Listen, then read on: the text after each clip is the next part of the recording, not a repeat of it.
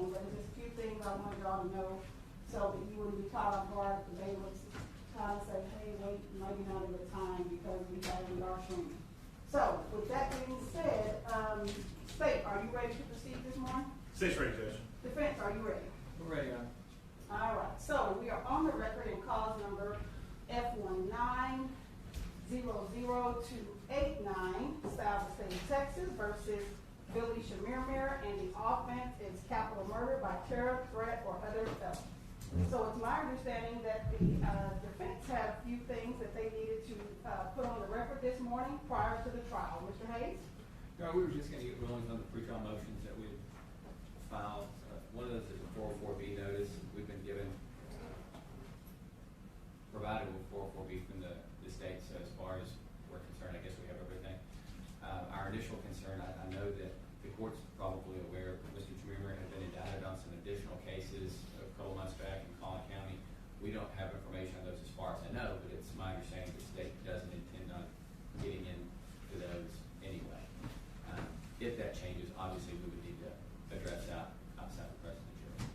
Any other 404B, I don't think there's any significant differences from last time we were here. The other pretrial motion we filed, I think that we've been given everything we've asked for, and I think there's everything in the omnibus pretrial motion probably should be granted unless the state has an objection. The only issue in there that I was curious about that we've talked to Mr. Fitzmartin about Friday and again today is any of the interviews or phone calls that Mr. Chemirmir has had in relationship to interviews that he's done after the last trial or even after the last two trials. And I do not believe the state anticipates getting into those on their case in chief. If they do, then we need to talk about any of those phone calls or interviews outside the prison jury as well. But I think everything else has been compliant. All right, thank you. And State, have you had the opportunity to review the pretrial motions that the defense have filed? Judge, I have not. I think he sent the email to me yesterday, but I did not see it yesterday, and so it just got handed to me right now. I'm assuming that it's the boilerplate, but I cannot say that we agreed to everything in this without having an opportunity to look through it. Well, I can give you a few moments. Okay. And go ahead. Just to respond to what he's saying, I do not plan on getting into any of the jail calls or any of the statements that he gave to any media personnel or anything like that at this time, or in my case in chief. It might be a rebuttal type situation or something like that. But we would approach the bench, we would agree with that. Motion limiting at this point in time not to get into any jail calls until we think it's imperative. Then at the same token, we would ask for a motion limiting on the fact that Mr. Chemirmir gave a statement to the Dallas Police Department and the Plano Police Department. We do not anticipate playing that in our case in chief, and therefore we would ask for a motion limiting the Aldridge type things where you don't get into any type of comments about it, or that he gave a statement, or that he was cooperative in a statement type situation. We would ask that before they want to get into those types of things, that we have a hearing outside the presence of the jury to determine whether or not that is admissible. Okay, that will be granted. The 4 new cases out of Collin County, I don't know anything about those cases. I have not been given any discovery on them either. They are not something that's part of this trial, and the discovery and all that would be presented to them by the Collin County District Attorney's Office, I believe. And it would be their burden because that is not one of my agencies. It's outside of my jurisdiction. We're not asking for it unless they anticipate getting into it. Yeah, that's what I am not getting into it. Okay. I don't know anything about those cases, so I'm not getting into it, no matter what happens in this trial. I believe that's all I have at this one.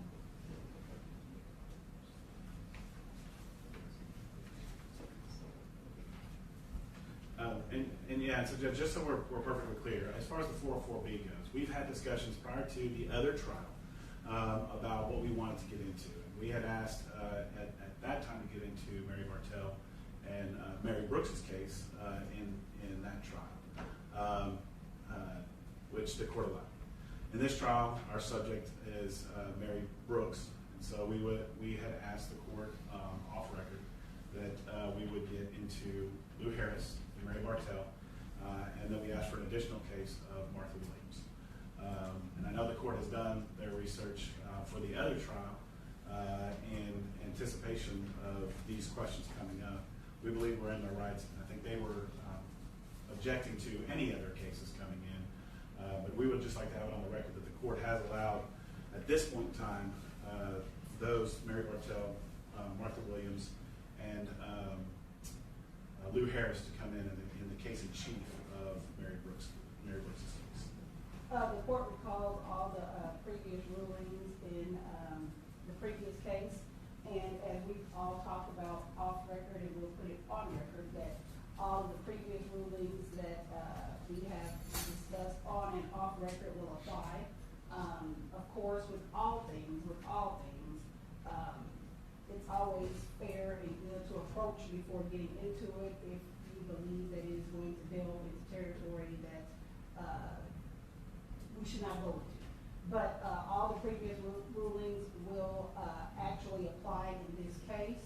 In regards to any other issues that may come up that we have not previously addressed, we could always, take a break from the jury and address those as need be on a needed basis. Right, and so I don't know if we're clear, because what you said is I need to approach beforehand, before getting into anything that's outside of this case. No. So my understanding is we are allowed to get into Martha Williams, Lou Harris, and Mary Bartell, and they were made known. That was made known to them months ago in preparation for this trial, because we went up and the defense and I went up and looked at evidence for the Martha Williams case. They have all the discovery on the Martha Williams case. I've given them, it's a DNA case, and we've given them, all the evidence about that and the bench notes and everything like that months ago. So it's not something that I'm just coming in here to ask you about today, because the record is silent on that. And I just want to make sure that we're aware of that, Judge. And I did. I said yes. Okay, all right. I said yes. I recall those conversations on and off record. I had granted yes that the new 404B complaining witness or victim will be allowed to be discussed. What I said was, if there is something that appears to delve into a area or a lane that we have not discussed, that we would approach, and we could also have a hearing outside the presence of the jury. So yes, I did grant that. We can make that part of the record as well. The conversations that we had in regard to the prior extraneous offenses. The court has previously ruled in Ms. Harris's trial, or the trial where Ms. Harris was the complainant, that Ms. Brooks and Ms. Bartell's extraneous offenses were relevant. We obviously objected to that. The court gave us a running objection to our trial. Same thing we would ask for here on those two extraneous. We would ask for a running objection. That we don't feel any extraneous offenses are relevant, and certainly violate 403, all the constitutional rights under the federal and state constitution to protect Mr. Chemirmir's liberties. But the court hasn't, as far as I know, made a ruling on Martha Williams prior to today. If the court is ruling that the extraneous case of Martha Williams is relevant, and Glenn's right, we've had the information, but that doesn't make it relevant. That doesn't mean that the jury needs to hear about it. If the court's going to make a ruling on Ms. Williams, I don't know if the court needs to hear evidence, but we would object to that extraneous as well. Depending on the court's ruling, we would ask for a running objection to everything regarding that extraneous as well. So we did have a discussion. I don't remember if you were part of that discussion or if it was with Mr. Warren, but we did have a discussion in chambers regarding the new victim that was going to be discussed during the case in chief of this trial. As I used the same logic and same research that I did to allow the others, I did say that it was going to be granted, and I am now officially putting that on record if I hadn't done it before. But yes, you will be allowed to have a running objection to that victim as well. Okay, under all rules of evidence and all constitutional Yes. issues. Okay, good. I guess if you're going to give us a running objection on that, we don't have to stand up in front of the jury and object to that. It's going to be assumed that you mentioned that is covered by this conversation. Yes. Okay, thank you.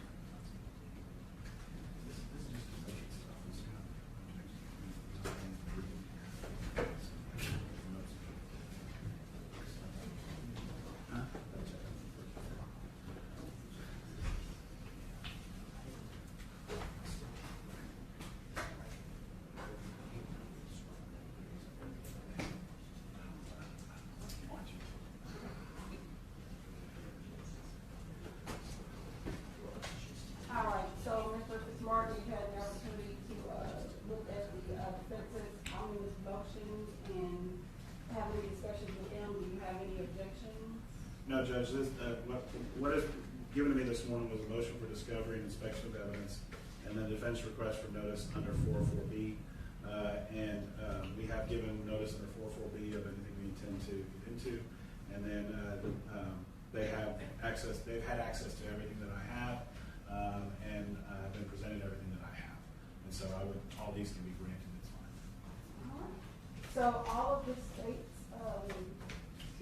the defense's motions that have been presented to the court this morning will be granted, and of course with all things that we've discussed that, as we said, Mike delves into some issues that we hadn't quite addressed right here. We can always approach or have a hearing outside the presence of the jury. Is there anything else that we need to do before we move to it? No, Judge. Okay, off the record, David. So, gentlemen, as we did before, when the jurors get in, if you are not speaking, we would ask that you have a face covering on, because whether people know it or not, COVID is still real. I don't know if y'all know that. For the audience too, COVID is still real. So, for the safety of the jurors and all of us, because everyone will be sitting close now, we are going to ask that. Other than that, we will bring the jurors out. And Can we have about a 3-minute break? Can we have a 2 or 3 minute break? Sure, we'll start at 9:35. That'll give y'all a break. Yes.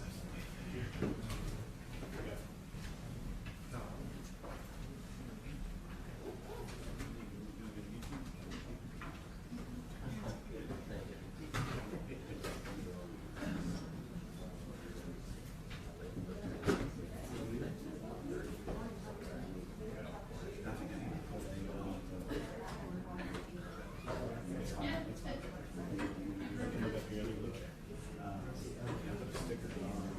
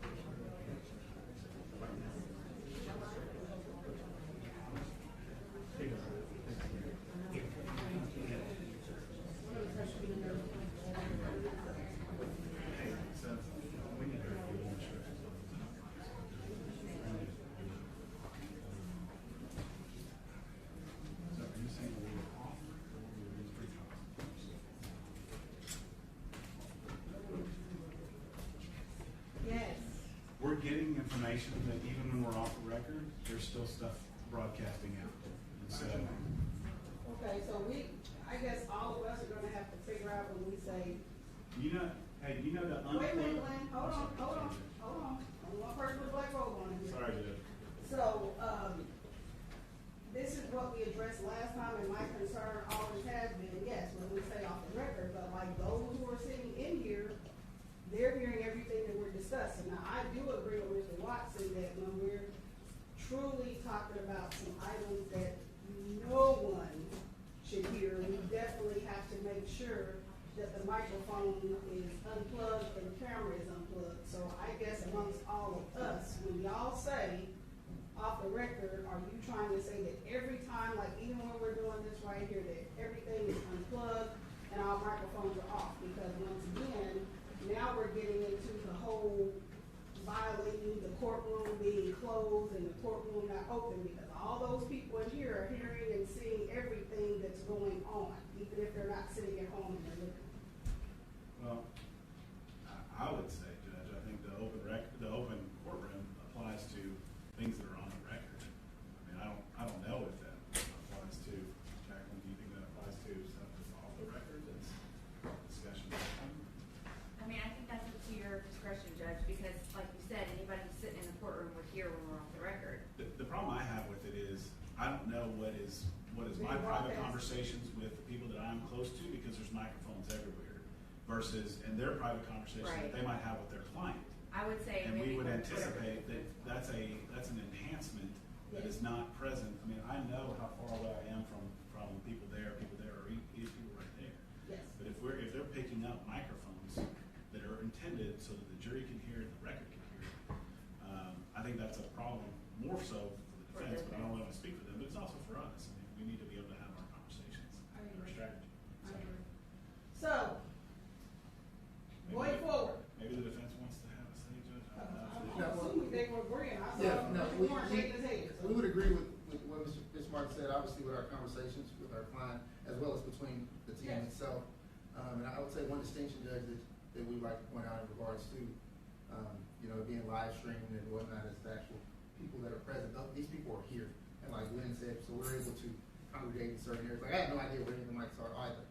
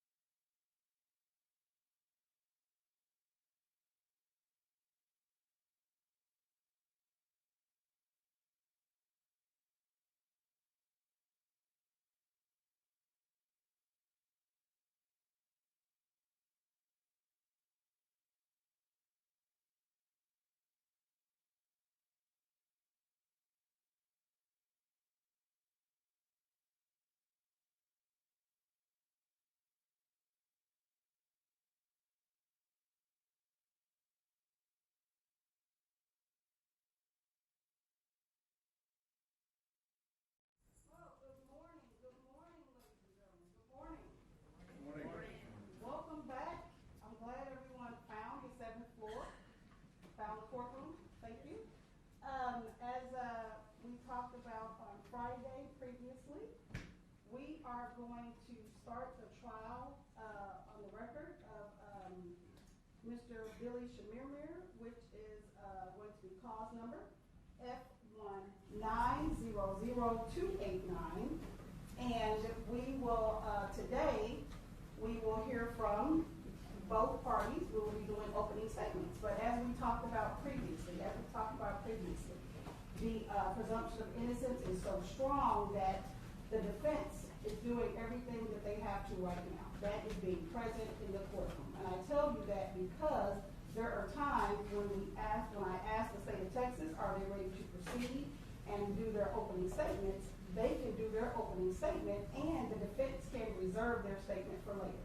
So I know a lot of people don't know the processes of how trials work, but we're going to be learning a lot of law and a lot of crash courses on things this week.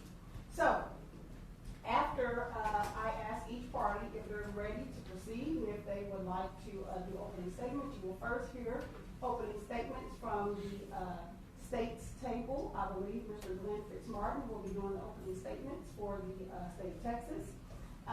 After they've had an opportunity to do opening statements, I will ask the defense if they would like one.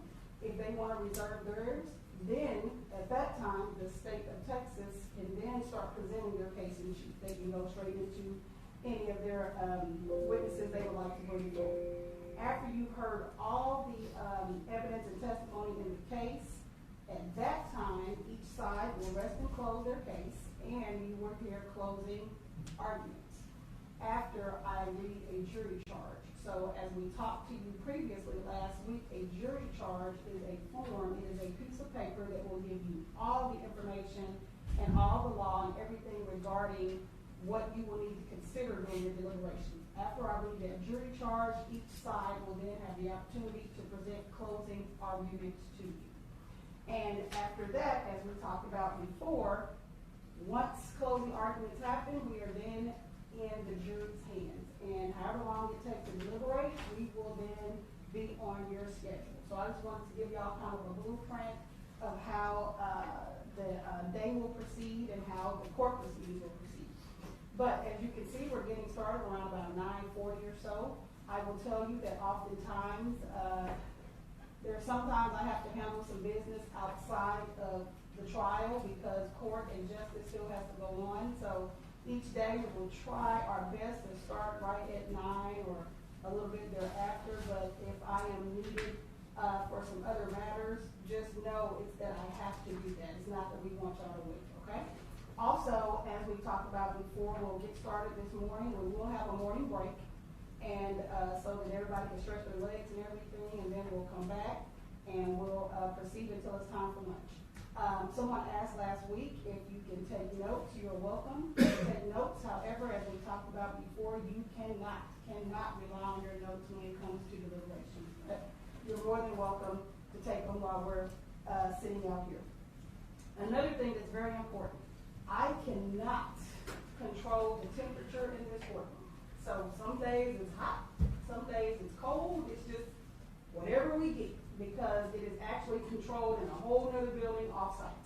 So I tell people, if you're feeling cool, you're welcome to bring a throw, welcome to bring a cover, a blanket, or a jacket. You're welcome to do that.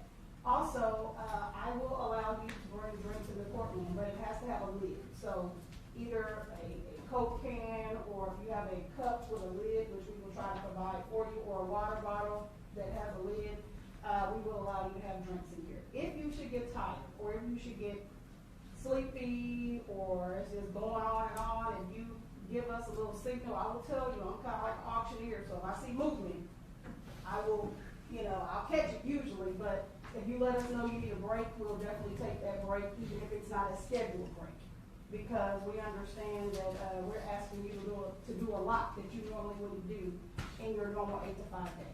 So, now we got all that out of the way. Can I get each of my 14 jurors to stand up? Will you each please raise your right hand for me? Do each of you solemnly swear or affirm that the case of the state of Texas versus Billy Chemirmir, you will a true verdict rendered according to the law and the evidence, so help you God? Yes. All right, thank you. You can be seated. Did everybody get their name and say yes? Yes. Okay, y'all remember, no uhs and ahs. That's three yes. All right, so at this time, state, are you ready to proceed? Yes, sir. Defense, are you ready to proceed? Defense ready, Your Honor. All right, so at this time, will the state arraign the defendant, please?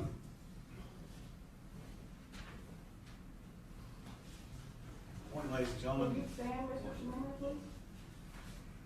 You may proceed. Thank you, Judge. What I'm about to read to you is the indictment in this case. It will, it puts the defendant on notice of what he's been charged with, and it tells us what we need to prove. It reads, true bill of indictment. In the name of the authority of the state of Texas, the grand jury of Dallas County, state of Texas, duly organized at the January term, AD 2019, of the 203rd Judicial District Court for said county, upon its oath, to present in and to said court at said term, that Billy Chemirmir, hereinafter called defendant, on or about the 31st day of January 2018, in the county of Dallas, state of Texas, did unlawfully, then and there, intentionally cause the death of Mary Brooks, an individual hereinafter called deceased by homicidal violence, with a deadly weapon, the exact nature and description of which is unknown and unknowable to the grand jury, and by smothering the deceased with a pillow, a deadly weapon, and with hands, a deadly weapon, and with an unknown object, a deadly weapon, the exact nature and description of which is unknown and unknowable to the grand jury. And the defendant was then and there in the course of committing and attempted to commit the offense of robbery of said deceased. And further did unlawfully then and there intentionally cause the death of Mary Brooks, an individual hereinafter called deceased by homicidal violence with a deadly weapon, the exact nature and description of which is unknown and unknowable to the grand jury, and by smothering the deceased with a pillow, a deadly weapon, and with hands, a deadly weapon, and with an unknown object, a deadly weapon, the exact nature and description of which is unknown and unknowable to the grand jury. And the defendant was then and there in the course of committing and attempting to commit the offense of burglary of said deceased against the peace and dignity of the state, signed by the foreperson of the grand jury. All right, thank you. And counsel, to this charge, how does your client plead? Not guilty, Your Honor. All right, thank you so much. You may be seated. State, are you ready to proceed Yes, Judge. with opening statements? Yes, Judge. You may proceed. Thank you. May it please the court, counsel. Again, ladies and gentlemen, I am Len Fitzmartin. I am the lead prosecutor in the state of Texas versus Billy Chemirmir, and I'm proud to stand before you today and present our case. Over the course of the next few days, you're going to hear about a woman named Mary Brooks and how she came to her untimely death at the hands of Billy Chemirmir. Now, you're going to hear that on January 30th of 2018, that Ms. Brooks went to her local Walmart. She had been under the weather for a couple of days before this. She lived in the Richardson area. She went to her local Walmart there in Coit and Arapahoe, and that she bought some items that she had been needing. What she didn't know was that sitting just across from her as she arrived at that Walmart was Billy Chemirmir sitting in a car watching individuals come and go from that Walmart. She goes, makes her purchase, gets back to her car. In the meantime, while she's in Walmart, Mr. Chemirmir leaves Walmart, and then he comes back, and when he comes back, he parks right next to her car. She leaves, he leaves. His phone, you will hear, follows from the Walmart to her house. She arrives at her house, and she's not heard from again, ever. On January 31st, her grandson, having not heard from her, and her daughter, having not heard from her, sends the grandson, David Cudahy, over to find her. And that night, January 31st, she's found deceased in her house, still wearing the same clothes, the same jacket, the same scarf she was wearing at Walmart. The items on her countertop were still left thawed, not having been put away. At that point in time, David is distraught. Of course, his grandmother is there, lying dead. There's some other people that his wife comes over, and they're dealing with the body of Mary Brooks. The funeral home comes and takes the body away. And it's not until the next day that things are starting to not seem right about Mary Brooks' death. It's not until the next day they realize, there's some things missing. Some rings, some jewelry, a safe from the house. And the theft investigation begins at that point in time. But there's no sign left that night, the 30th, that this was a homicide. No sign whatsoever. No fingerprints, no DNA, anything like that. Nothing to lead anybody to believe this elderly woman, Mary Brooks, had died at the hands of another individual. It's not until really 2 months later. 2 months later is when things start coming together that we in Dallas County have an individual who is killing and preying on elderly individuals. What you're going to hear about is that on March 19th, almost 2 months after Mary Brooks died, on March 19th, there's an attack that happens on a woman in Plano. She's living at a retirement community. Okay, it's not a nursing home, it's not something like that. It's a retirement community. She's living there. She's an active individual. Her name's Mary Bartell. She is greeted at her door by a knock, and an individual comes in wearing gloves, tells her to get on the bed, lay down, don't fight me, and he puts a pillow over her face and keeps that pillow on her until she passes out.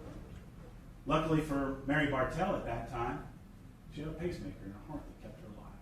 And she was able to come and tell us her story. She's going to have to tell it to us through deposition because she has since passed away.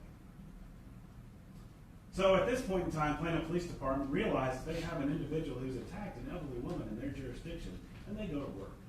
They go to work hard. And it's the next day that they have developed, throughout that day and into the next day of the 20th, they've developed a name of Billy Chemirmir and a car that they're looking for. They're looking for the same car that was at Walmart that day. They set up on Mr. Chemirmir's house, and he comes home that evening, having been at work that day. What type of work was he doing? Well, he had attacked another individual on March 20th, a lady by the name of Lou T. Harris. You're going to hear that when he's arrested, he's throwing out items that belong to Miss Harris. They're able to go and find those items, put a name together, put an address together, go to her house that night. And when they go and kick in the door and look inside her house, they find her dead inside that house. They go and search and try to put together what happened to Miss Harris, and they find a receipt from Walmart. And what do? Go back to that same Walmart. The same Walmart that quit in Arapahoe. And there, through video evidence, they find that at the same time that Miss Harris is checking out, having gotten her provisions, right next to her and the 2 lanes over is Billy Chemirmir also checking out. He leaves a little bit before her from the store. He gets into his car right before her. He actually leaves Walmart before her and turns towards the direction of her house as she leaves as well. It's at this point in time where they're starting to think, wait a minute, if we have Mary Bartell and we have Lou Harris as a Dallas case, Dallas Police Department case, so let's start looking at some other cases that are happening around this time. And so Detective Pagel from the Richardson Police Department goes back and looks at Mary Brooks' case and opens that and says, wait a minute, what do we have here? And that's when they make the connection to the Walmart. That Billy Chemirmir was at that Walmart at the same time. That's when they then get his phone, they start looking at his phone, they're able to make that connection, and his phone is there following him. Now, Mr. Chemirmir also takes one of the rings that he stole from Mary Brooks. He also has a ring that he stole from Mary Bartell, the woman that lived. And he's selling those on an internet platform called OfferUp. And we have the records of OfferUp that shows that he, Billy Chemirmir, is selling both of these rings. One on March 19th, March 20th. He actually sells it on March 20th. Mary Bartell's that he stole the day before. And you're going to hear that, March 19th. On March 20th is when he kills Miss Harris. You're also going to see that on the 31st of January, the day after Mary Brooks is killed, he's got a picture of a very unique ring, not owned only by Mary Brooks, but also by her mother. A unique ring that's known in that family, an heirloom that should have been passed down, was being sold by this man on his OfferUp account. But it doesn't really end there. They're also looking at another case that happened in the same complex that Mary Bartell was attacked in, just one building over. A woman by the name of Martha Williams, on March 7th, a few days before Mary Bartell. She had done some errands, came home, and that was the last time she was heard from. Now, on that day, Mr. Chemirmir's phone is there earlier in the day, and later in the day, it's down at a place where he sells his jewelry. We'll talk about that. But what they didn't know, and what Mr. Chemirmir didn't know about that offense, is after he leaves Martha Williams, he also leaves a piece of him behind.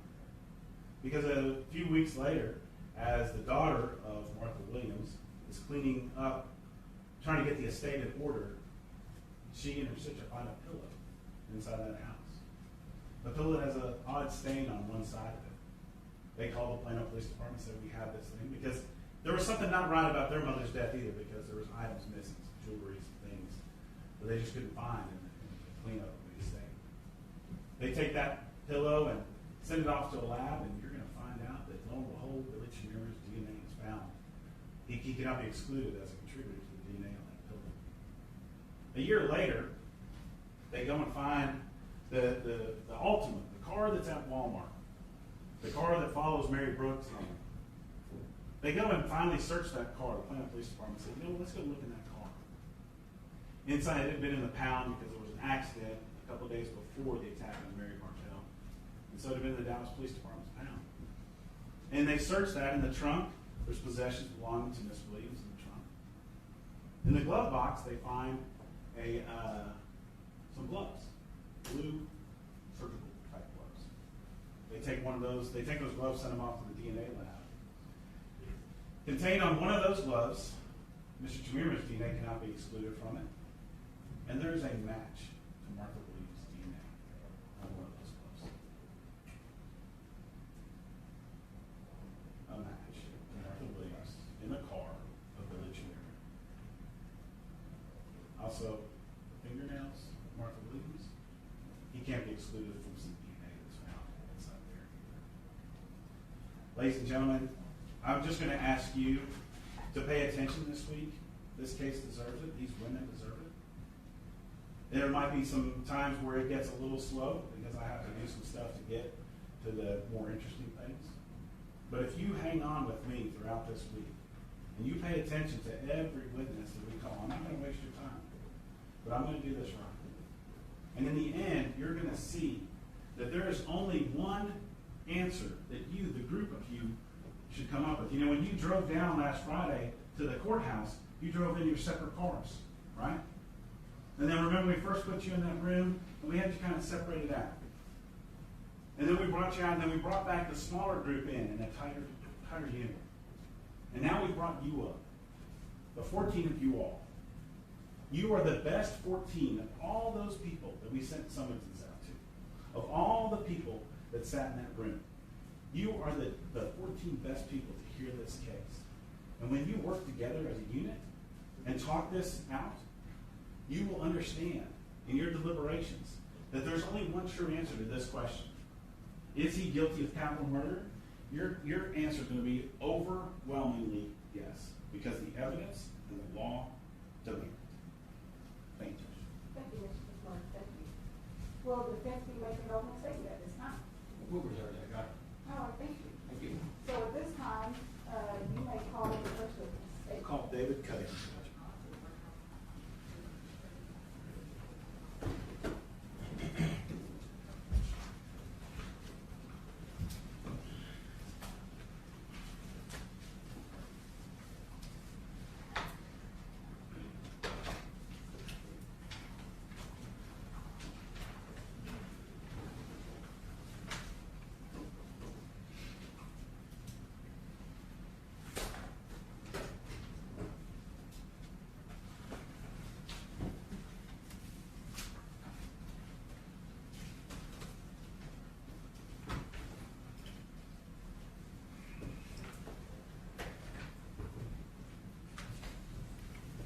Good morning, Mr. Kirby. Good morning. Good morning. Okay, so you are free and welcome to testify with or without your mask on, whatever your comfort level is. Thank you. All right. If you please raise your right hand for me. You so solemnly swear or affirm to tell the truth, the whole truth, and nothing but the truth to help you God. I do. Thank you. You may proceed. Thank you, Judge. Can you please state your name? Yes, my name is David Cudahy. And Mr. Cudahy, tell me, do you know an individual by the name of Mary Brooks? I do. That's my grandmother. Okay.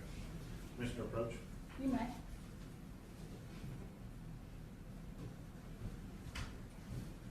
show you what's marked as State's Exhibit number 285. Do you recognize that? Yes. Is that your grandmother, Mary Brooks? Yes, sir. We'll offer State's Exhibit number 285. No objection. States 285 will be admitted.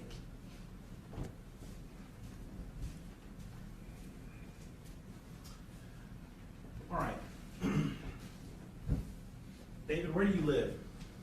I live in Richardson. And how long have you lived in Richardson? Almost all my life since I was 7 years old. And your grandmother there, did she live close by you when she was alive? Yes. Okay. And let's talk a little bit about that situation. First of all, are you employed? Yes. And where do you work? I work at a company called Huntsman Building Solutions. And at some point in time, did you move into the same neighborhood that your grandmother? I did. And where is that located? 777 Custer Road. And is that in Dallas County, Yes. in the state of Texas? Richardson, yes, sir. In the state of Texas. Yes, sir. So how is it that you came to move into 777 Custer Road? Right, so my grandmother, she purchased 2 condos after she sold her larger home, and she wanted to rent out the second one as a means of income. However, my wife and I decided to go back to school, and she offered the secondary home as a way for us to save money while we were going back to school. The agreement was we would live just down the street from her and keep an eye on her, maintain that she's healthy and of, sound mind, sound judgment, and we got a free rent. And how did you enjoy that relationship that you had with her? Oh, outstanding. Were you pretty close with her? Yeah, so growing up, I lived with my grandmother.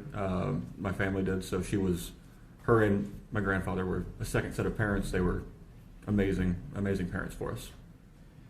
So you move in. At that time, did you have any children? No, we were expecting.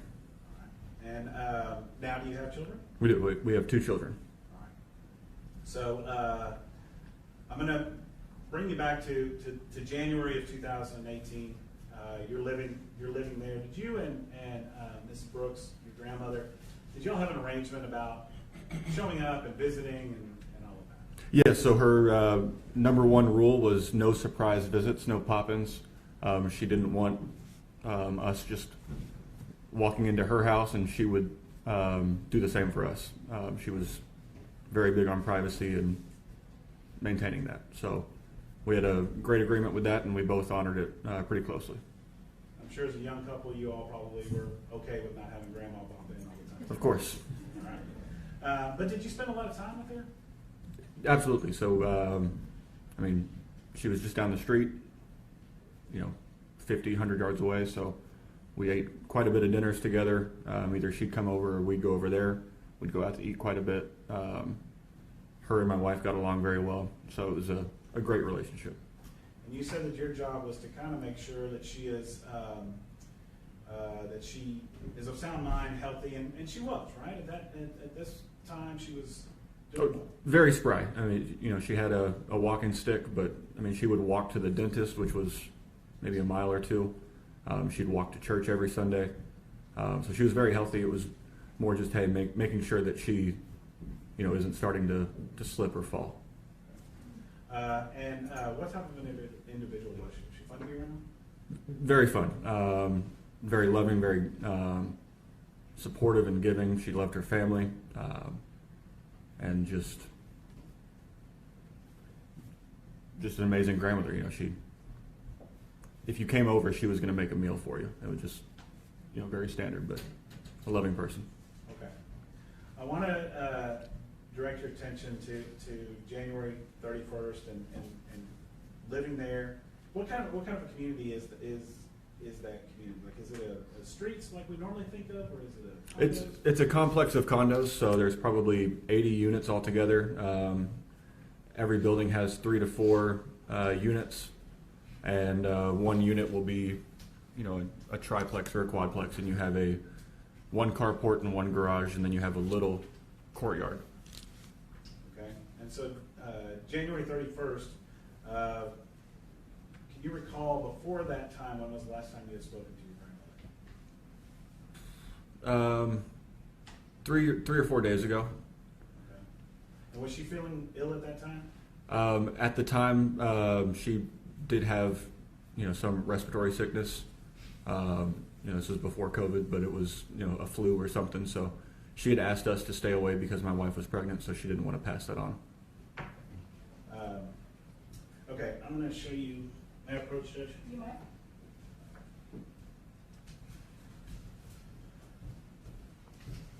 State's Exhibit number 238 and 239. Are these pictures of your mom's unit? Grandmother's, yes. Yes.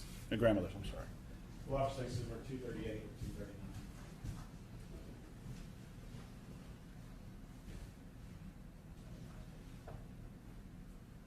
No objection. Okay, states exhibits 238 and 239 will be used. Mr. Publish? Ma'am? Okay, so, showing you State's number 238. Is this kind of the carport and garage of your grandmother's unit? Yes. Right, and then we can see here, what is this? I'm putting it in the right-hand side of the screen. That would be the gate to her courtyard. And so once you go through that gate, State's number 239, is that what we see here? Yes. And you have kind of a walkway up to a front door. Correct. Now the gate, we see in 238, is that left open, closed? How would you normally keep that? So, along with most of the neighbors in this community, the gate, if the gate's open, it's, you're welcoming to visitors or people coming by to drop, gifts off. If it's closed, it's please don't come in. So, most of the time during the day, she'd wake up and leave the gate open during the day, and then right around dinner time, she would go and close it and lock it. All right. So, January 31st, do you get a call from your mom? Correct. And tell me about that call from your mom. So my mother had been trying to reach my grandmother, and she wasn't answering. So then my mom who was living in California at the time, so she was far away, she asked for me to go in and check on my grandmother. And how did you feel about this? What time of day was it? It was late at night, dark, so 10 p.m. Okay. How did you feel about that? I was very frustrated about it because, I knew that she was fine and that this was breaking her number one rule, which was no surprise pop-ins. So I figured, she had just turned her phone off because she didn't want to talk to anybody and she was just going to go to bed. And but did your mom insist? Yes, my mom insisted, so of course I went and did it. So around 10 o'clock, evening dark, on January 31st, you go to up to that door that we see there in State's number 239. Correct. And when you got to that door, first of all, was the gate open or closed? The gate was open. All right, so that would have been unusual for that time of night. Very unusual. And you get up to the door, and what happens when you get to the door? Is there two doors there? Yes, so there's can't quite tell, but there's a storm door that's a clear door on the outside and then the wooden door. And the storm door, was it fully closed? It was just barely open. Okay. And then the actual wooden door, how did you find that? That door was unlocked. And is that unusual? Very unusual. And was there also something unusual about the lighting that when you walked up to the house that you noticed? Yes, so in the picture here to the left of the big tree, you see two windows there. That is a second bedroom for her. Since she lived alone, that was her office. And her bedroom would be in the back of the house here. But her office room lights were turned on. And that would be very unusual because she didn't spend that much time in there. It was, to do one or two things to print on the computer, but then she would leave. She'd do most of her reading in the living room or in her bedroom. So it was odd that the gate's open. Yes. It's odd that those lights are on. Correct. Odd that the door is unlocked. Yes.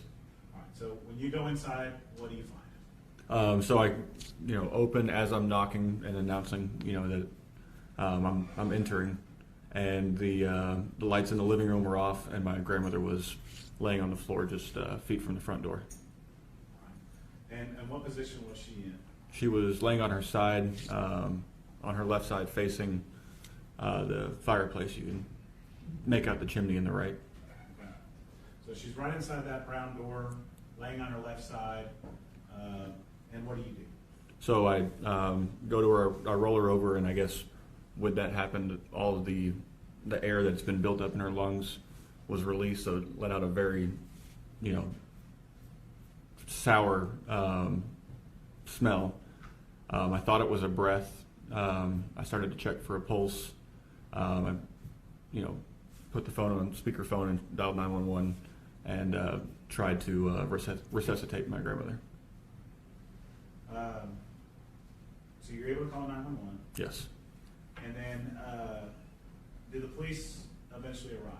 Yes, they showed up fairly quickly. And then what did they do at that point in time? So they came in, told me that she is dead, and they took me outside and calmed me down and helped me relax and start processing. Yeah. All right. So and then that's what you do for the rest of that evening. Your mom, you said, was in California. Yes. Did you make contact with her? Yes, I called. So obviously, as soon as I found out, I called my mother back and let her know.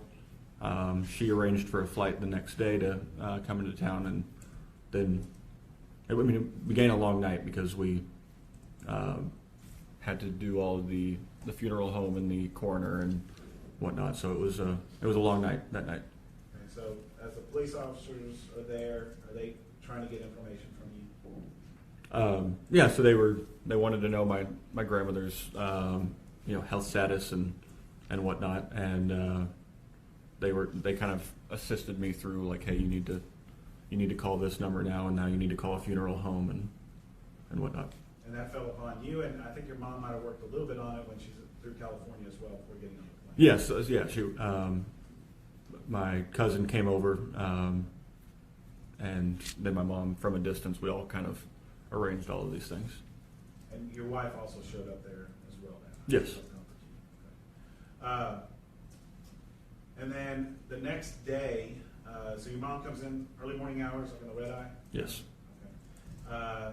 The next day, what is it like the next day for y'all there at the house? I know you weren't there the whole day, but you did come by at some point in time. So it was, there were a couple of things that were weird. So first off, when the coroner, I believe the coroner, but when we signed my grandmother away to go to the funeral home, one of the things we had to sign was that she had no jewelry on her at the time of them taking her, and that was very, very odd. She always had jewelry, especially her wedding ring.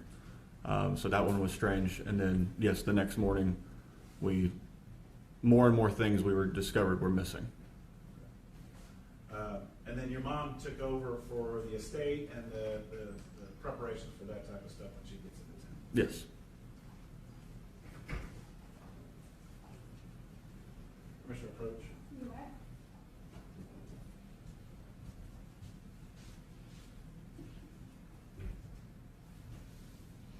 Did we offer State's Exhibit? I think we've already offered these for demonstrative purpose, State's Exhibit 314. Yes, they've already been presented.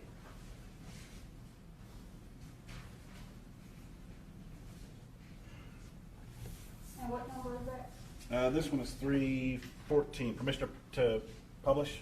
Yes. All right, so the 777 Custer. Yes. Is right here. You Yes. see that? Is that consistent with what you believe in over in the Richardson area of Yes. Okay. Have you ever been to the Walmart at Court and Arapahoe? Yes.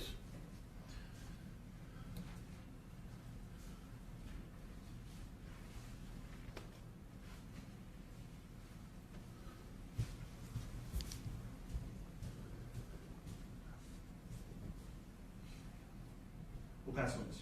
All right. Any questions, Mr. Hayes, Mr. Warren? No question, Judge. All right, thank you. You may, please do. Thank you. Thank you. And before we bring in the next witness, I want to take a brief break. Apparently, I'm getting communication that there is no audio that is being output with the streaming. So if I could have the jurors, please step out for me. Let me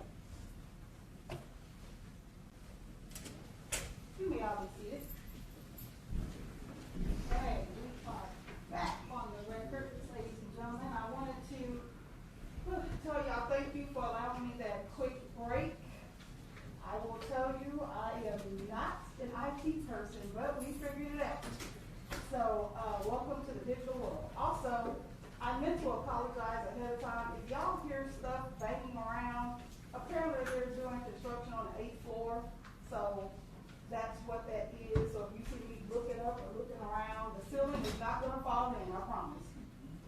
I think it will fall. But that's the noise that you hear. So, Stacy, you may call your next witness. Thank you, Judge. We'll call Sergeant Brian Ray.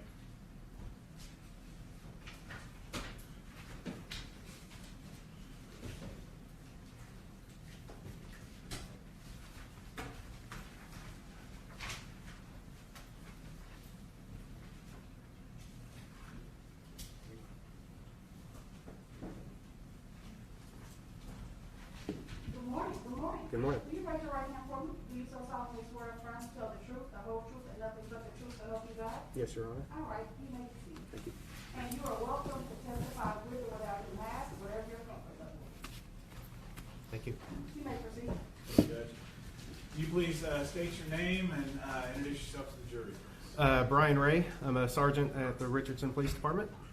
And how long have you been at the Richardson Police Department? 27 years this month. And how long have you been a sergeant? Roughly 6. And as a sergeant, what are your duties?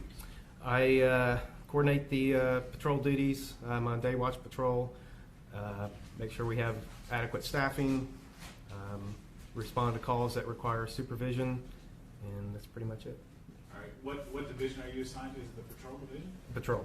All right. And what does that mean to be in the patrol division? We respond to 911 calls, traffic enforcement, crashes. Anytime a police officer is needed, when they're called, we're the ones that show up.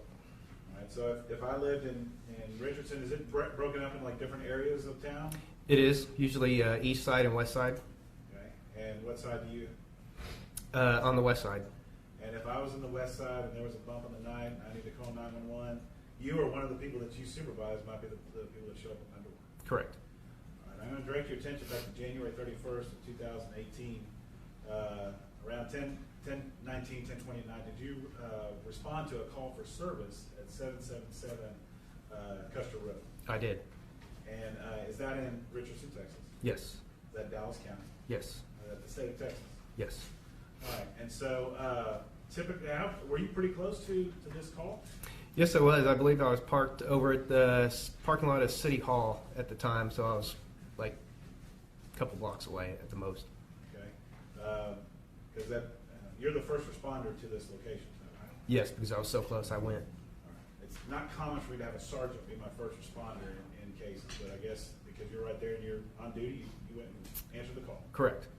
All right. When you arrived there at 77 Custer Road, apartment 20-4, did you? What did you see? I entered the apartment. I believe it came out as a CPR in progress.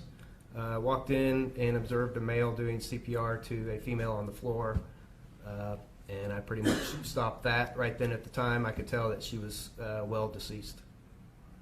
And then, what are your duties at that point in time when you arrive at a scene like that? Make sure I knew other officers were coming, so I just kind of held the scene. Fire department arrived to do their check, and I got the male out of the apartment and calmed his nerves a little bit until other officers arrived. Did you make a walk through the house there I did. and make some observations? Yes. And then, is it your call though? And in the end, or do you turn that over to one of your officers? I turned that over to an officer. Is that Officer Harris? Yes. Before you do that, do you relay to him whatever information it is that you have found out at that point? Yes, because he's the one writing the report, so I kind of walk him through what I observed and saw so that he sees the same things that I saw, and then he'll type up the entire report.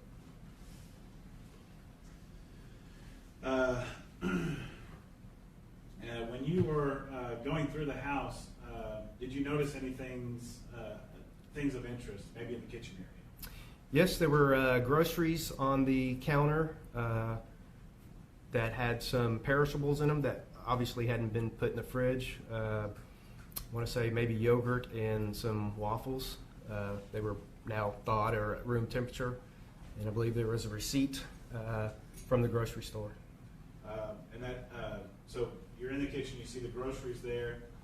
Were you also looking for maybe doctor's information and things like that?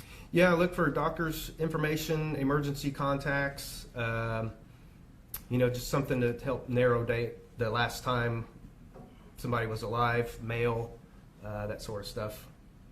And then did you go to the bedroom area? I did. And is that where you found the receipt from the Walmart? Yes, there was stuff on the bed, purse, and I think a checkbook, and maybe the receipt was there.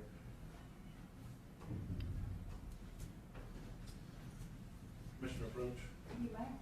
Were you wearing I see you have it on there, a body-worn camera? Yes. I'm going to show you station number 367. Is that your full body-worn camera from that night? It is. And then 368, is this just the portion of the first minute or minute and a half maybe of you arriving there? Correct. We'll offer station numbers 367 and 367 for record purposes, and 368 for all purposes. No objection.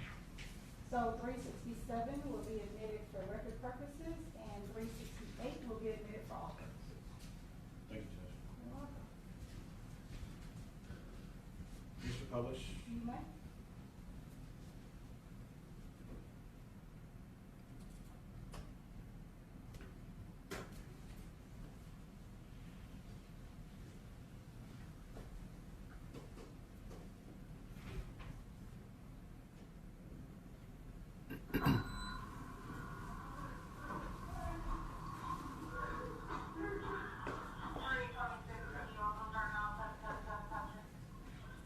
Let me just back this up real quick and start playing before I talk. Okay, right here, you see the carport area. That's your hand kind of starting your recording. Is that right? That's correct. You're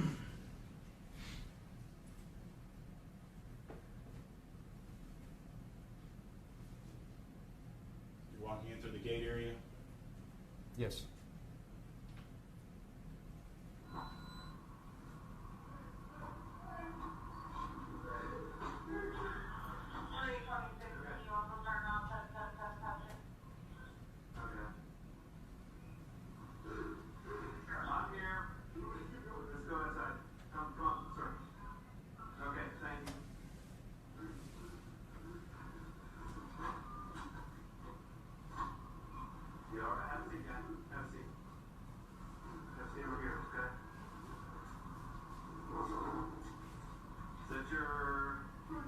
Your grandmother? Okay. Yeah, it looks like she's deceased. Okay.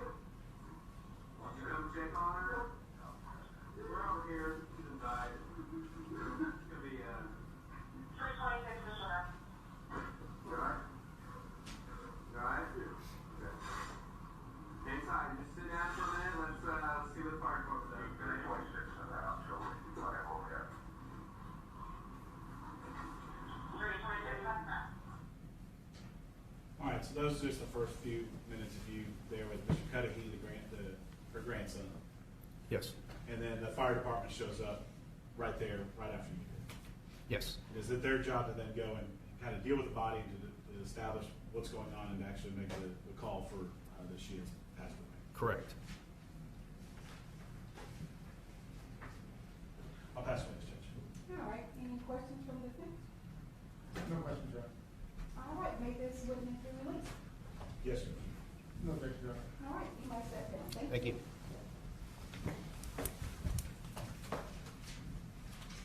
And Judge, we would ask for Mr. Cudahy also be excused from the rule or at this point in time. Okay, any questions? None, Your Honor. Okay, Mr. Cudahy may remain in the courtroom. We'll call Officer Harris.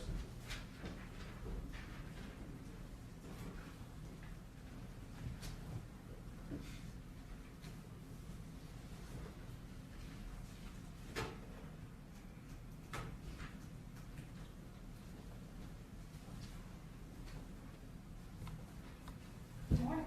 Good morning. Do you so solemnly swear to affirm to tell the truth, the whole truth, and nothing but the truth, so help you God? Yes. All right, have a seat, sir. And you are welcome to testify with or without your mask. Mr. Martin? Thank you, Judge. Can you please introduce yourself to the jury? My name is Shane Harris. And Mr. Harris, I see that you're dressed in plain clothes these days. What was your previous occupation? I retired at the end of June, honorably retired after 30 years of service as a. Thank you very much for your service, and hopefully your retirement's going well. Yes. Okay, I want to direct your attention back to January 31st of 2018, around 10:19 at night. Did you respond to a call for service at 777 Custard Road? Yes. At that point in time was Sergeant Ray. You just saw Sergeant Ray walk up the door. Was he there just before you got there? Yes. That night, though, did that become your call and your duty to finish up and write up the reports for that call for service? Yes. So tell me, what is it that you did that night when you got there? Like you said, I got there after Sergeant Ray.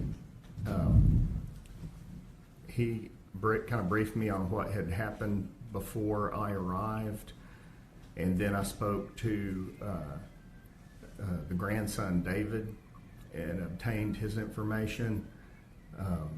After that, I went in and joined Sergeant Ray, who walked me through the residence. Okay. And at this point in time, you have a deceased individual at a house in your city. She's elderly, right? Yes. And is it at this point in time? Do you think this is would you kind of consider this a natural, but you're trying to figure it all out? Yeah, the call came out as assist the fire department with the CPR in progress. So basically, at this point, it's what we call an unattended death. All right. And so, but you're trying to fill out the story as best you can. Yes. And do you kind of walk through her house to try to find any kind of clues as to what's going on or what happened with her that day? Yes. Was there another officer Harsha? That also Officer Harsha, yes. Okay. And at some point in time, does Sergeant Ray kind of leave it to the two of y'all? Yes. And he goes off to do his duties as a supervisor. Correct. Did you go into the bedroom of Miss Brooks? Yes. And did you find anything of interest in the bedroom? Yes. Tell me about that. Okay. On the bed was her purse and some Walmart bags. And what did you find about with the Walmart bags? There were receipts showing which Walmart she had been at, and of course the time on the receipts. Okay. And then did you go into the kitchen area? Yes. And what did you find in the kitchen area? On the kitchen counter were a set of keys, and then adjacent to that on a stovetop was bags, additional Walmart bags of food. Okay. And inside those Walmart bags, did you notice anything about the food and the types of items that were there on the counter? Yeah, some of the food was items that should have been refrigerated or frozen. But it looks like no one had the opportunity to put those things away. Correct. Did you go into her in the living room area there? Did you see anything to deal with a blood pressure machine or records there? Yes, there was a blood pressure cuff, and then the monitoring device that connects to it, and a notepad. And that notepad, would it delineate kind of when she was taking her blood pressure, and you were able to kind of decipher that? Yeah, there was a column for a day, and then adjacent to it, 2 rows, which appeared to be like an AM and a PM type rows, where the numbers looked like blood pressure readings. Okay. Did it appear to you that the morning of January 30th was filled out, but the evening of January 30th was not? Correct. Did you go Did you go outside and check her car, see if her car was locked? Yes, Was it locked? it was locked. Did you also, at some point in time, go into her little study area and look in there? Yes, And in that room, there was some information about doctors and things like that. Were you able to look at a Rolodex to kind of find? yeah, there was a Rolodex that was open to a cardiologist card.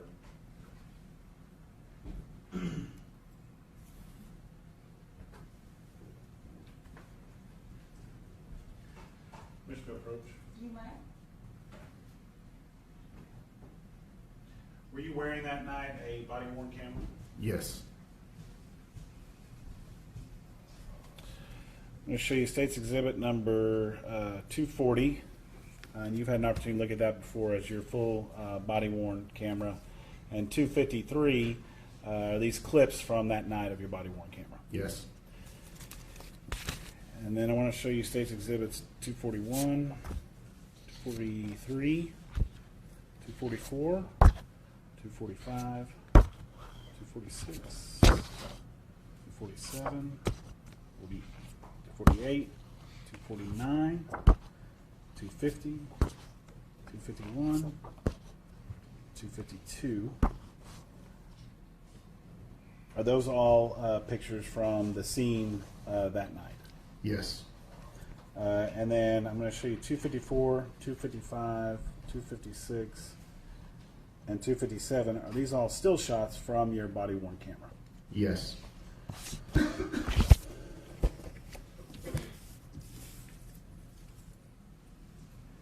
At this time, Judge, we'll offer State's Exhibit numbers 240 for record purposes and 253 for all purposes. State's Exhibits 241 for all purposes and 243 through 252 for all purposes and 254, 255, 256, and 257 for all purposes. Did you say 257? 257, yes, ma'am.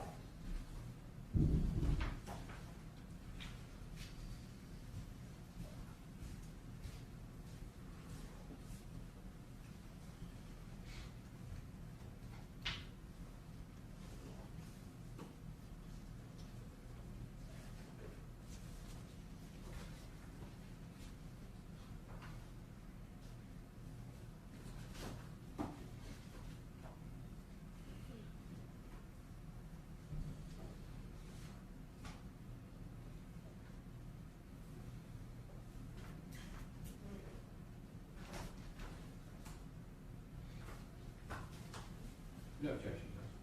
Alright. So State's Exhibit 240 will be admitted for record purposes. State's Exhibit 253 will be admitted for all purposes. And then State's Exhibits 241 through 252 will be admitted for all purposes. And then State's Exhibits 254 through 257 will be admitted for all purposes as well. Judge, I did not offer a 242. Oh, I've mismarked, I see so that now. there will not be a 242, I don't think, in this trial. Thank you. All right? Mr. Laurel, can you let the record reflect there will not be a 242, but we have State's Exhibits 240, 241, 243, 244, 245, 246, 247, 248, and 249, as well as 250, 251, and 252 for all purposes. And then we have Exhibits 253, 254, 255, and 257 for all purposes. And you may publish if you like. Thank you, Judge. We'll first use some videos. Let's first look at the study.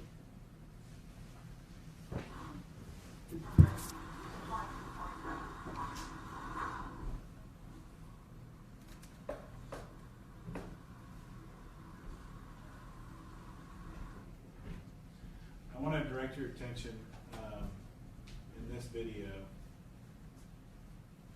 You see back in this is, I believe, exhibit 240.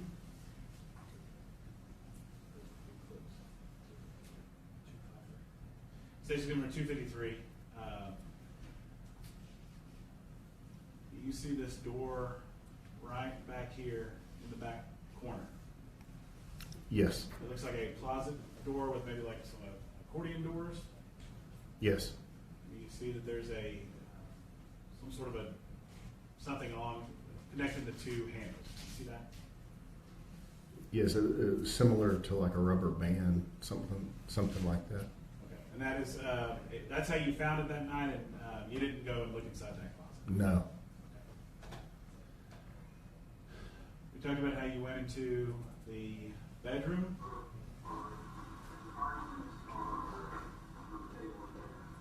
Now you are in that camera's on your chest. Yes, it's center chest between the pockets. Okay. And then so the other individual we see that you're talking to, that's Sergeant Ray. Yes. And he's kind of talking to you about what he has already found at this location. Yes.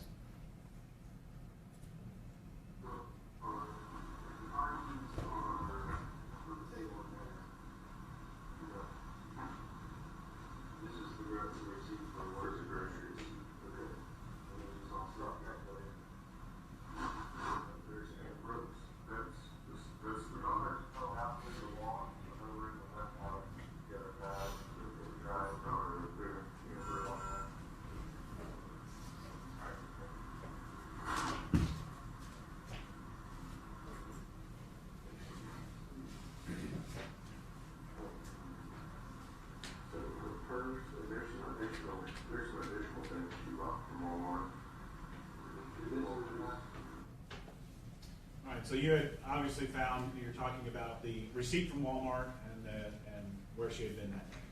Yes. And then you go in the kitchen area.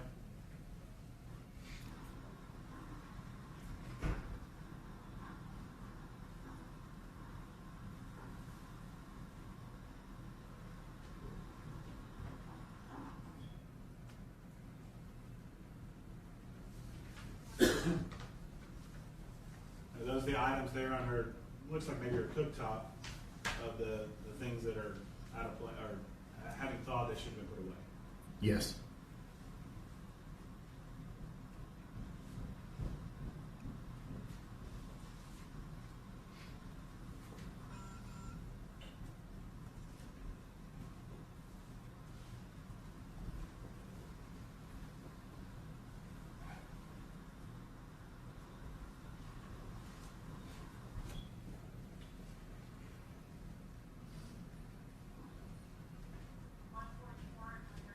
She has like maybe some writing stuff on her desk there, and Bible study type stuff, things of that nature.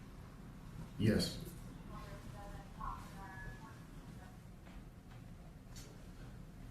All right, and so if we look at State's Exhibit number 254.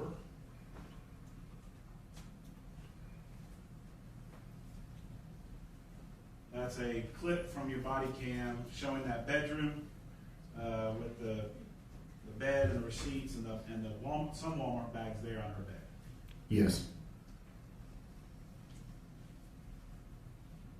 255. This is Sergeant Ray, and he's looking at medication and things. That's important for you to know that what kind of medications are in the house. You're going to be relaying that information to the medical examiner's office eventually. Yes. 256, that is a portion of your body cam that shows, looks like frozen blueberry waffles that should have been put away, but was not put away. Correct. 257, that's that door we were talking about with the rubber band or whatever, the closing device on the door. Yes. And then there was a crime scene investigator, or a person who actually comes out and takes pictures that showed up out there. Is that right? Yes. 241, is that the Walmart bags or purse, items that you found on her bed? Yes. 243, that's the countertop with the eggs, waffles, other items that she purchased at Walmart. Yes. 244, you had talked about a cuff to check blood pressure. Yes. And then 245, you find that's the log that you were looking at that showed that on January 30th, it looks like the left column is filled out, but the right column is not filled out. Yes. Now,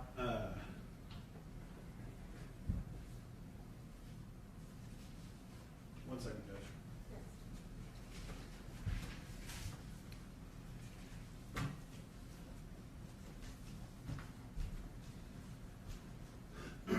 Stacy number 246. Is this Miss Brooks? How you found her that night? Yes. 247. Looks like she might have been wearing a wig that had been off to the side. Yes. You see that she has a blue coat with a red scarf still on. Yes. 248. There's some other piece of cloth there to her left side of her head. Maybe having to do with that wig. Yes. 249. What do we see there? That is her feet partially under the chair. 250 is another angle of Miss Brooks and how she was dressed that day. Yes. 251, that would be her left hand. Yes. And 252, her right hand. Yes. Okay, and so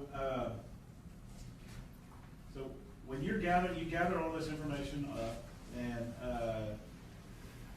what is your job at that point in time when you're dealing with a deceased individual at this point in time after you've gathered all your information? Who are you supposed to call? At that point, we contact the medical examiner.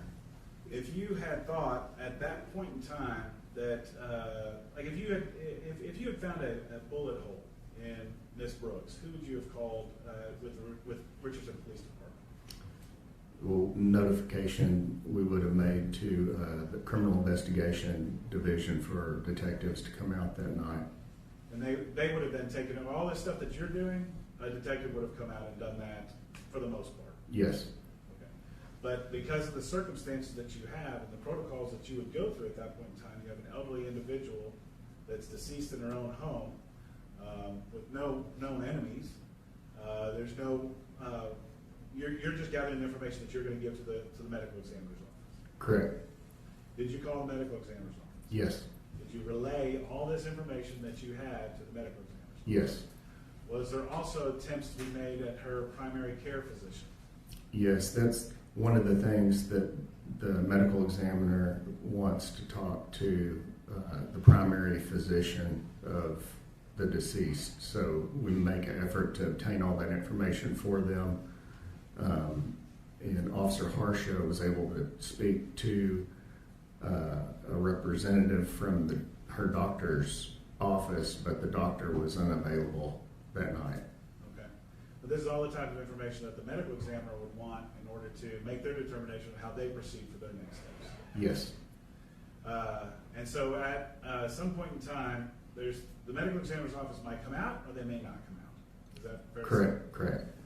Did the medical examiner's office, when you had given them all the information, did they make a determination as to whether or not they wanted to come out or not come out? Yes, they made the determination to release the body at the scene to the funeral home of the family's choice. And was preparations being made in that vein so that a funeral home could come and take the body of Miss Brooks? Yes. And at some point in time, it was released to a funeral home? Yes.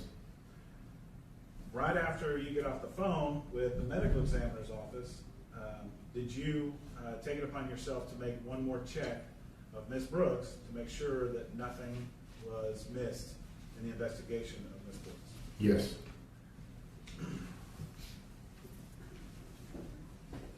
going to show you another clip from 253, Stacy Louis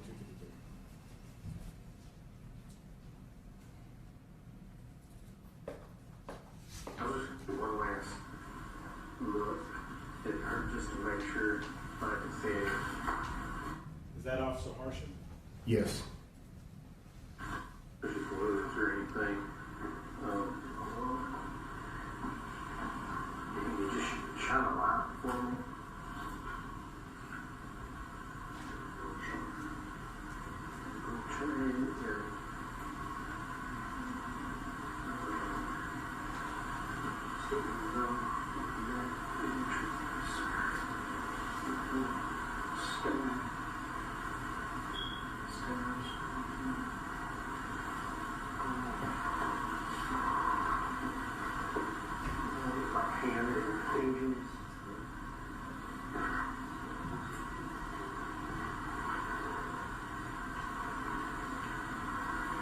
I guess we're over.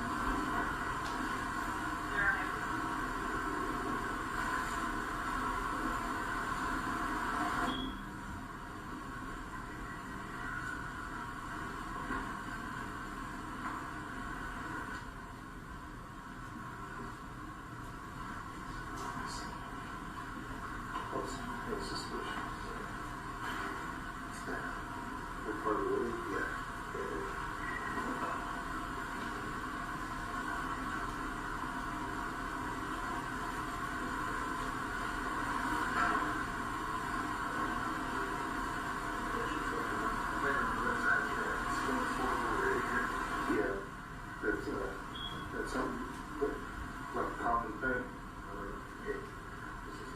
Yeah.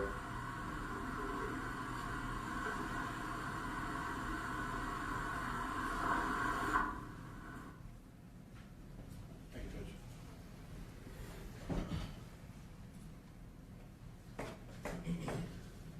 All right, so you were, at that point in time, you knew that the medical examiner wasn't coming out, and you just wanted to make one more look, make sure there wasn't anything missed in this investigation before turning it over to the funeral.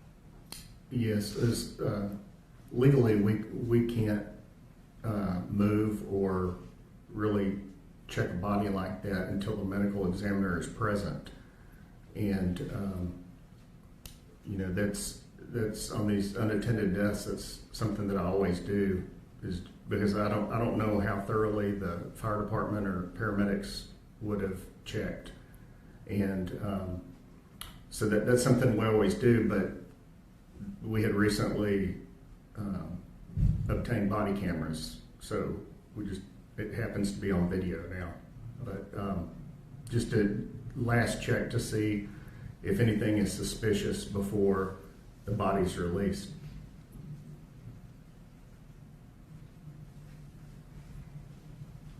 Commissioner Approach.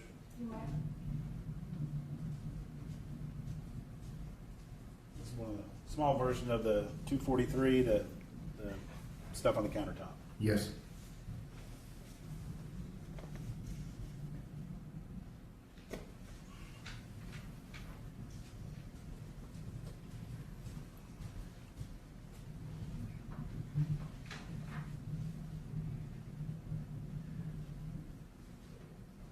Pass witness.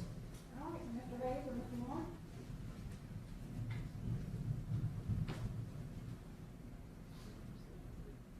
No questions. All right, thank you. May this officer step down?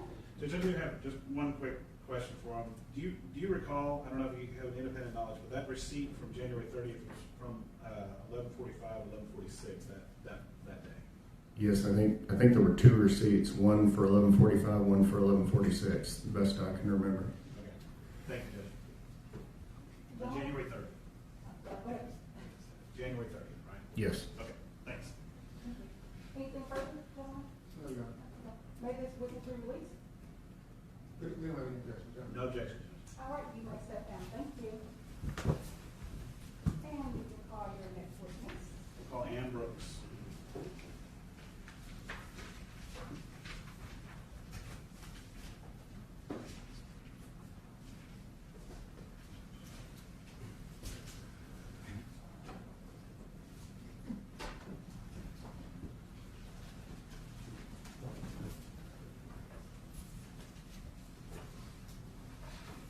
Good morning, good morning. Good morning, Judge.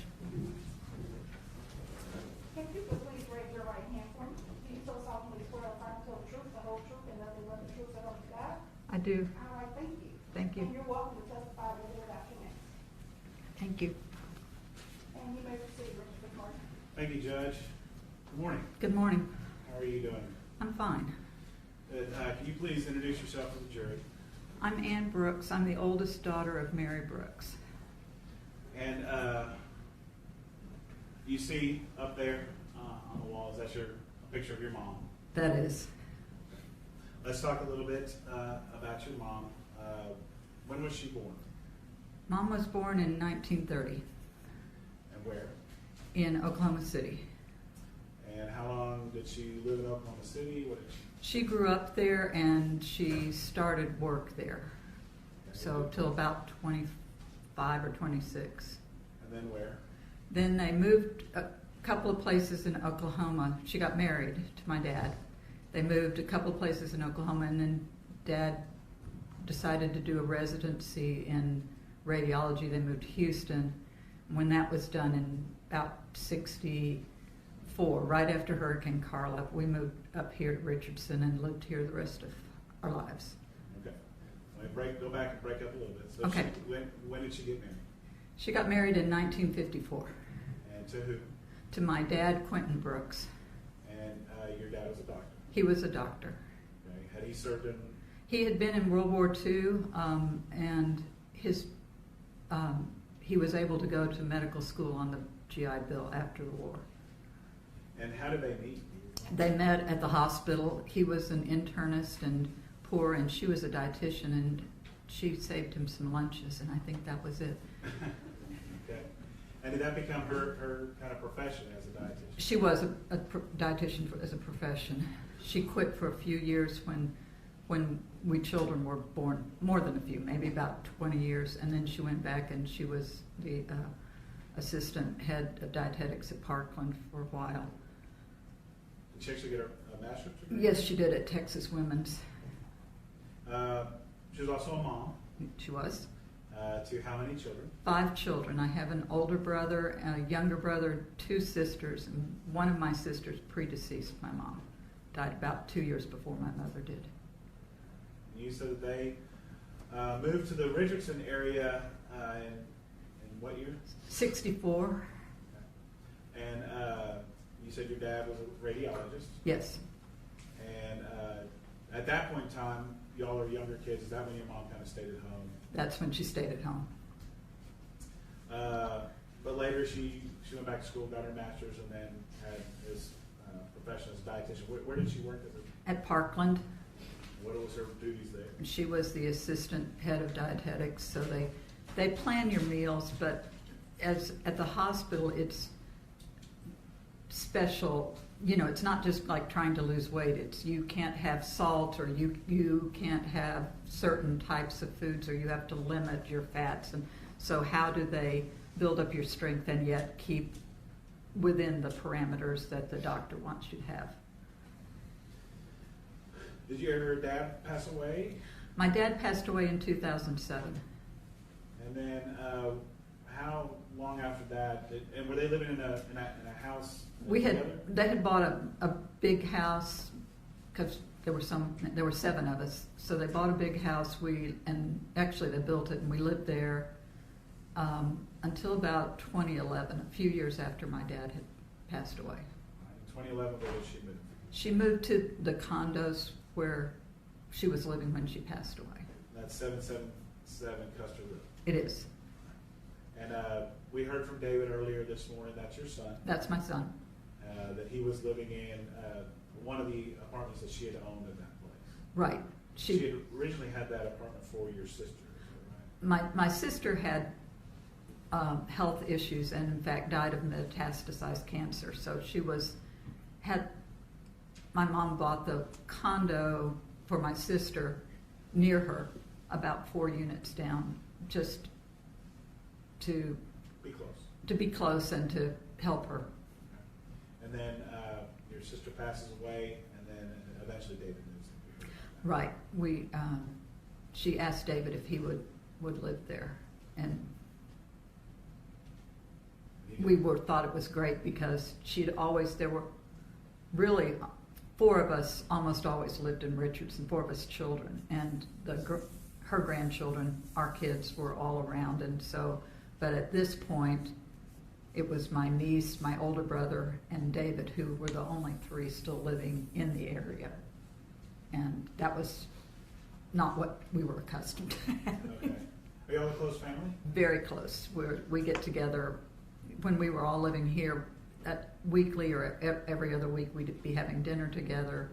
My mom, as a dietitian, cooked a lot. She taught us to cook, so we had a lot of meals together.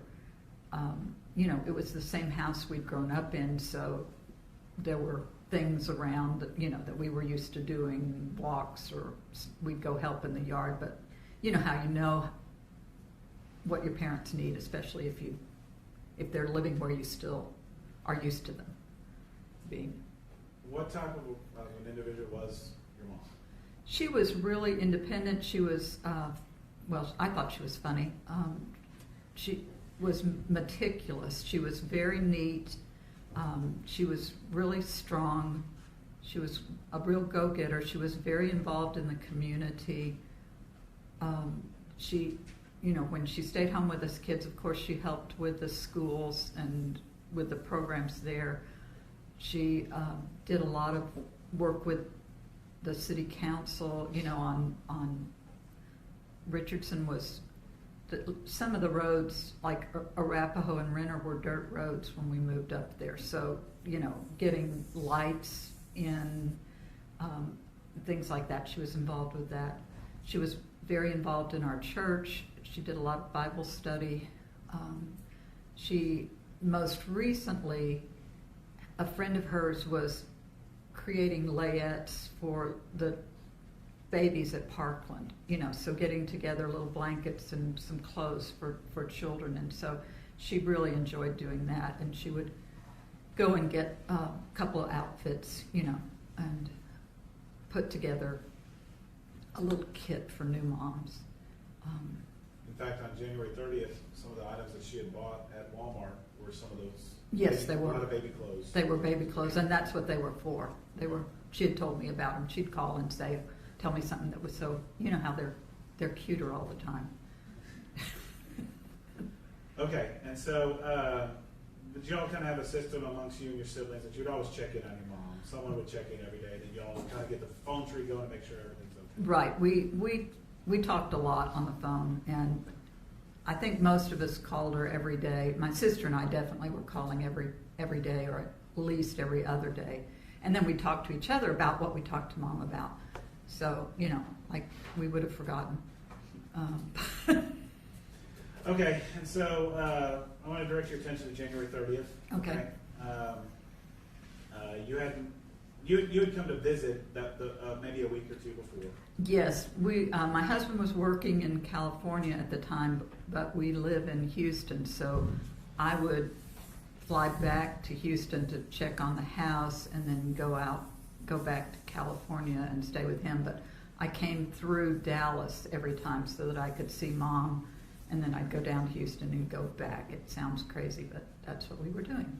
Okay, and so by January 30th, though, had you You hadn't heard from her? Matt, my sister and I both had been trying to call Mom and hadn't gotten her to answer. And we didn't worry at first because we knew she had been sick, but she told us she was well and she was ready to get out. And we thought, okay, she's at book club or lunch with friends or whatever. By the evening, we couldn't get hold of her and we were not happy. On the next day, on the 31st? Yeah, the next day we really started moving. But, I mean, we couldn't get hold of her on the 30th, but we thought, well, it's late to call. She got home and she was tired from being up, and so she went to bed. We'll hear from her in the morning. And on the 31st, we still couldn't reach her, and that's when we started getting more nervous. And so late that evening, or around 10 o'clock, somewhere around there, did you basically tell David you need to go check on her? Yes, I called David, and one of the deals was he would check on my mom if we needed him to. And, you know, he did. It was late. He didn't want to go, and I was very insistent that he go over and wake her up if he needed to. I knew he had a key, too, so, and he knew the code to the alarm. So, but you then later hear that night from David?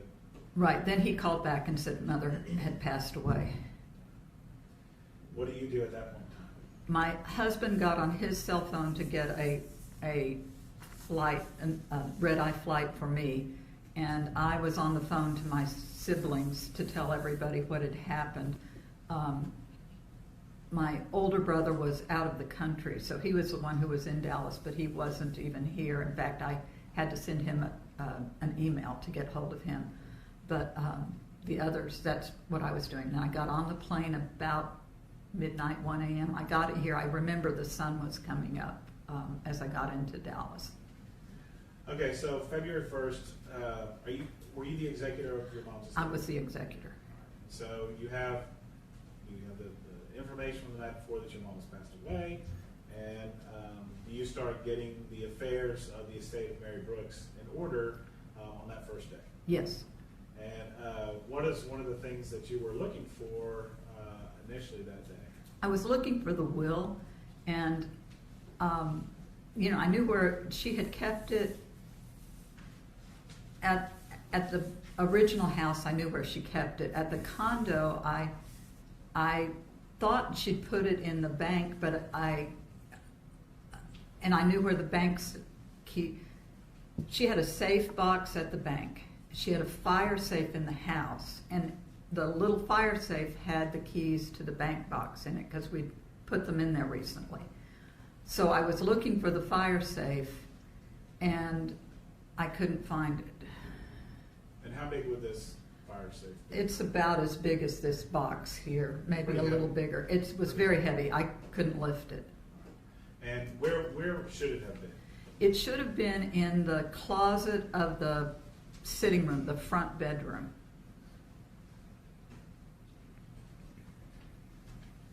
I'm going to show you Stacy doing room 257. Is that the sitting room we're talking about? Yes, it is. And is that the closet that it should be in? Yes, it is. And what is that over the doors of the closet there? It's a long rubber band because for some reason the door wouldn't stay closed, and I don't know why, but that was my mom's solution, was to just rubber band it closed.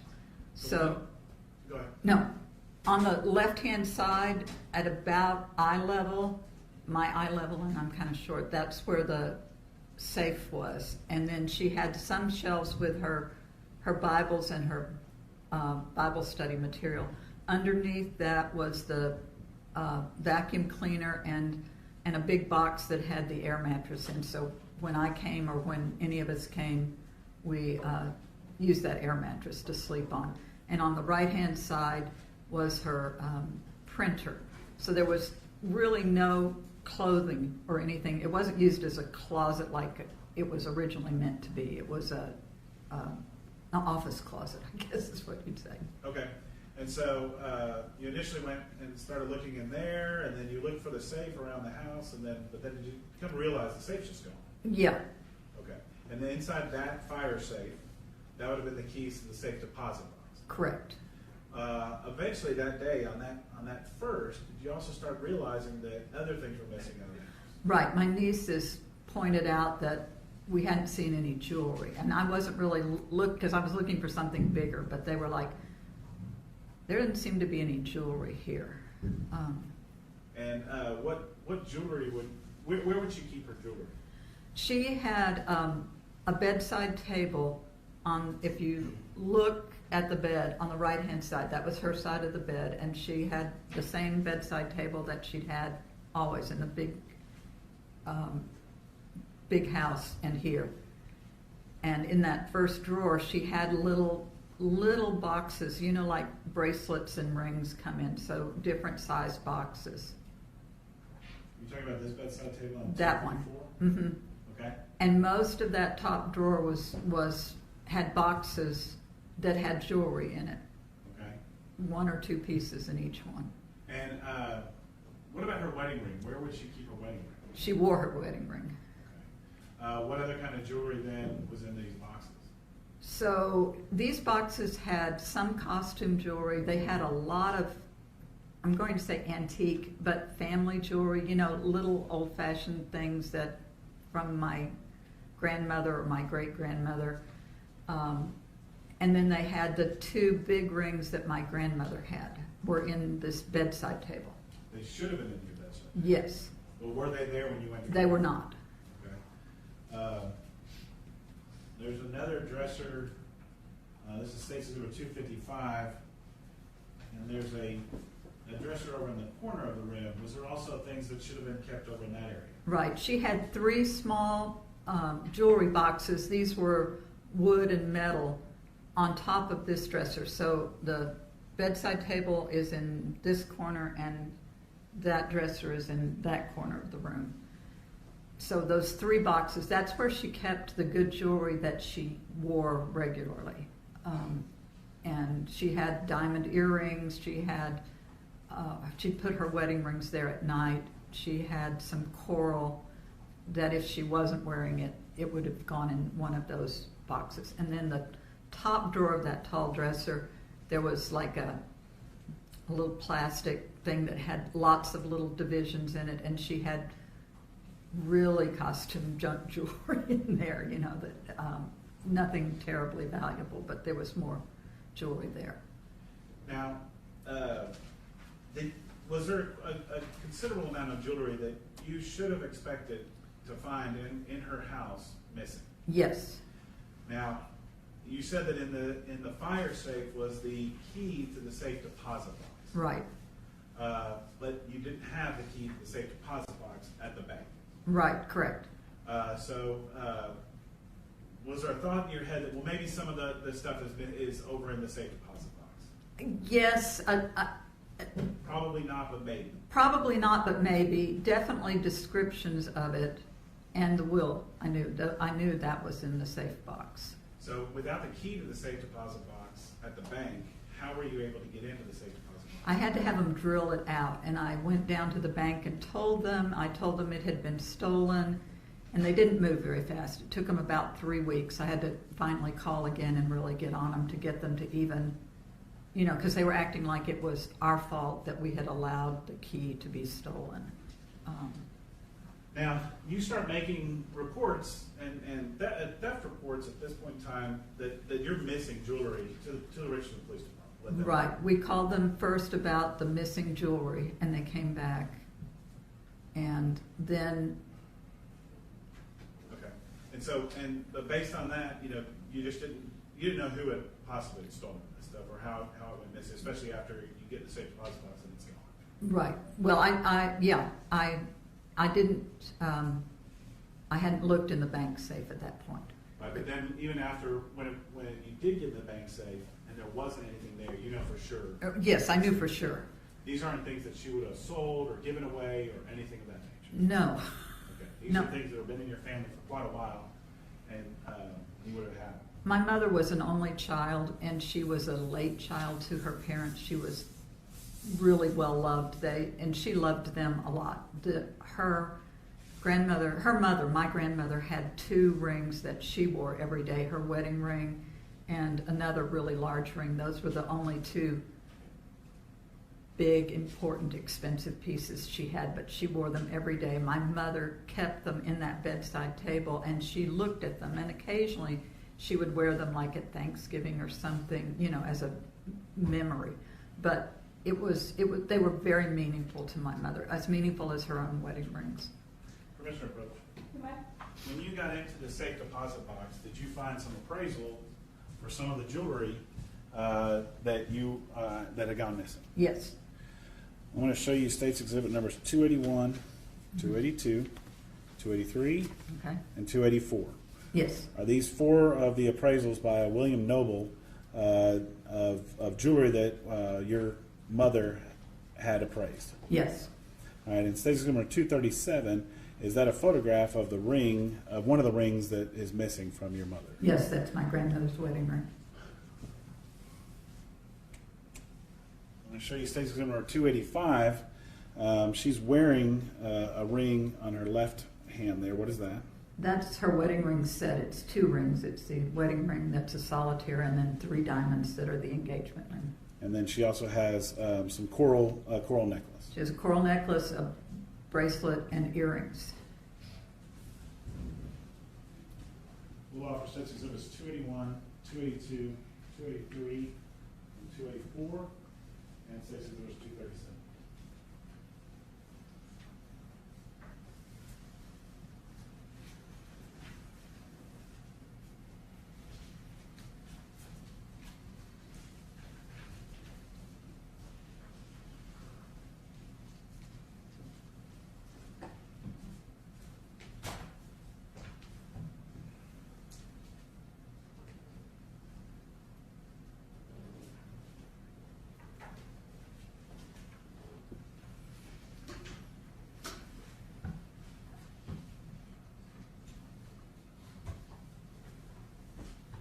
No objection.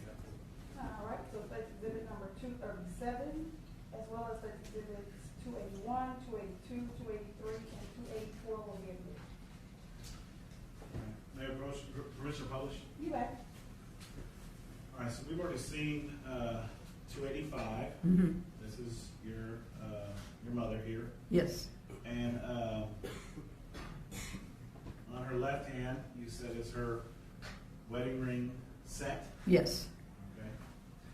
If we look at State's Exhibit number 280, is this the that set, the appraisal for that set? Yes, it is. Okay, and that appraisal was done February 7th of 1989. Correct. And it was appraised at that time for $3,500 for one and $1,500 for the other. Correct. State's Exhibit number 282. This is another appraisal for a ring, bracelet, and what looks like maybe some earrings. Yes. Okay. Just so we're clear, in 281, you've never seen these. I have never seen them since my mother was. Well, since I heard she was dead. Okay. State's Exhibit 282. Have you seen these items? I have never seen these again.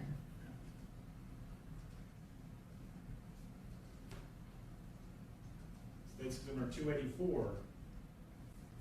Some earrings that were appraised for $525. And these are missing too. Those are missing as well. Now, she's wearing in this picture the earrings, the coral necklace, and the bracelet. Yes. Have you seen those since the day your mom died? No, I haven't. Now, that coral necklace, would she wear that every day? She wore that all the time. My folks really didn't have a lot of money when they first got married, and we had a lot of camping vacations, but I'm one of the oldest, so after I was in college, they had paid off the house. They went on a vacation to Hawaii, and Dad bought that necklace for my mom in Hawaii. It was called Angel Skin Coral. You can see it comes about to your breastbone. It was actually 2 colors of coral, a lighter and a darker pink, and then between each one of those little coral beads is a teeny weeny little gold bead. And it was really pretty, and we just thought it was the prettiest thing, and we loved our parents, and so we'd make a big deal of it because Dad had bought it for her. It was probably, he bought that for her before he replaced her wedding rings. So, you know. It's something that, you know, it may not be the most valuable thing on the market, but for your family, it became something so sentimental and valuable. It was. And do y'all have a kind of a joke about who's going to get that? Yes, because one time, you know, we had so many meals together, and Mom she was really good. Now, would you do something or the other? So one time she was asking my sister Jane to do something at the dinner table, like clear the dishes or bring in the dessert or something. And Jane just kind of smiled at her and said, well, okay, Mom, if you leave me the coral in the will.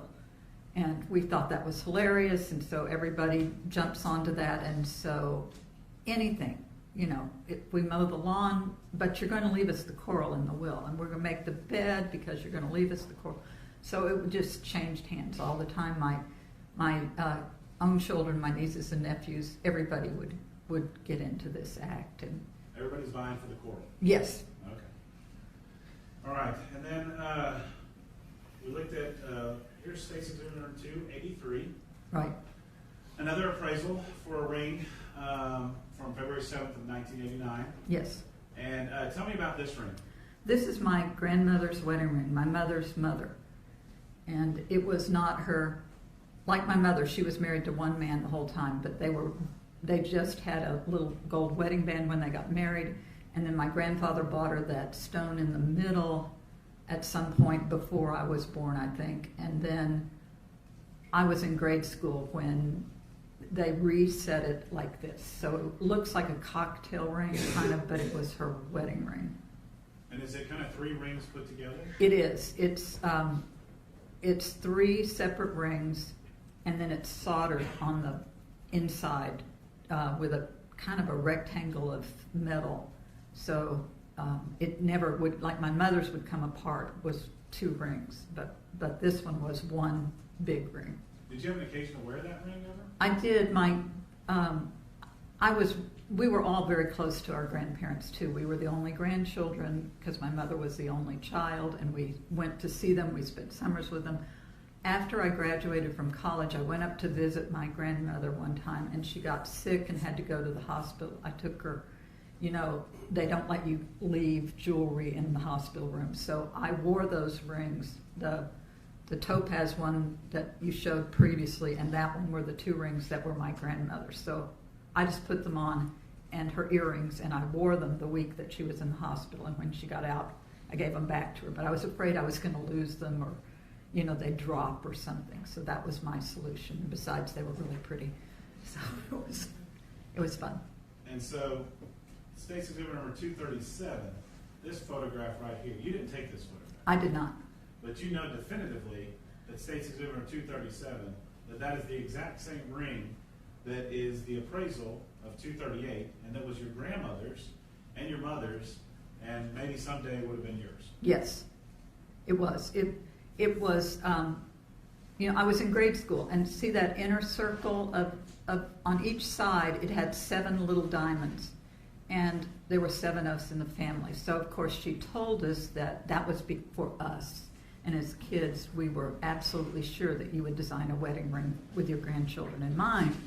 You know, I don't really believe it now that's how she did it, but that's what she told us. So we thought that was wonderful. And you have to really look carefully, but those little diamonds are actually round. They look like they're like a cat's eye kind of, but they aren't. They're little tiny round diamonds, and at the end is a little tiny circle of white gold, and that's what made it so shiny.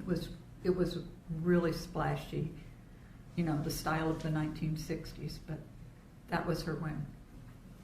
So that ring right there in State's number 237, there's a little picture of it.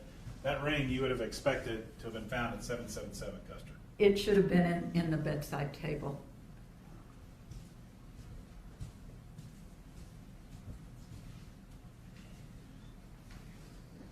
I'll pass this. Any questions, Mr. Moore or Ms. Page? No, ma'am. All right, you may sit down. Thank you. Thank you. Is she excused, Judge? Yes, and you're excused also.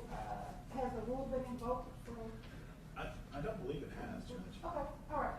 So, Ms. Brooks, you're welcome to remain in the courtroom if you would like. Thank you. Thank you. Oh, I guess I think the rule, but she But can be this one excused is- from the rule. Yes, Sure. yes. I think you never actually did invoke the rule if you'd like to. Yeah, it has not been.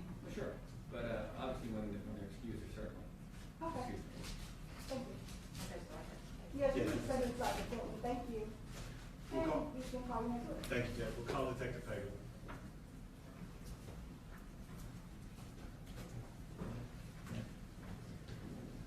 Wait, folks. Yes.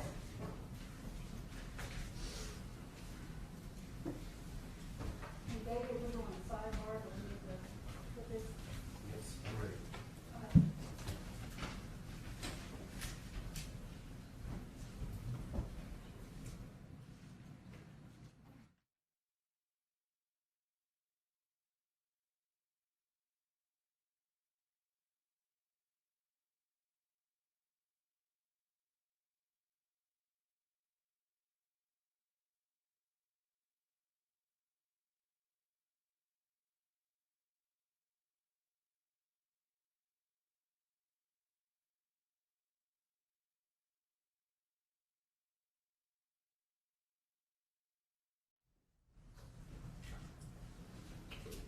You're here. Yes, ma'am.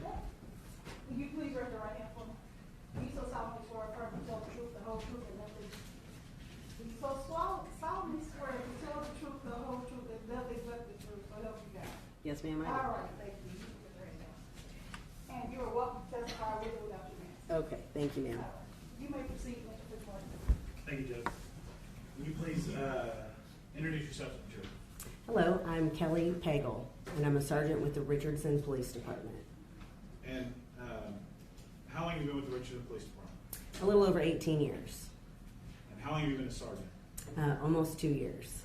I think when I first met you, you were a detective, and I constantly call you detective. I hope you're not offended by that. No, sir, I'm not. All right. Congratulations on being a sergeant, but I think to me, you're just always going to be a detective. So- Yes, sir. Okay. What are your current duties right now? Currently, I'm assigned to the patrol division, so I'm in charge of the officers that respond when you call for police assistance. So we heard from Sergeant Ray earlier today with the Richardson Police Department. So you kind of do the same thing that he does. Yes, sir, I do. Okay. And then back in 2018, though, what was your role? At that time, I was a detective in the Crimes Against Persons unit. And what is the Crimes Against Persons? We respond to essentially any crime where something bad happens to a person. So we do sexual assault, family violence, death investigations, homicides, robberies, those kind of things. So I'm going to direct your attention to the investigation of Mary Brooks. Yes, Okay? Did you take over as the lead detective in the investigation of Mary Brooks? Yes, sir, I did. Now, did you also were involved in the investigation of a Billy Chemirmir? Yes, sir.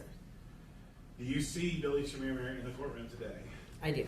Okay, can you point at him and describe an article quote? He's wearing a gray suit with a white shirt. Let the record reflect the witness has identified the defendant. All right, the record will so reflect. So, at the time that Miss Brooks is found, that was considered a natural death with the Richardson Police Department, with the Dallas County Medical Examiner's Office. Is that right? Yes, sir, it was. And you are aware that there were some theft allegations, missing jewelry, things of that nature, that the Richardson Police Department was investigating at that time. Yes, sir. You were not involved in that portion of the investigation at that time. No, I was not.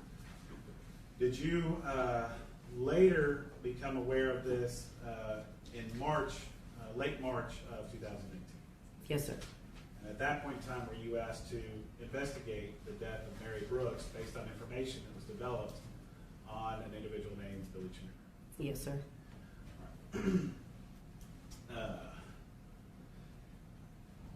So let's talk about, you were aware that there was jewelry and a safe that was missing from Mrs. Brooks. Yes, sir. And you can see 237, this particular ring was missing from Mary Brooks. Yes, sir. And there was other items that was made aware to you and given to you of things. State's Exhibit number 284. You got this appraisal sent to you. Yes, sir. 282. This appraisal. Yes, sir. 281. That appraisal. Yes, sir. And then, of course, the appraisal for 283 from William Noble. That appraisal of this rate. Yes, sir. Now, you were you in your investigation of this case, were you made aware that there were some receipts from a Walmart at Coit and Arapahoe? Yes, sir, I was. If you look up to you there on the left, I think this is from January 30th. The State's Exhibit number 314. You see where it's marked off at Walmart. Is that the Walmart that we're going to be talking about? Yes, sir, it is. And is this Coit that comes down right, splits almost the middle of this 314? Yes, sir. And then right underneath it, is that Arapahoe? Yes, sir, it is. Okay. And that Walmart, it's not one of those super Walmarts. No, sir. It's kind of one of the neighborhood size Walmarts. Yes, sir. And do you know that to only have one entrance? Yes, sir. Some of those super Walmarts, you have like the grocery side and maybe the home goods side. But there might be two doors, but it's just one entrance. Yes, sir. Same location. Okay. And did you know that although she's found on January 31st, that the last time she's been alive is January 30th? Yes, sir. Did you have an occasion to go and look at video from January 30th involving Mrs. Brooks at the time that she arrived there? Yes, sir, I did.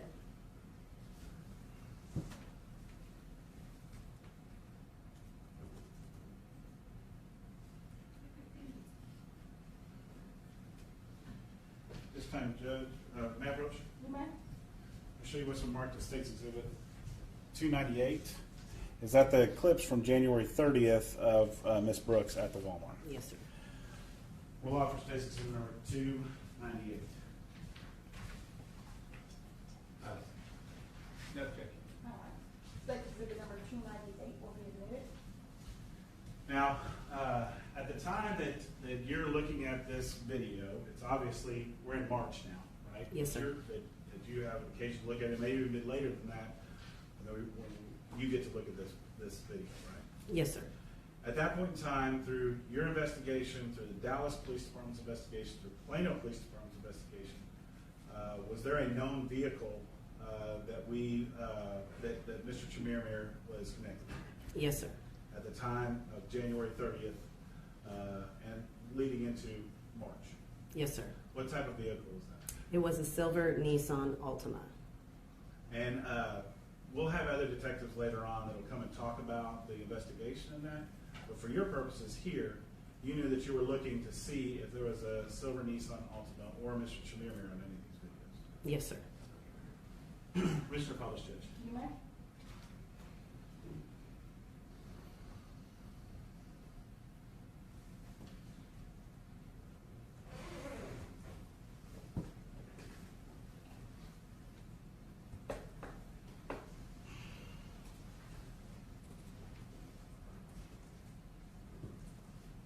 Okay, in this first clip, we can see that we're looking at. You know what? Let me do this real quick, Judge. Can I have the lights back on? I'm sorry. Yes.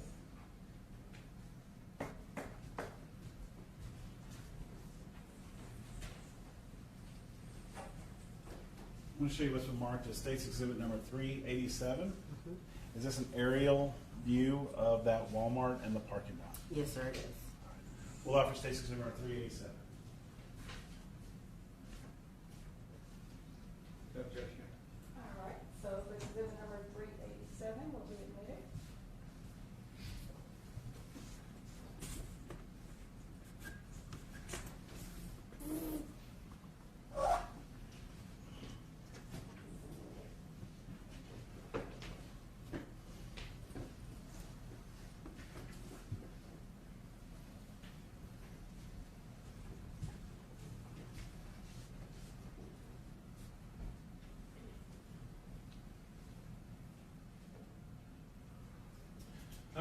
So on State Number 387, you have different aisles that people can park on, right? Yes, sir. 1, 2, 3, 4, 5, 6. If we look up at the video screen, you can see that we are looking down on the bottom of the screen. It says aisle 3 at 1:30 on January 30, 2018 at 10:49 in the morning. Yes, sir. See that? Okay, and then right here, as I use the pointer where it says Walmart right there, that's the entrance to that Walmart. Yes, sir. And then these parking spots that are right out in front of the door, logically, that's where the handicap parking would be. Yes, sir. All right. So as we look here on State's Exhibit number 298, okay, these clips, we can watch and see what we see here.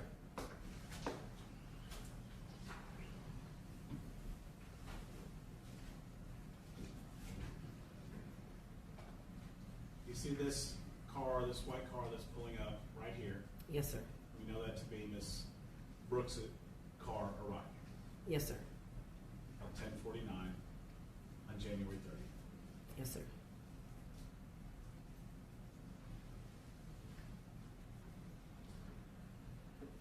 And the way Walmart has sent us these videos is that they're in like 3-minute, 3.5-minute gap segments.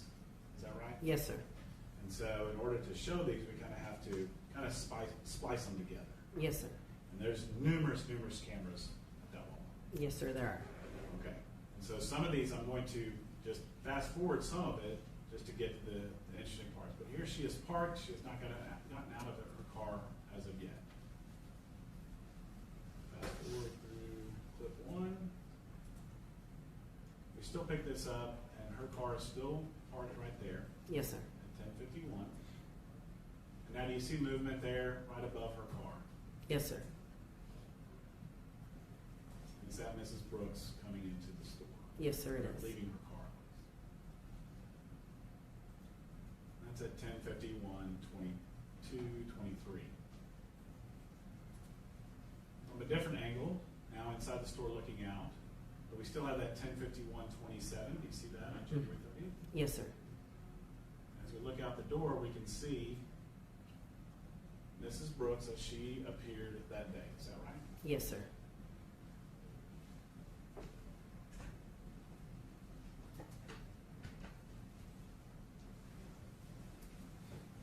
Wearing that blue coat and a red scarf. Yes, sir. And she has her cane with her. Yes, sir.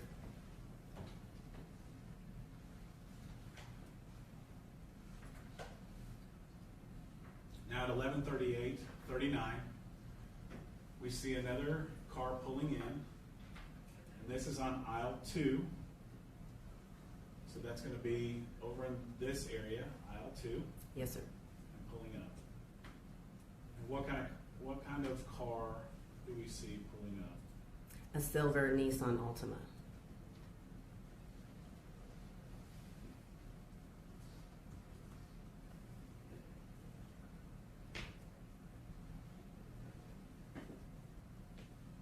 Does it have some distinctive features about it that might separate it from other Nissan Altimas? Yes, sir. It has a sunroof. Okay. Now here it is again, pulling up into aisle 3, Yes, sir. and that's that same aisle that Mrs. Brooks had parked in. Yes, sir, it is. And we can see, if we look, it doesn't show up on here, you can see that that's Mrs. Brooks' car right there. Yes, sir.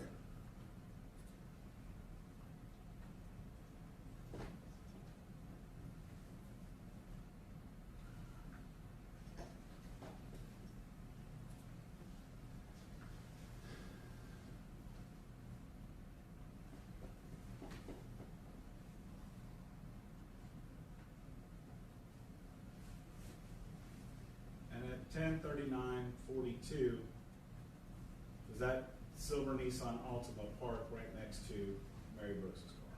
Yes, it does. You've watch this video, do you ever see anybody get out of that Nissan Altima at this time? No, sir, I don't. We're gonna, it's all contained in this clip, but I'm gonna fast forward it just for the sake of time, to show that no one is getting in or out of that car. And we pick it back up at 11:43. Still no one is getting in or out of that car. And Mrs. Brooks's car is still there. Yes, sir.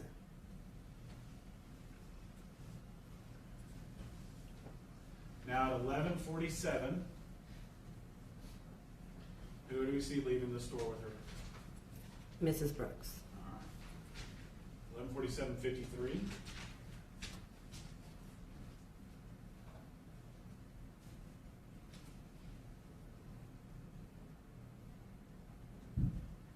And we see her again, 11:48, making her way back out through that same camera angle the way she came in. Yes, sir.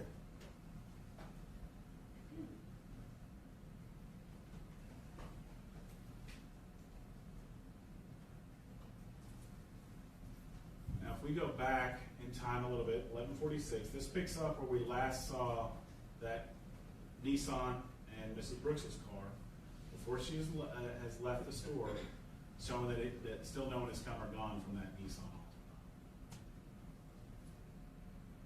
And if we fast forward to the right, there you see Mrs. Brooks making her way to her car. Yes, sir.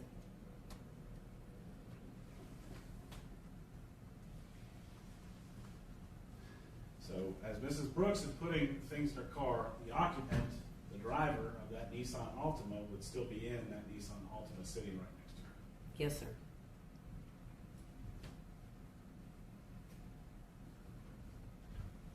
She puts up her cart at 11:49:51.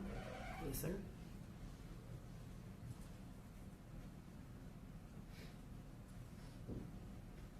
At 11:50:04, she's making her way back to her car. Yes, sir.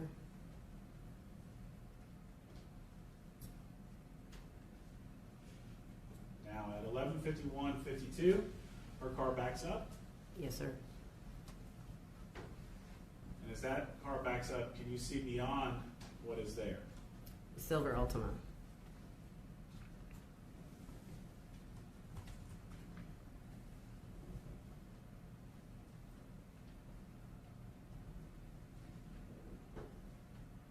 And she turns to the right Yes, sir. in front of the Walmart, heading in that direction. Yes, sir. You see at 11:51:55, did you see that Altima pull forward? Yes, sir.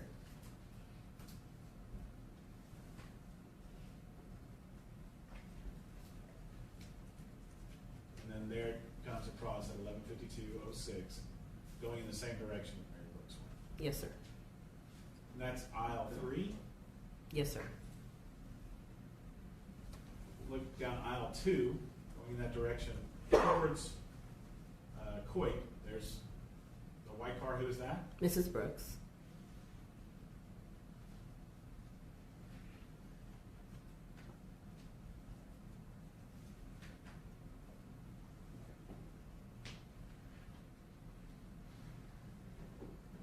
And a short while later, who is that?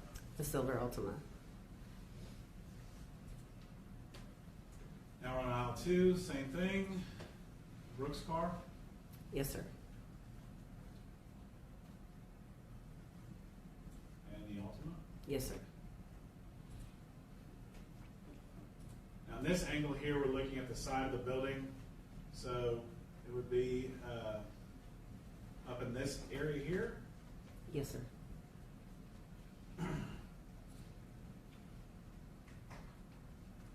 What do we see? Mrs. Brooks.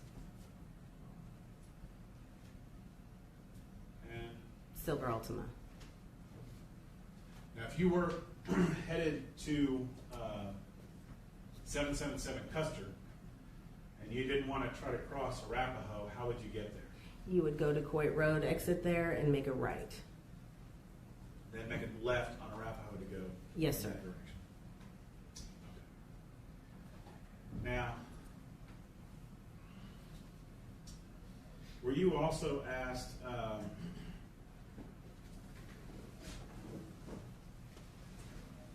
did you look at more video than from earlier that day on January 30th? Yes, sir, I did. And did you also look at video from the day before, January 29th? Yes, sir, I did.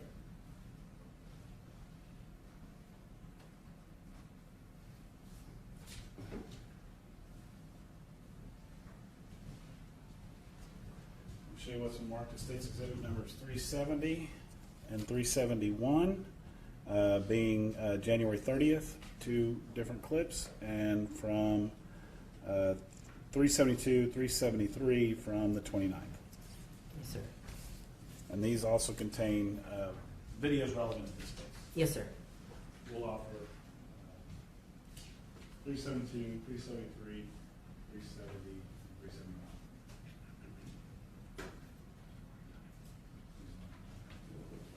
No objection. Okay, so we have State's Exhibits 370, 371, 372, and 373, correct? Yes, sir. All right. They will be off, they will be admitted.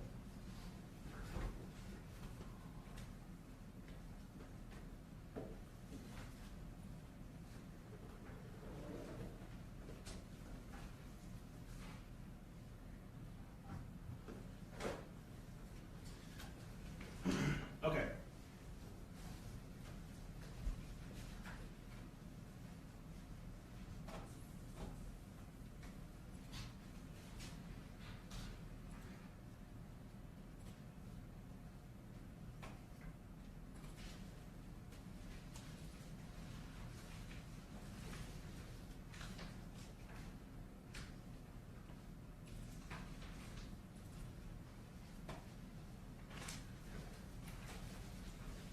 If we look here on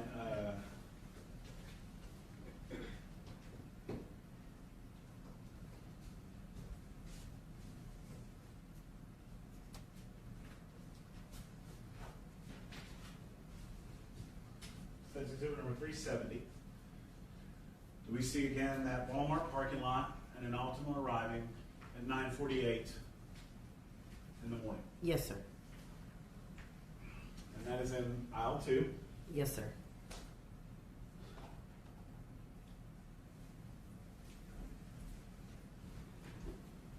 Moving over to aisle 3 at 9:48:34. Yes, sir. And that's the same aisle that Mary Brooks was parked on, aisle 3. Yes, sir, it is. This is some, maybe 2 hours before she arrives, earlier before she arrives that morning. Yes, sir.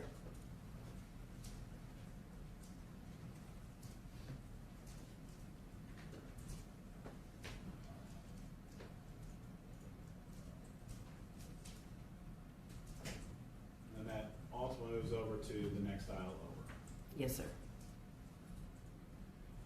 At 9:48:53, now on aisle 4, you see that Altima coming around? Yes, sir. And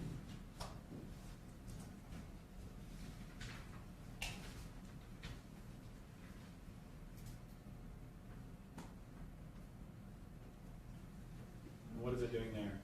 Backing in to a parking space. And as you back in, if you were to back into that parking space and you look forward, what are you seeing that's right there in front of you? The handicap parking spaces. And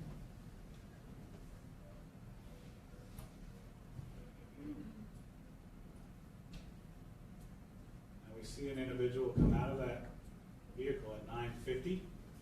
Yes, sir.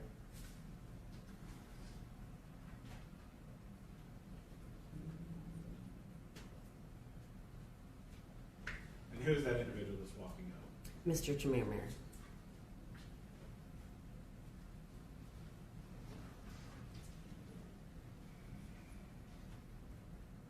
And that's direction of the front of the store? Yes, sir. We stay with this video, and you see that he is returning back to his vehicle Yes, sir. at 9:50:36.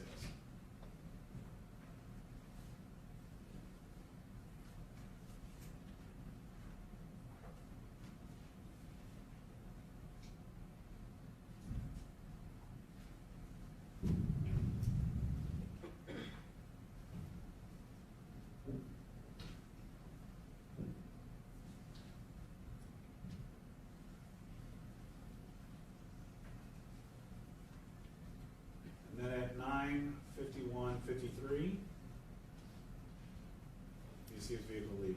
Yes, sir.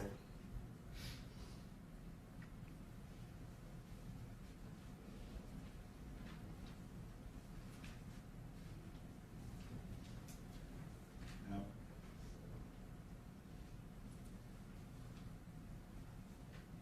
this is a little bit further back. It's just showing the at 9:49, the individual walking up, getting out of that silver Altima there. Yes, sir. Looking now at an angle towards aisle 4. And Mr. Chemirmir walking up, Yes, sir. getting almost to the front of the store.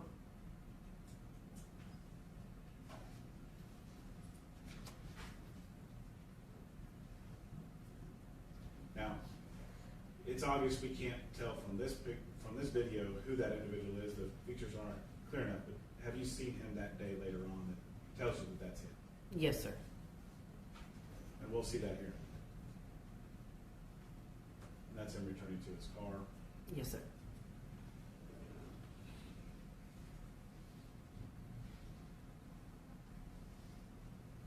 And exiting his car.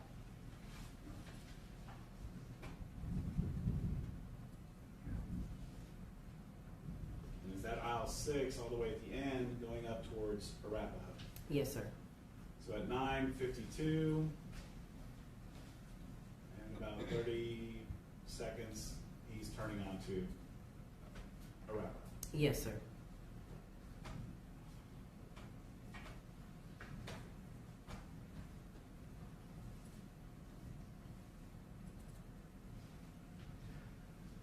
Now I'm going to show you state number 371.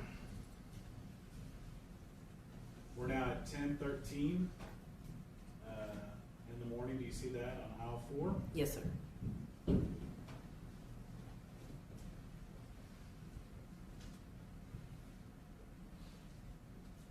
I believe it was around 10:50, 10:49 that Mrs. Brooks shows up. Yes, sir. So here we're back again on aisle 4. Do you see that silver Altima returning Yes, sir, I do. and parking in almost the same spot that it was just in before? Yes, sir.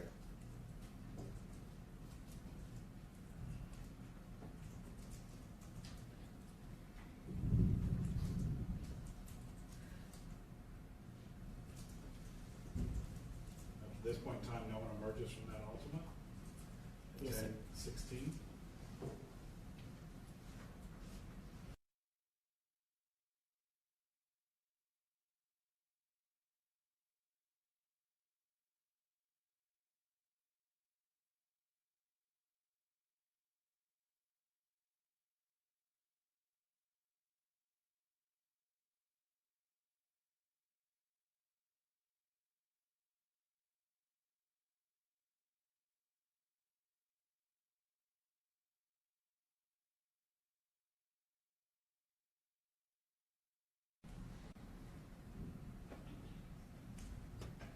And then at 10:18, almost 10:19, walking again towards the front of Walmart. Yes, sir.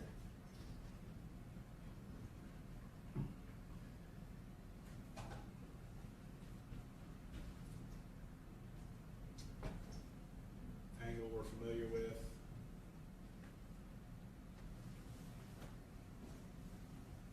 Returning back to the car.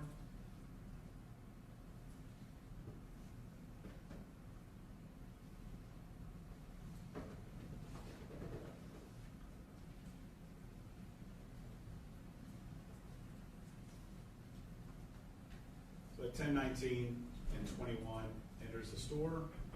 Yes, sir. You see briefly ahead, walk right past you. Is that Mr. Chemirmir right there? Yes, sir. And then to the right here, obviously these people are getting baskets. Is that where they house the baskets for Walmart? Yes, sir.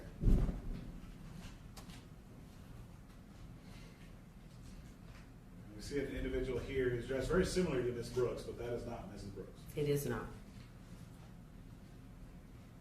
It seems like she's here with another individual. This is at 10:19:45.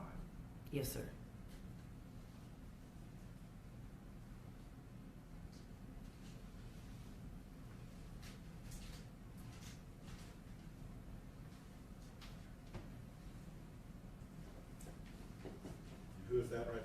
Mr. Chemirmir.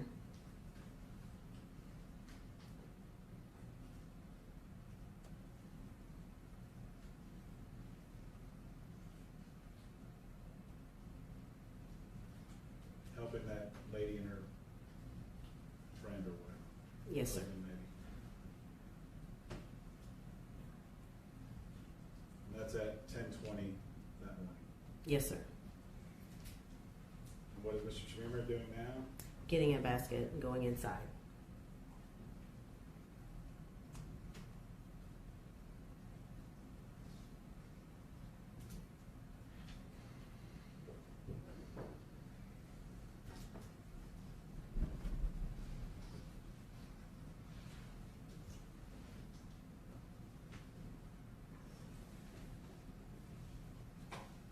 And at 10:20, almost 10:21, he's entered the store. Yes, sir. Jump down to 10:34. It's one of the camera angles at a register. And who's checking out Mr. Chemirmir. with an orange and a Lunchable or something like that? Yes, sir.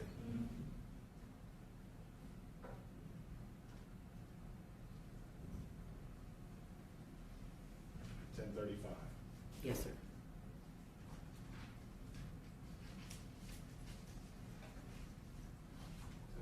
We have him leaving with his basket, his 2 items. Yes, sir.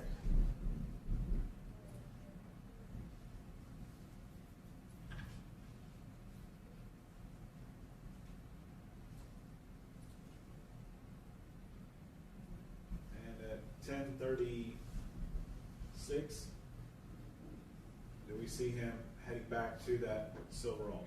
Yes, sir, we do.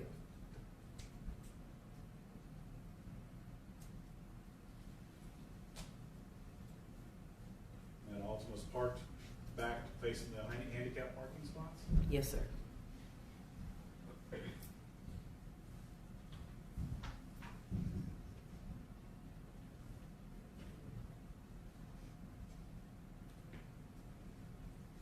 Now at 10:37, you see the car move up just a slight bit.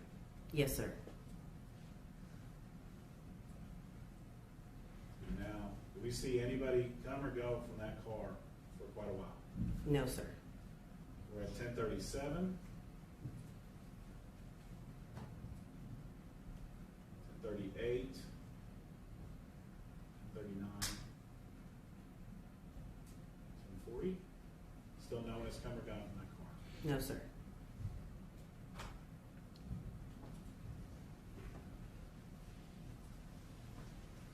10:41. 10:42. 10:43. 10:44. You've watched all of this to see that no one's come or gone from that car. Yes, sir. 50, 46, 47, 48,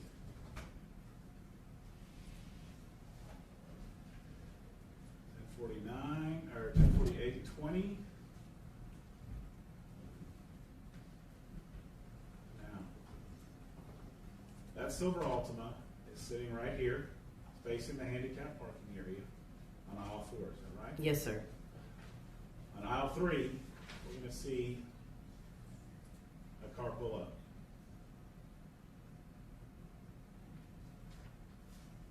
And park. And who is that parking right there? Mrs. Brooks. Almost directly across from where Mr. Chemirmir is sitting. Yes, sir.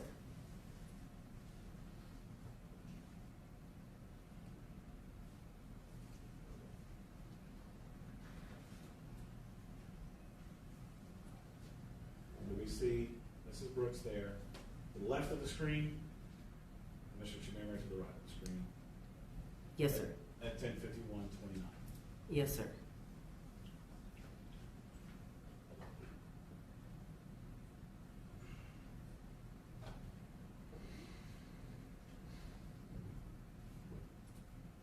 And now, we still sit there with Mr. Chemirmir at 10:51, 10:52, 10:53, 10:54,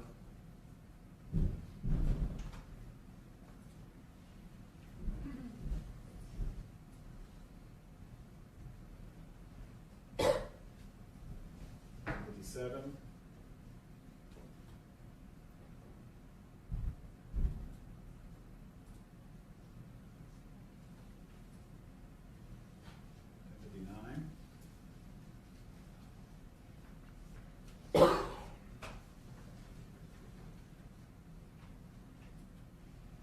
Still no one has covered Don from that car. No, sir.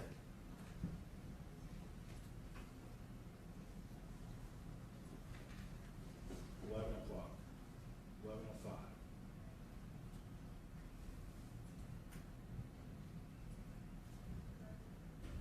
11:07. 11:08.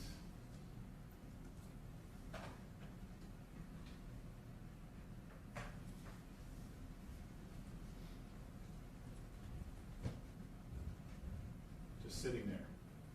Yes, sir. 11:11. 11:12.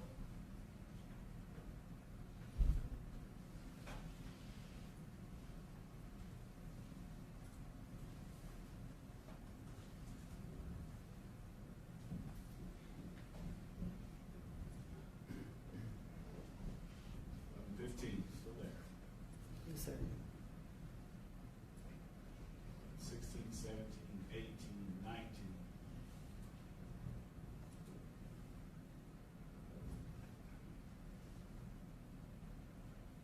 21.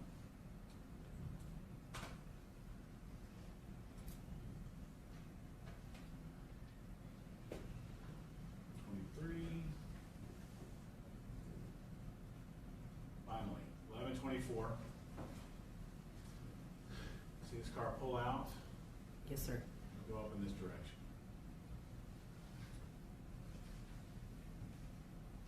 And he leaves Walmart. And then that day, on the 30th, he returns again what we saw earlier, parked next to Mary Brooks. Yes, sir.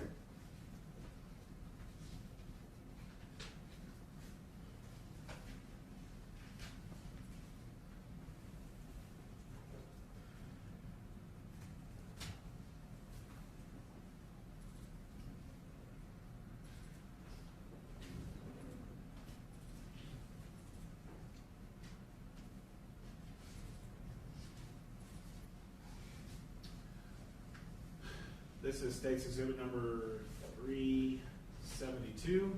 We're now the day before, January 29th, 1:18 in the afternoon. Do you see that same Nissan Altima pulling in on aisle 2? Yes, sir.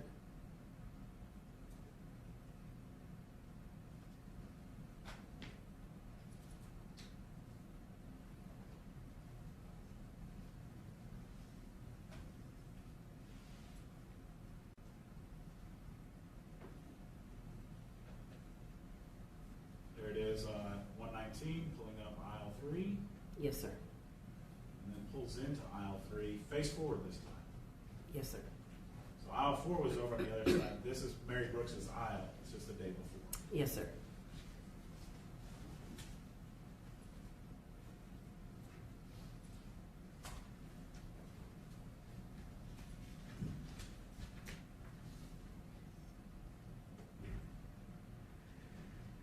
And at 1:21:36, we see someone coming out of that car, Yes, sir. walking right there. Yes, sir. That's over, basically right past where Mary Brooks will park the next day. Yes, sir. Into aisle 4. Yes, sir. Who is that right there? Mr. Chemirmir? And does it appear that he's on the phone or working on his phone or doing something with his phone? Yes, sir, it does.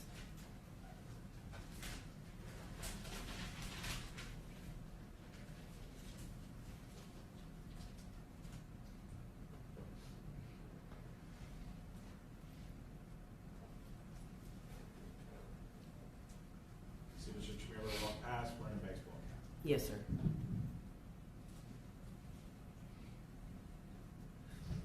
This is 132. Who's exiting the store with a basket and nothing in his basket? Mr. Chemirmir?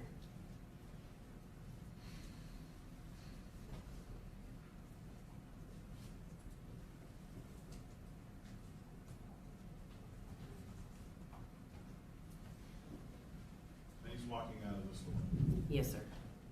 at 1:33.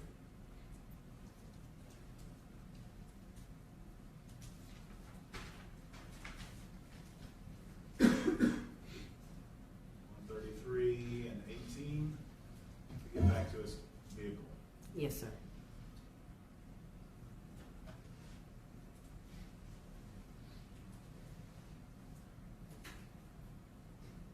And at 1:36, do we see that vehicle back up? Yes, sir.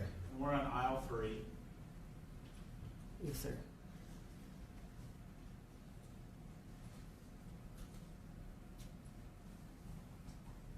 We're now on aisle 4 at 1:37. Yes, sir. And returning back over to aisle 3. Yes, sir. And what does he do when he gets back to his original spot? He backs into a space. And again, where he's facing, there's to the right of him would be some handicap spots, but to the right in front of him and to the right of the other handicap spots. Yes, sir. And at 1:38, 50, he sits. Yes, sir.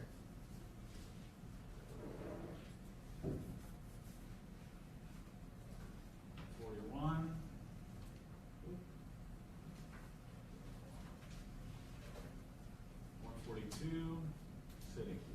Yes, sir.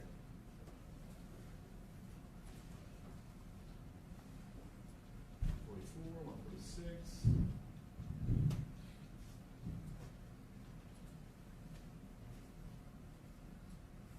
48. He's just sitting right there. Yes, sir.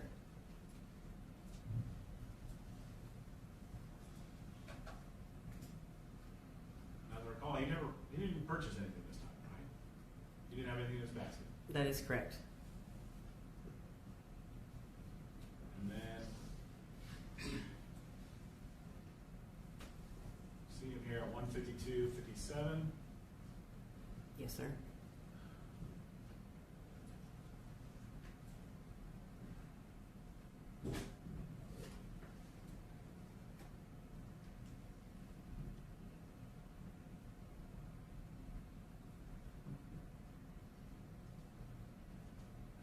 $153, 39 he's pulling out. Yes, sir.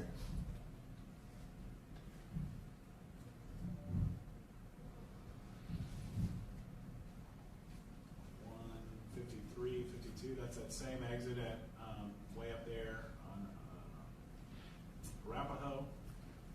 And he is exiting at about 154.5. Yes, sir.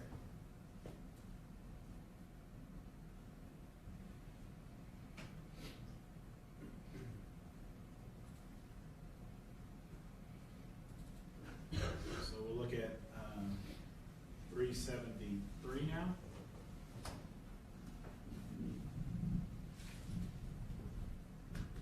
Leaves at 154 and back at 308 that evening. It's back at that same Walmart. Yes, sir. Here we're looking at aisle 2, and we see the silver Altima. Yes, sir.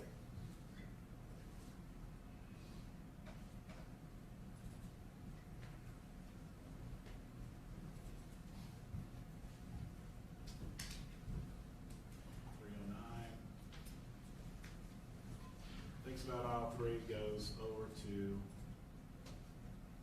aisle 4, and backs in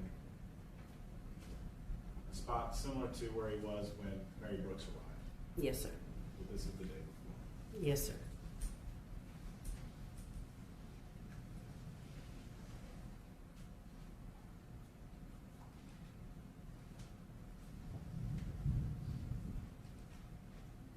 And then at 3:12, who do we see walking up, returning back to his car, Mr. Chemirmir. and then returning again at 3:13? Yes, sir.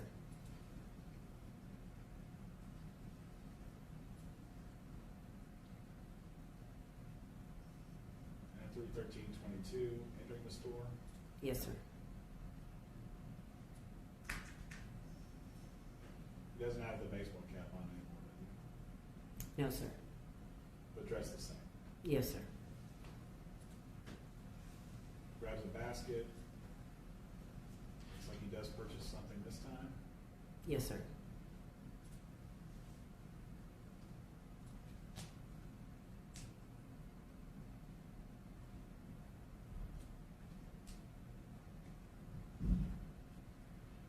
It's him exiting the store. Yes, sir.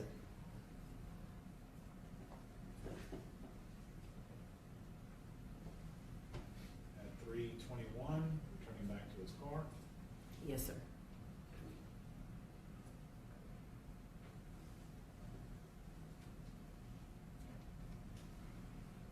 Walking up the right side there.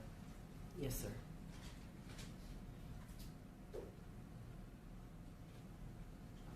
And he makes it to his car and he sits in his car. Yes, sir.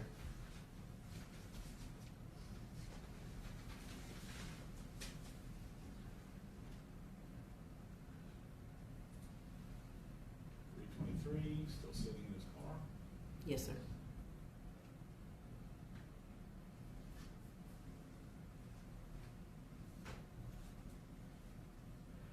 $327.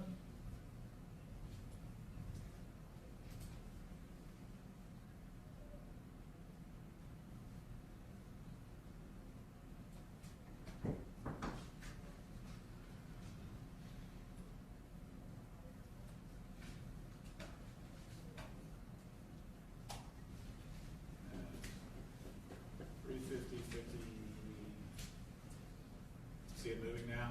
Yes, sir. The Ultima. Pulls kind of straight across. See that? Yes, sir. Maybe in between these cars and the parking lot. Yes, sir. And at 3:31, it stops and backs up. Yes, sir. And then pulls out. Yes, sir. See another angle of that. This is aisle 3. There's a black car and this white car, and then that's Mr. Chemirmir's car coming across there. You see that? Yes, sir. And it stops, backs up.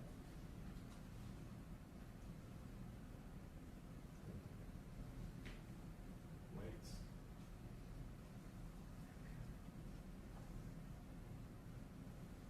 And at 3:31 and 30 seconds, pulls out. Yes, sir.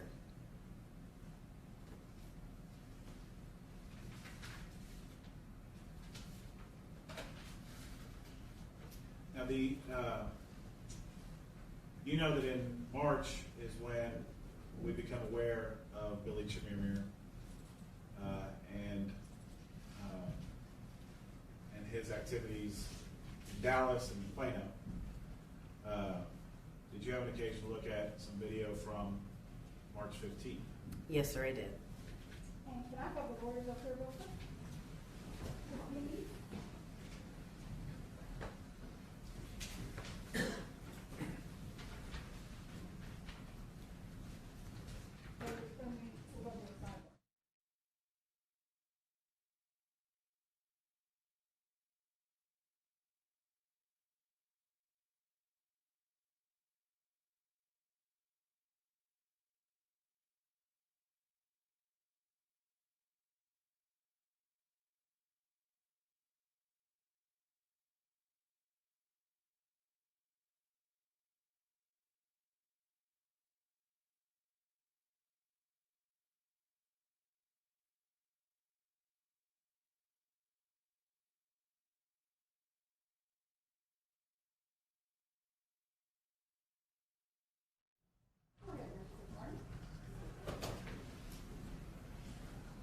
Okay, so let's look at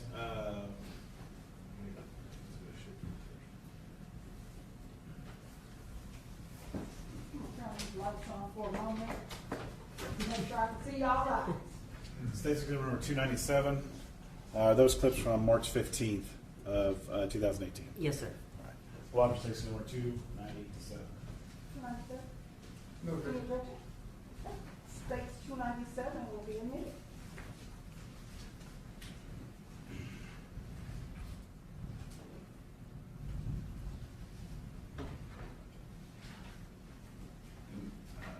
there again, we have our similar situation, aisle 4, Nissan Altima arriving. Yes, sir. And you know that Lou Harris, the Dallas case, she was found on March 20th. Yes, sir. And she had visited this exact same Walmart. Yes, sir. And this is 5 days before. Yes, sir.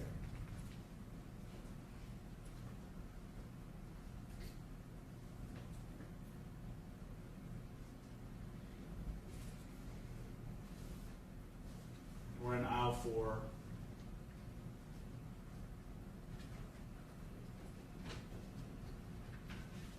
And you see an individual walking up here on the left-hand side in the suit or shirt and tie. Yes, sir.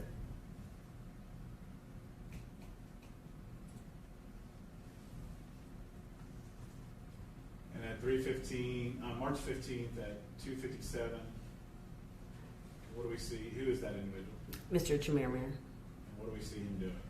He's standing outside the store.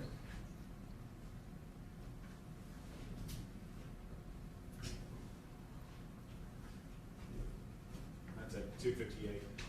Yes, Appears sir. that he's on the phone. Yes, sir.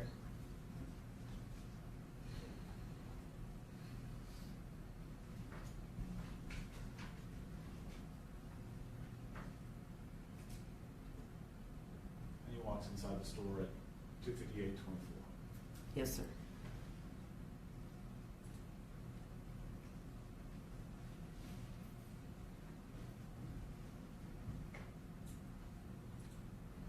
And then at 3 o'clock, almost 2 minutes later,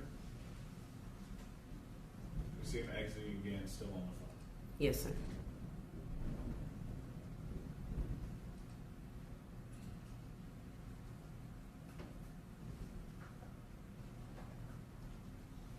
And at 3 o'clock, 3:15, standing in the kind of vestibule area of Walmart. Yes, sir.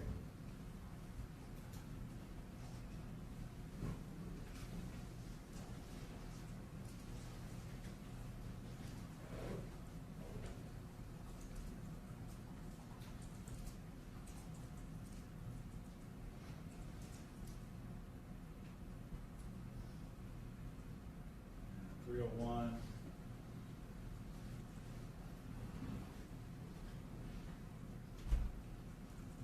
Two.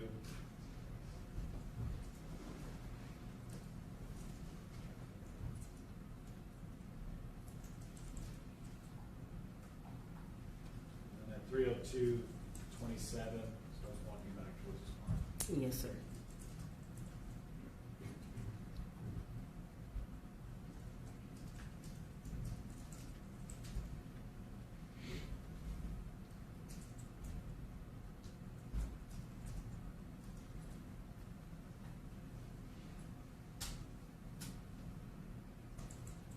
.05, 3:06.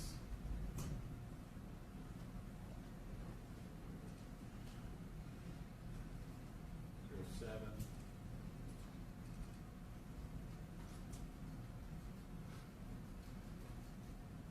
And at 3:09, out of there. Yes, sir.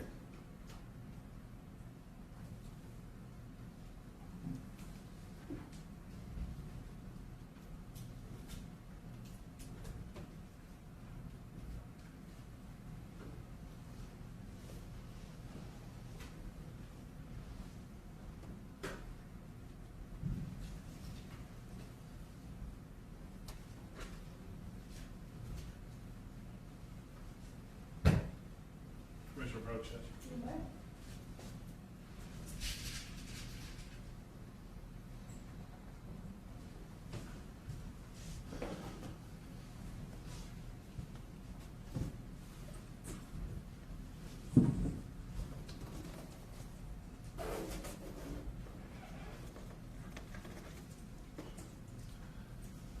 So on January 30th, at the Walmart, we show this Altima. Yes, sir.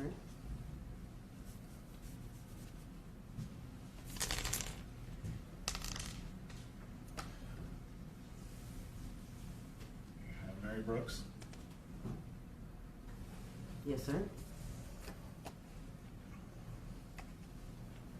Earlier that day, you had Mr. Chemirmir there Yes, sir. on video. And then this is at 10:51:19. It has the Altima on this side and Mary Brooks getting out on that side. Yes, sir. See that?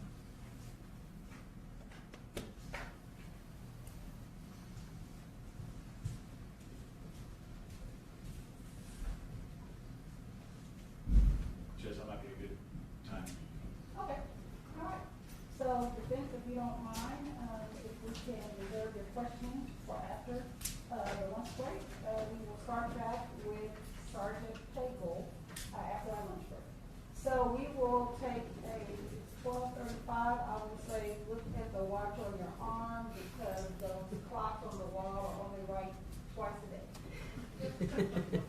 I'll figure out what 2 times that is. But if you could be back in the jury room at, let's say, at 1:45, that should give you a good hour and 15 minutes for lunch. The cafeteria is open on the first floor, and the snack bar is open on the second floor. Is that right, Deacon? Yes, ma'am. Okay, thank you. All right, we're in recess. All right.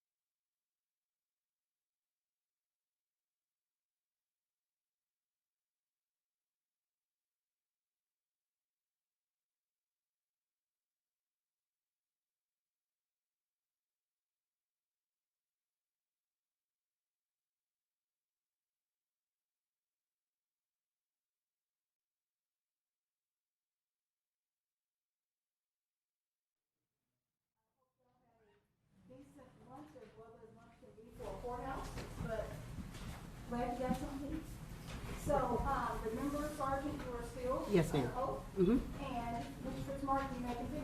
Thank you, Judge. May I approach? You may. May I publish State's Exhibit number 315? Any objections from the defense? This has already been previewed. None, no. So Detective Pagel, this is another one of these big blow-ups that shows the exact same area of town, just we've got a different day here of 315. Yes, sir. And we established that on 315 at 3 o'clock in the afternoon, you had Mr. Chemirmir, who had gotten out of this Altima at 2:56. Yes, sir. Was in that Altima, and that's the same car. Yes, sir. Okay.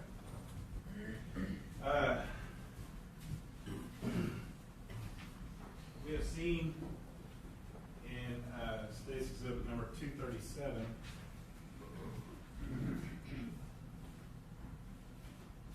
this ring. Did this ring become important in your investigation of Mr. Chemirmir? Yes, sir, it did. Did you have an occasion to look into records by a company called OfferUp? Yes, sir, I did. And what is OfferUp? It's kind of like Craigslist. It's an online forum for people to buy and sell things. And if I wanted to sell this mouse, I could go online and take a picture of it, put it online under my account, and offer to sell it to someone, and if they want to buy it, they can buy it. Yes, sir. Is there communications inside OfferUp where you can actually talk through the app and through the platform instead of having to go and use your own phone number or something like that? Yes, sir. When you are creating an account at a place like OfferUp, do you have to use Kelly Pagel if you were going to create this account? You do not. You can pretty much pick whatever name you want to. Yes, you can. Were you aware that of a phone number that belonged to Mr. Chemirmir? Yes. Did you know that number to be 972-674-7527? Yes, sir. Through investigations, that was developed as his phone number. Yes, it was. Your Honor, at this time, I'm asked to publish State's Exhibit numbers 312 and 313, which have previously been admitted into evidence as the OfferUp accounts. Yes, 312 and, well, what's that, 312 and 313, correct? 312 is the paper copy, and then 315 is the digital record. Yes, you may publish. 13. That's Yeah, it. you said 13. We got two numbers, come on. 313 is the digital. Okay. 312 is the paper. Perfect, that's what we got. You can publish.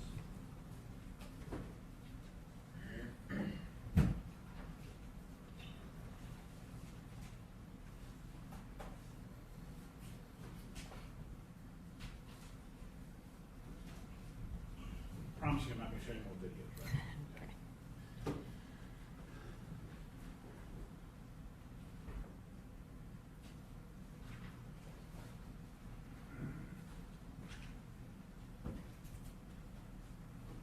Okay. Okay, so OfferUp, when it was the Plano Police Department that got these records from OfferUp, is that right? Yes, sir.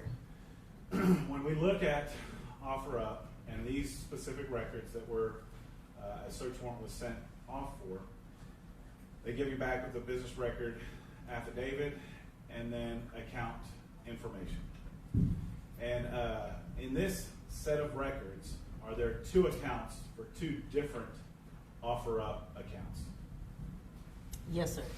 Okay. The first account here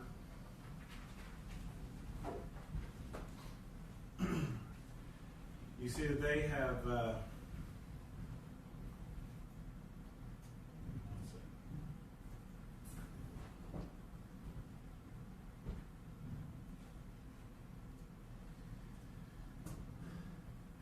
this account is associated with the first name. Hold on.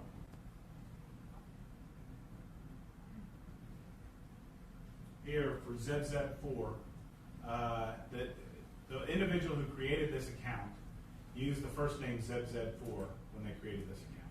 Yes, sir. But it's associated with a email account for billchem@gmail.com. Yes, sir. Do you know that to be an email address that Billy Chemirmir was using at that time? Yes, sir. And we can see that it is somewhat of a combination of his first and his last name. Yes, sir.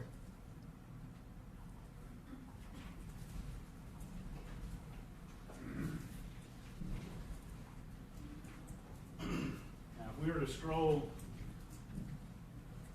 down here, there are some ways to establish that Mr. Chemirmir is actually communicating on this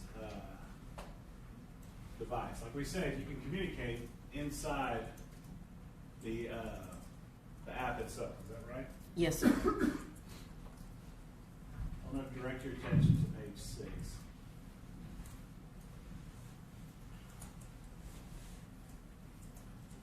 We see here in the messages 972-674-7527. Yes, sir. And that is, when we look at this, the sender's first name here harkens back to that ZZ4. Yes, right? sir. And they're communicating to the recipient's first name, KRE. Yes, sir. And ZZ4 is saying, in response to what's your address and phone number, saying the phone number is 972-674-7527. Yes, sir.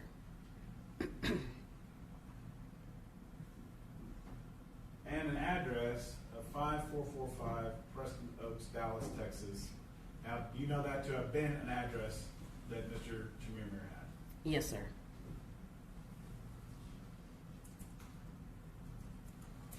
I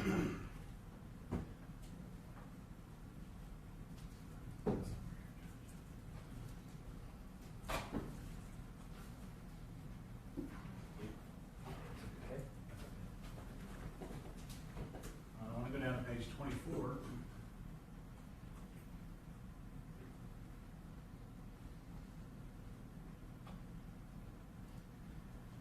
We also see here ZZ4 communicating with this Facebook account, same phone number with the name of Billy. Yes, sir.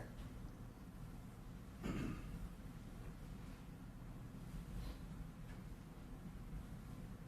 here, when asked what's your location, ZZ4 is saying 4500 Pier Ridge, Dallas, Texas, number 3110. Yes, sir. So, through the context of what you see in this OfferUp account, you can establish that ZZ4 is the same as Billy Chemirmir. Yes, sir.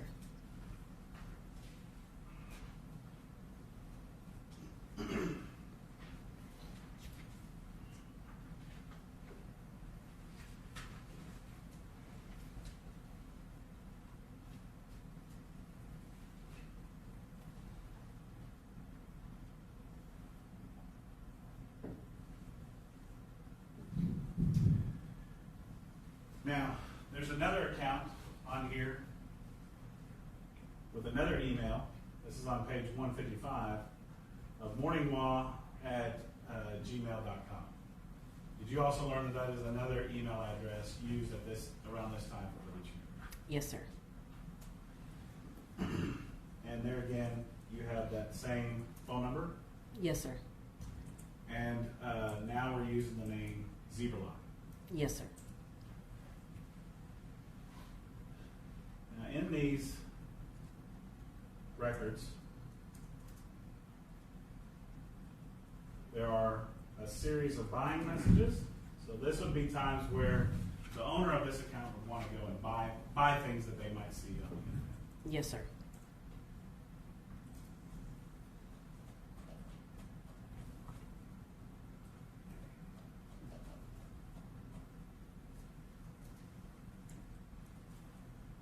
Then on page 172, we see the selling messages. So if they have something to sell, this is the part of the records that would contain what they're talking about is to sell things. Yes, sir. And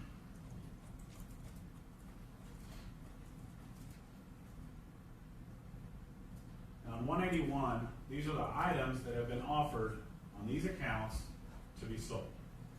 Does that Yes. seem right? Yes, sir. And if we were to look This is on page 181. On the second one down, this block right here, describing this item. What's that unique? Just give me like the first 5 or 7 numbers of that item. 395D3E97. Alright. And it's the title is Diamond Engagement Ring, Yes, sir. and the description is a very nice diamond engagement ring. Yes, sir. And that's being posted on what day? January 31st of 2018. Now, if you scroll down here, and we look at that same unique number here, 395D3E97, which you had just listed off, that title, the Diamond Engagement Ring, you can actually go and click on this, and that's the photo that was posted with that account. Yes, sir, it was. And that's the same photo that we see in State's Exhibit number 237 that was identified by Ann Brooks as having come from her mom's house, having been owned at one time by her grandmother. Yes, sir. Now that ring, it doesn't show on there that it was ever sold through the OfferUp account, does it? It does not. Do you know that that day on March 30th and the following day, January 30th and January 31st, that sales were made at a jewelry store, a diamond and gold exchange on January 30th and January 31st? Yes, sir, I do. By Mr. Chemirmir. Yes, sir.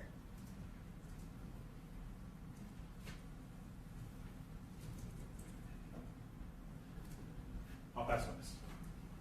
Mr. Warren or Mr. Hayes, do you have any questions for Sergeant Pagel?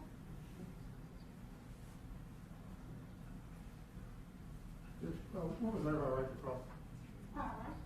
So, since they're reserving the right to cross, you will be released. However, you will still be on call. What that means is, of course, as you know, make sure that we have relevant contact information and numbers for you, just in case the defense decides to call you back. Okay? Yes, ma'am. Thank All you. right, thank you.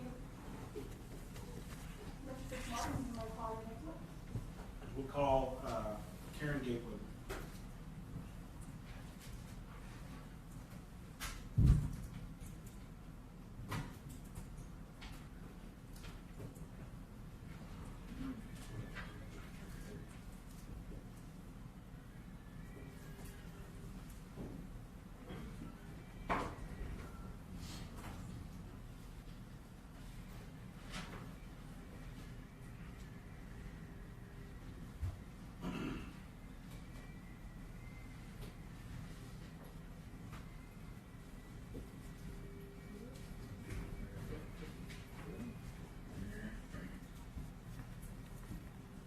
Ms. Gatewood, if you could please raise your right hand for me.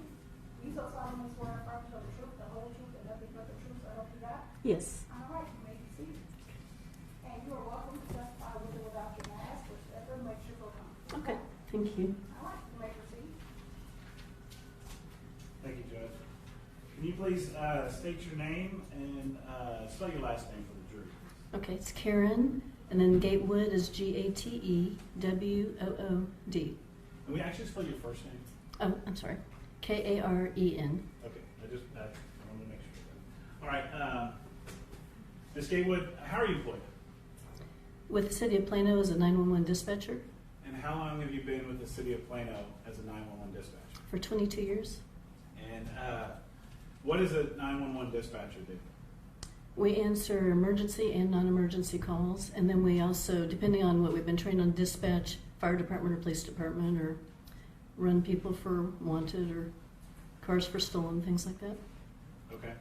And let me ask you this. When a 911 call comes in to where you work, are there a number of people that work there? Are you by yourself? How does that look? There's several of us per shift. We have 2 different shifts, and depending on the shift you're on, there'll be 10 to 11 people or 13, depending on what's going on. All right. And an emergency call for 911 emergency call, you said there's emergency, non-emergency. An emergency call, does that get routed straight to you?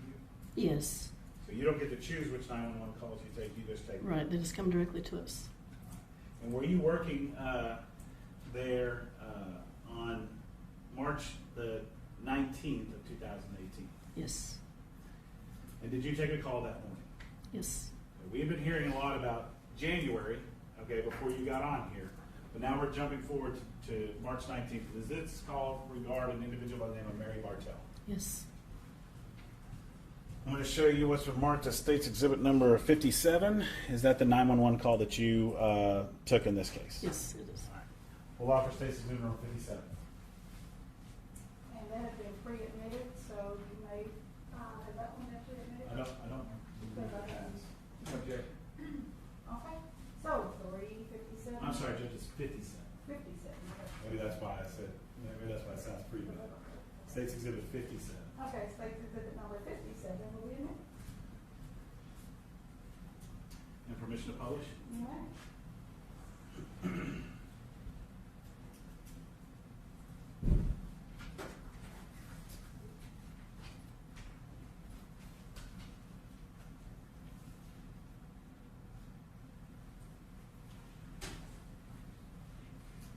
On Monday, March 19, 2018, 9 hours 26 minutes and 55 seconds.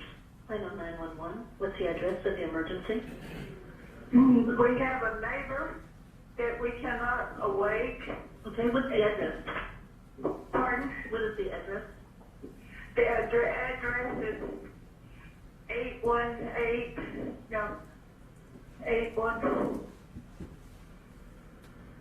816. What's the street name? The street name is Stone Canyon, Okay. Preston Place. Okay, well, is 816 the apartment number? The apartment number is 816. Okay, what's the apartment complex address?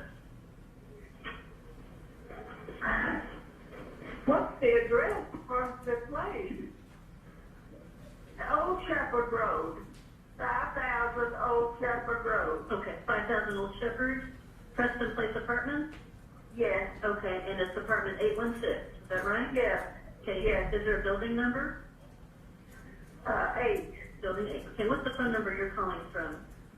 214-986-9445. Okay, now are you inside with your neighbor? Yes, Okay. And I'm going to be asking you some questions, okay? okay, So we do have the paramedics on the way while I ask you these questions. all right, Okay. And are you with the patient now? yes. Okay. I am with the patient now. Okay. And how old are they? She must be almost 90. Okay. Is she awake? No, she is not awake. Is she We can't breathing? wake her up. Is she Yes, breathing? she is breathing. Okay. Is her breathing completely normal? No, I don't think so. Okay. And we're going to do a little breathing test on her to check her breathing. And I want you to say now, every single time she takes a breath in, starting immediately. Tell me the first breath you see. Okay, tell me the first breath you see. No, Well, instead of saying no, tell me now if she's breathing. now, Okay, and then the next one, now, the next one, now, the next one, now, and then one more. now. Okay, thank you so much.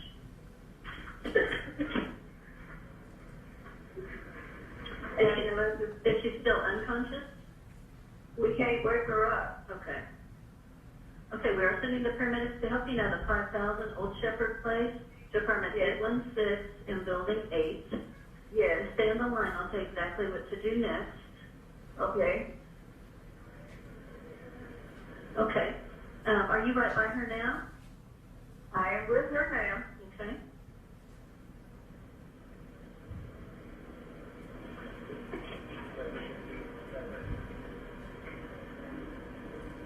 Call 2, Call on Monday, March 19, 2018, 9 hours 30 minutes and 16 seconds. Okay, I'm just, all right, well, listen carefully. Lay her flat on her back and remove any pillows. She is on her back. Okay. There's no pillows. Okay. And one more time, is she breathing? Yes. Okay. Sucking in air through her mouth. Okay. What we're going to do is maintain her airway for her until the paramedics get there, and I'm going to give you some instructions on how to do that. Place your hand on her forehead. Place my hand on her forehead. And then your other hand under her neck. My other hand under her neck. And then but I have to put my phone down. Can you put me on speakerphone? Do you know how to do that? Yes. Okay, go ahead and do that.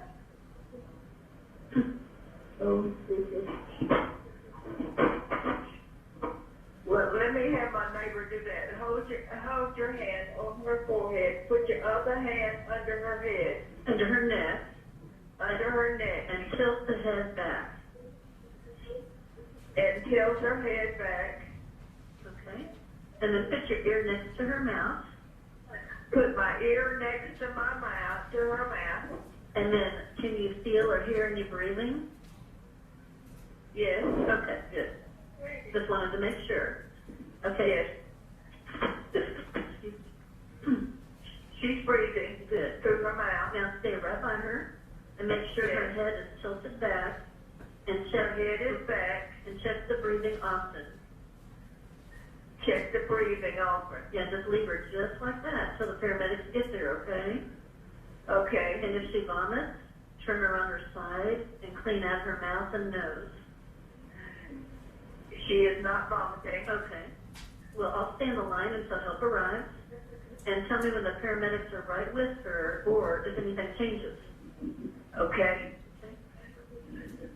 And what floor is her apartment on? Pardon? What floor is her apartment on? First floor. Okay, now. And it's convenient to a driveway. Okay, good. Is her head still tilted back? Yes, her head is tilted back. Okay, good. Yeah, just keep her like that. The paramedics are starting to pull into the parking lot. You'll see them before too long, but keep her just like that until they get there, okay? Okay. And can I get your name? Come in. Are they there? Yes. Okay, I'll let you go. You did a great job. Thank you so much. Yes. I'll then let you go.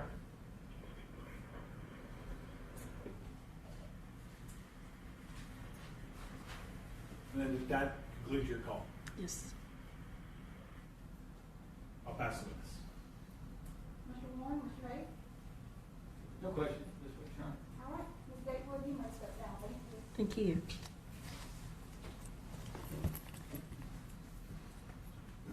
State, you may call your next witness. We'll call Stephen Tuck.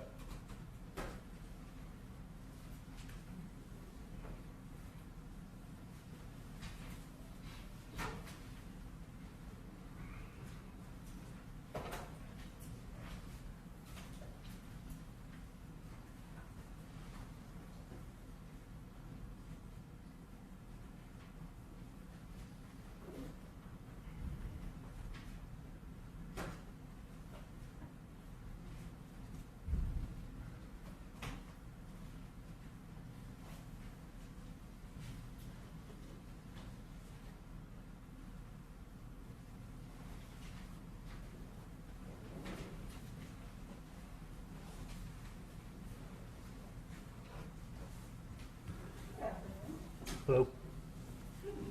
Okay. Can you raise your right hand for me? Do you so, I can't remember the words, do you solemnly swear or affirm to tell the truth, the whole truth, and nothing but the truth to help you God? I do. All right, and you're welcome to testify with or without your mask on. Thank you. You may proceed, Mr. Warren. Thank you, Judge. Can you please state your name and introduce yourself to the jury? I'm Stephen Tuck. I'm a paramedic with the Plano Fire Department. And how long have you been with the Plano Fire Department? 14 years. And what are your duties there as a paramedic with the Plano Fire To be paramedic to respond to EMS calls, fire calls, traffic accidents, basically anything 911 sends us out on. Okay. And so are you a fireman as well? Yes. Okay, so in Plano, you have the fire trucks and then you have the ambulances, right? Correct. Okay, and so some days you might be on one, some days you might be on the other. Yes. Okay. On March 19th, did you respond to a call involving a Mary Bartell? Yes. And do you recall what you were on that day, the truck or the? I was on the truck that day. And do you recall which got there first, the truck or the ambulance? The truck. Okay. And were you working with some other individuals that day as well? Yes. There's a group of you. Yeah, there's 4 of us. Okay. And where did you respond to? Do you remember? 5,000 Old Shepherd. Mr. Approach, Judge?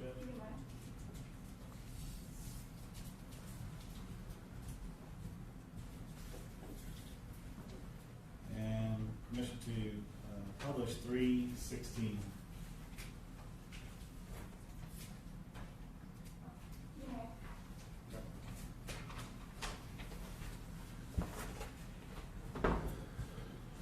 And for the record, 315 has been previously used, so you may go. Thank you, Judge.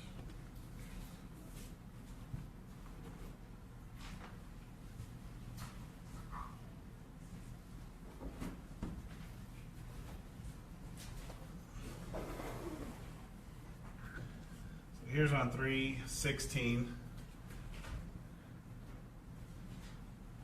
You had just gave a address of 5,000 Old Shepherd, and is that what we see depicted at the top on March 19th's board here? Yes. And that's where you responded to? Yes, sir. Had you been there before? Yes, sir. What type of community is at 5,000 Old Shepherd? That's an older retirement community, kind of independent living. And when you went there, do you recall about what time that was? Mid-morning, I think. Like 9:40, 9:43? About that, yes, sir. And who did you meet when you got to that location? 2 ladies opened the door for us, and they were just kind of rambling on about their friend being unconscious or not responsive. So we made our way past them and found the person they were talking about unconscious on the bed. And you later learned that to be Mary Bartell. Yes, sir. And you said that she was unconscious. Was she breathing? Yes. And what position was she in on the bed? She was laying on her bed, on the bed with the edge of her bed at the middle of her thigh, which is unusual, and her hands were kind of like that. Okay, you kind of had them out in a pose where they're kind of out to an angle from her body. Yes, sir.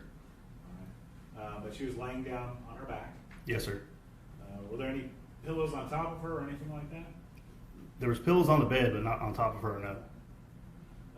And so, what is the first thing you're wanting to do at that point in time? I believe our driver got there to the other side of the patient first and did a sternal rub, which is like your knuckle right on the sternum of the chest. And if you rub hard enough, it's pretty uncomfortable and somebody will wake up if they're alert or conscious. I believe she might have rolled her eyes or something, moved a little bit. And while he was doing that, I was checking other things like her EKG, and I believe we were going to check her blood sugar. And then I noticed that she started kind of trying to talk to our driver and couldn't really make out what she was saying at first. And the more we were there, the more she kind of became alert to us being there, but still kind of had no idea what was going on at first, like why we were there. Okay, so kind of foggy at first for her. Yes, sir. You said you were looking at the EKG. What is an EKG? EKG is an electronic look at the heart, make sure that's functioning correctly, to kind of rule that out, to make sure that's not the issue or the reason that she's unconscious or unresponsive. And is there a difference between like a full EKG or a partial EKG, more leads, less leads? Yes, EKG is 4 leads, and then we call a 12 lead is another 6 leads, and that's the 12 leads more in depth. It's a full 360 to look at the heart. You can also do a front-sided or a back-sided if you're not sure. And based on what you saw on the EKG reports, was there anything that stood out about Ms. Bartell? Yeah, she had, when we printed out the EKG strip, there was little arrows at the bottom, which those mean there's some kind of cardiac assist device going on, whether it's a demand pacer or a constant demand or constant pacer. We're not sure. It doesn't tell us what kind it is. We just know that when those pacer spikes are going, the device is activated. So the pacer device is firing somehow and keeping the heart At a certain what it's rate, supposed to be doing. yes.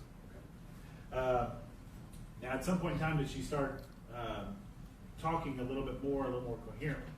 Yes, when she started to talk, she started to tell us a story that she'd opened the door and there was a man with green gloves and was smothering her. And then that was, say, the first time she said that was about it. Then we're starting to get her ready to transport, and then she says it again, a little more detail, like somebody knocked on the door, a guy with green gloves came in, next thing I know he was smothering me. And I'm like, well, that's kind of weird. It was the same story but more detail. Then the third time, it was a black man I let into the apartment, was wearing green gloves, took me to the bedroom and started smothering me. And thought that was weird. So I passed that along to the transport medic, and from what he said, I believe she said the same thing to him. Permission to approach? You may. You should what's been marked as State's Exhibit number 41. State's Exhibits. Well, 41, is that the one we're talking about? Yes, sir. State's Exhibit number 58 is this year a report that was generated by the Plano Fire Department. Yes, sir. State's Exhibit number 31. Well, at this time, Judge, we'll offer State's Exhibit number 58, which is the Plano Fire Department report.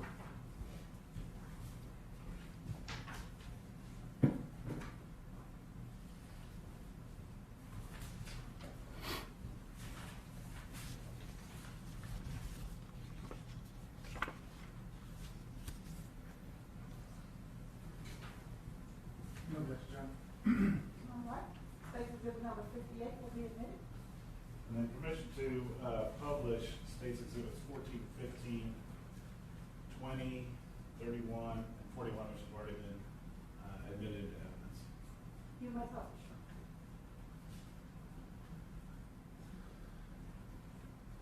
Here's State's Exhibit number 41.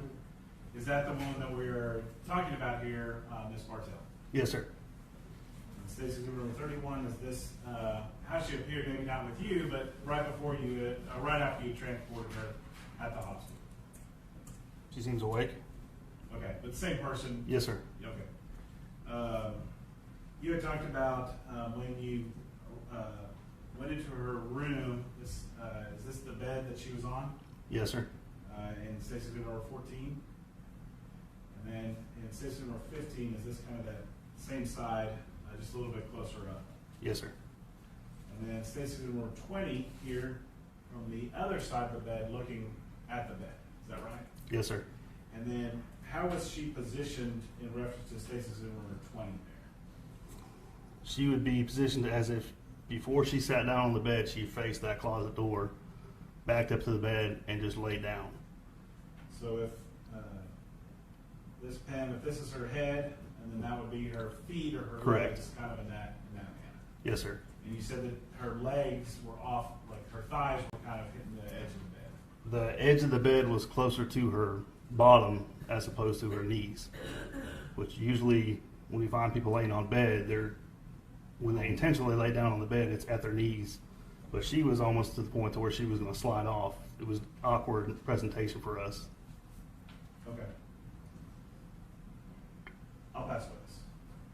Any questions anymore? Or? Yes, Your Honor. Yes, you might. Thank you, Your Honor. Mr. Tuck, is that correct? Yes, sir. Hey, how you doing? Good, how are you? I'm well, thank you. My name is Kobe Warren. I just have a few questions for you. So you said on that day you were on the truck. Yes, sir. Correct? And although you arrived first, you weren't the first person to make contact with Ms. Bartell, is that right? I was, and I wasn't. Our driver went to the opposite side of the bed, to the head, from where the last picture was taken. and he reached over it and rubbed her sternum as I was on the side of the bed where she sat down. Okay. He was the first one to physically touch her while I was getting the stuff ready. So he would have been closer to her head, you'd have been closer to her legs, is that correct? Correct. On opposite sides of the bed? Yes, sir. Okay. So was he, as he was getting the sternum rub, was he also trying to speak to her? Yes, sir. I'm sorry? Yes, sir. Okay. And so what were you doing at that point? I was checking her pulse on her wrist and then starting to connect the electrodes on the EKG to apply them to the patient. Now, when you were there, did you hear her state that she was having some sort of dream? You recall that? Yes, sir. Okay. And in that dream is when she described what was later to be. What was the description she gave you? A black man with green gloves. Okay. And she stated that the person that she described was doing what during the dream? Smothering her. And then in States 58 here.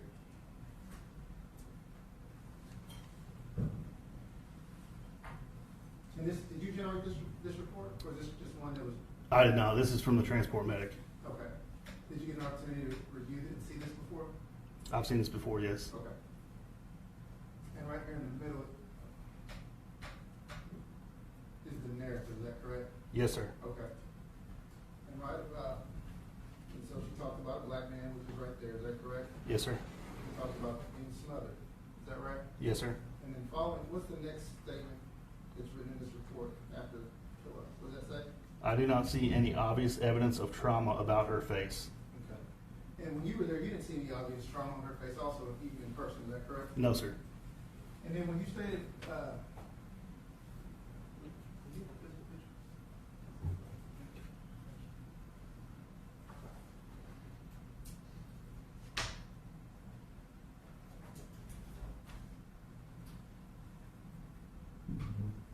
so this is States 20. And I just want to make sure that the jury is clear in regards to the description that you give. So her feet would have been over here on this part, is that right? They were towards the floor, but that's where her legs were pointed, Correct. yes.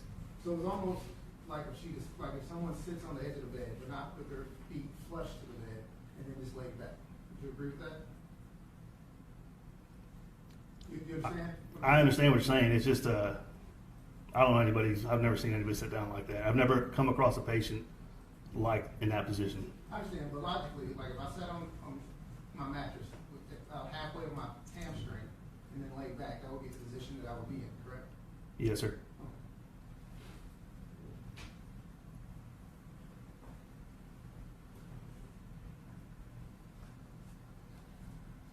Thanks, sir.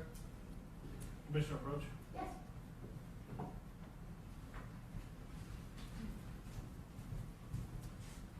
So on March 19th, we had Mary Bartell up at 5,000 Old Shepherd. Right? Yes, sir. That's right. Nothing further on. All right, ladies, will you step down? Yes. You may step down. No, Mr. Mayor. I'll give it to you. Thank Okay, you. thank you. You're excused. Thank you. And you may call your next witness. We call Jamal Kemp.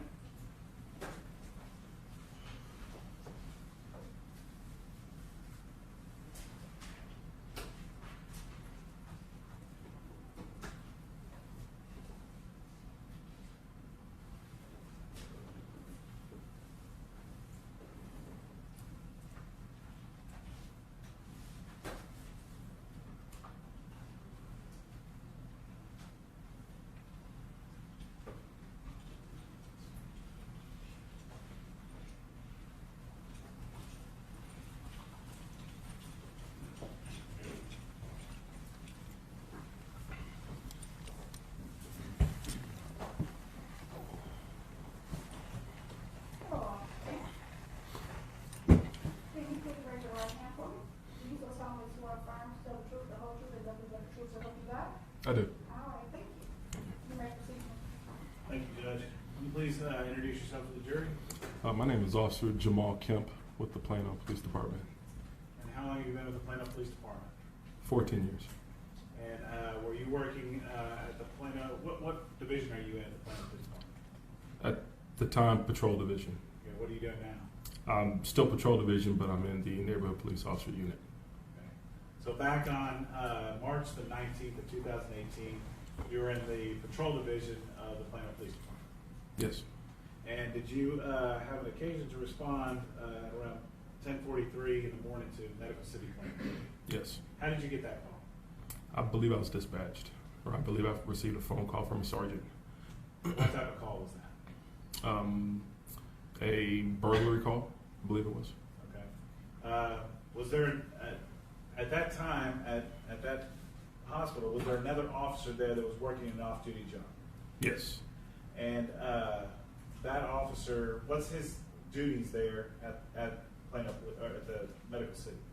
Off-duty security.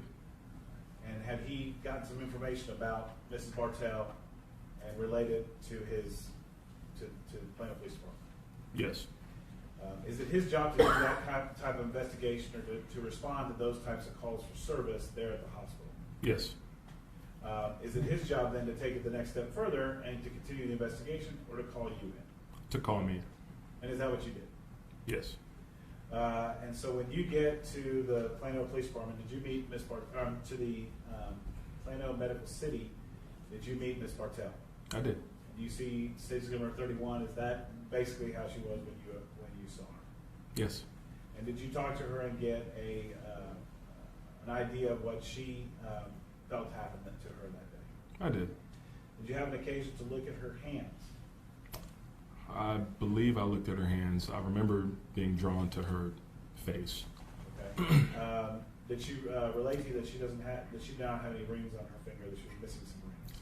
I don't recall that part of the conversation. Okay. Do you recall that she had claimed that there were some rings missing, and that you actually put in your report? I think you kind of made up some amounts of like $300 or $500 in your report. I do remember that. Yes. Okay. When you looked at permission to approach Station Number 32, which has already been admitted. Yes, you may. You said you were drawn to her face. Station Number 32. Is that what you were drawn to there on her face? Yes. And were you able to see, and did she point out signs to you of injuries to her face? Yes. Is that what we're looking at here on the side of her cheek and her nose? Yes, it is. Once you had that information from Ms. Bartell, what do you do with that information? Who do you give that to? So in this particular incident, you get the information from Ms. Bartell. I basically compile it in my head, and then I either do the report or call a detective. In this case, I called the detectives.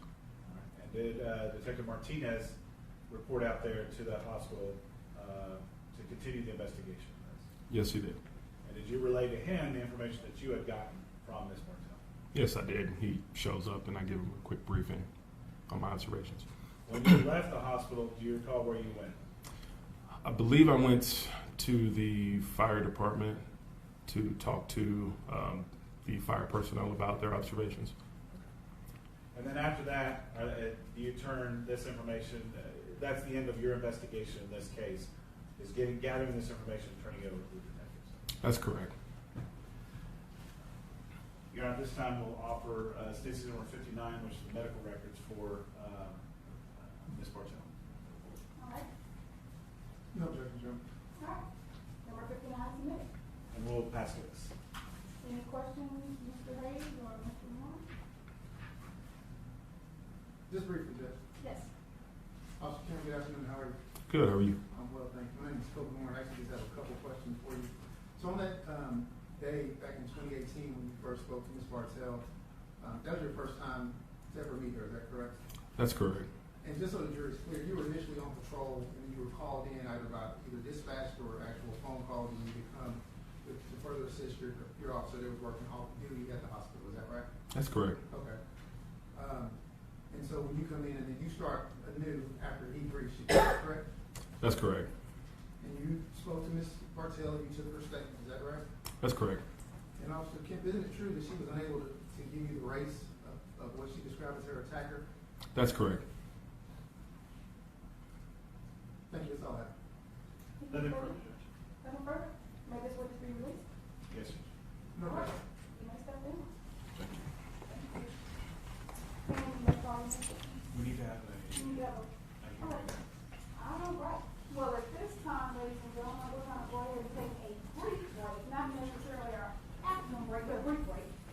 And we'll call you back in momentarily. All right.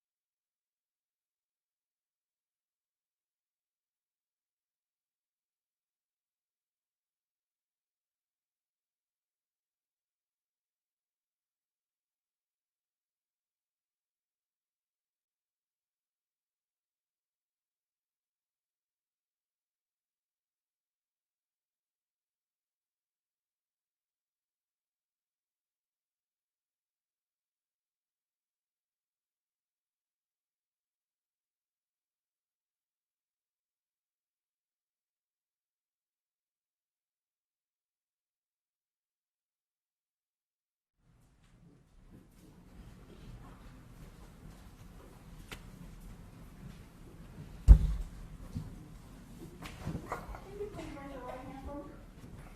Do you so solemnly swear or affirm to tell the truth, the whole truth, and nothing but the truth to help you God? Yes, ma'am. All right, thank you so much. You may proceed. Thank you, Judge. Can you please state your name? William Noble. And how are you employed? I'm owner and general manager of William Noble Rare Jewels. And how long have you had that company? January next year will be 40 years. And what do you do as the general manager and the owner of that company? Well, not only manage the company, but manage my staff. We do appraisals, we manufacture jewelry, we sell watches. We buy from the public. We just about do it all. Okay. And you've been doing this for 40 years. Do you know jewelry and you know diamonds and you know things in your field pretty well? Yes, sir. I've been actually doing it over 40 years. I've had my own company for 40 years. Okay, what did you do before having your own company? I worked at a jewelry operation called Lou Latimer's. I managed it. And before then, I worked at Neiman Marcus, and I was the assistant to the man that ran all the jewelry division. Okay. And day in, day out, jewelry is your business? Yes, sir. Right. Back in 1989, we've seen that this appraisal was done by someone in your company by the name of Fabian Longley. Okay. And for this diamond ring here, it says it's number 283. You see that? Yes, sir. Are you familiar with this type of a document? Is this something that you all would have done back in 1989? We've done appraisals like that ever since we've been in business. Okay. And then we also have 281, 282, and 284. These are all appraisals that were done by your company since you've been in business. Yes, sir. And I always look at them before they get sent out. Okay. Now, this particular ring here, with that, and that's a photo that was taken by, I'm assuming, someone, Fabian. Right. There. And then I've showed you station number 237. And then looking at 237, the photo there, and your appraisal in 283, do you have an opinion as to whether or not those rings are the same? My opinion is they are the same ring. It's a very unusual ring. I've never seen one quite like it. I'll pass it. Any questions, Mr. Hayes, Mr. Warren?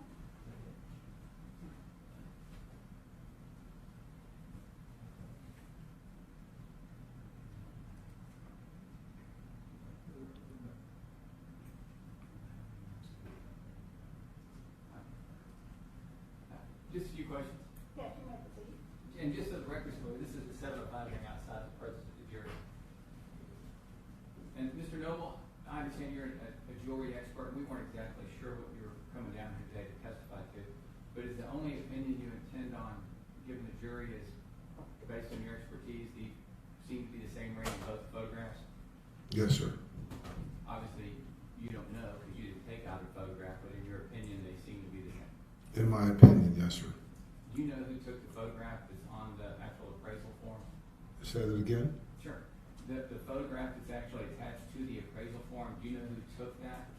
It would have been our inventory control person, or Fabian, but probably our inventory control person. Okay. It wasn't you? It was not you? No, no, sir. But somebody at your company? Yes, sir. Do you intend on going into any other details about value or anything like that in front of the jury today? No, everything's stated on the appraisal. Okay. That's all, Jeff. We have no further questions for this witness. Any further questions? That'll be it. Okay, thank you. So do you want, I don't know, do you want to give us, like, if we can take our little break, and then we can just roll through after him the rest of the evening, or the afternoon? Okay. All right, we're off the record, David. You can step down. We'll take a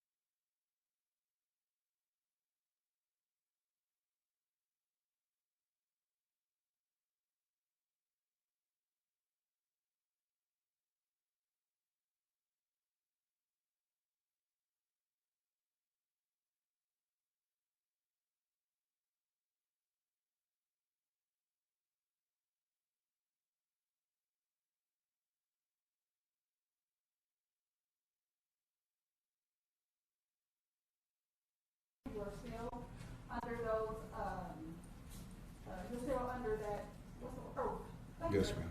Fill that out, okay? Thank you, Mr. Martin. Thank you, Judge. Can you please introduce yourself to the jury? My name is William Noble. I'm the owner and operator of William Noble Rare Jewels.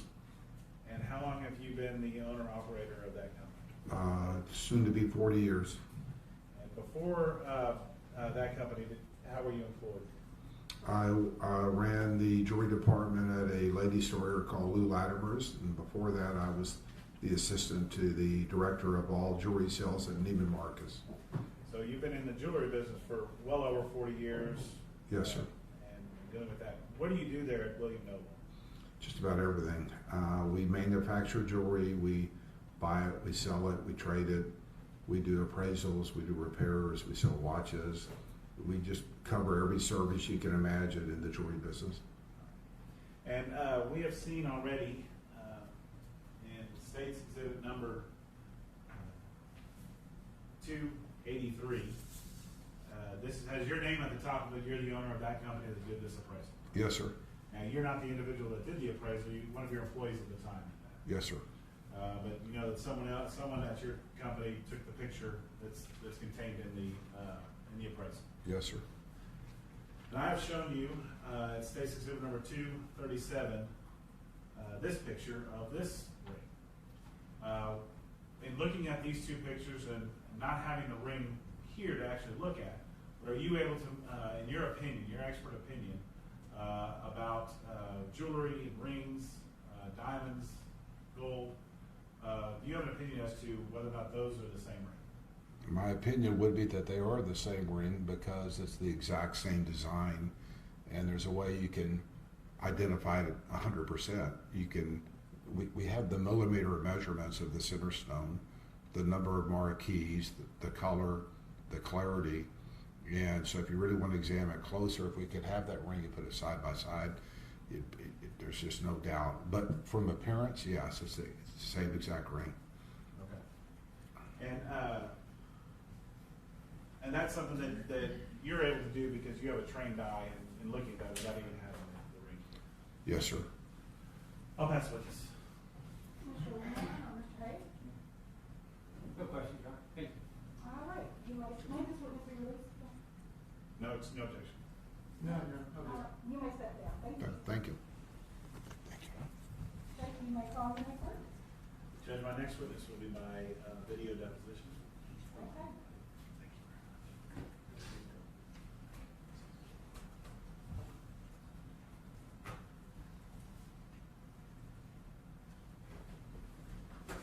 We'll call Mary Bartell by deposition. All right. And We'll offer it. Statute number 61 has already been offered. I have permission to publish it. yes, that's what I want to, for the record, State's Exhibit number 61, which is the deposition of Mrs. Mary Bartell, which has been previously admitted, may now be published.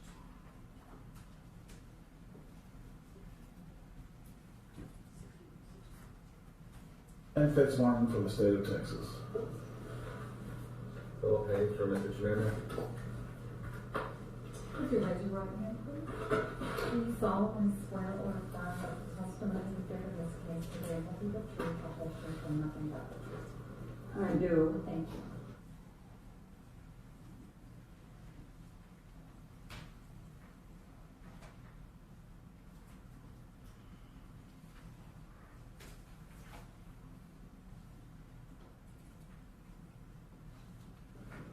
Can you please introduce yourself and spell your name? I'm Mary A. Bartell. Mary is the usual spelling, M-A-R-Y. A, my middle initial, and Bartell is B, as in Bob, A-R-T-E-L. And Ms. Bartell, when were you born? March 3rd, 1927. And where were you born? At Linden, Illinois, L-Y-N-D-O-N, Illinois.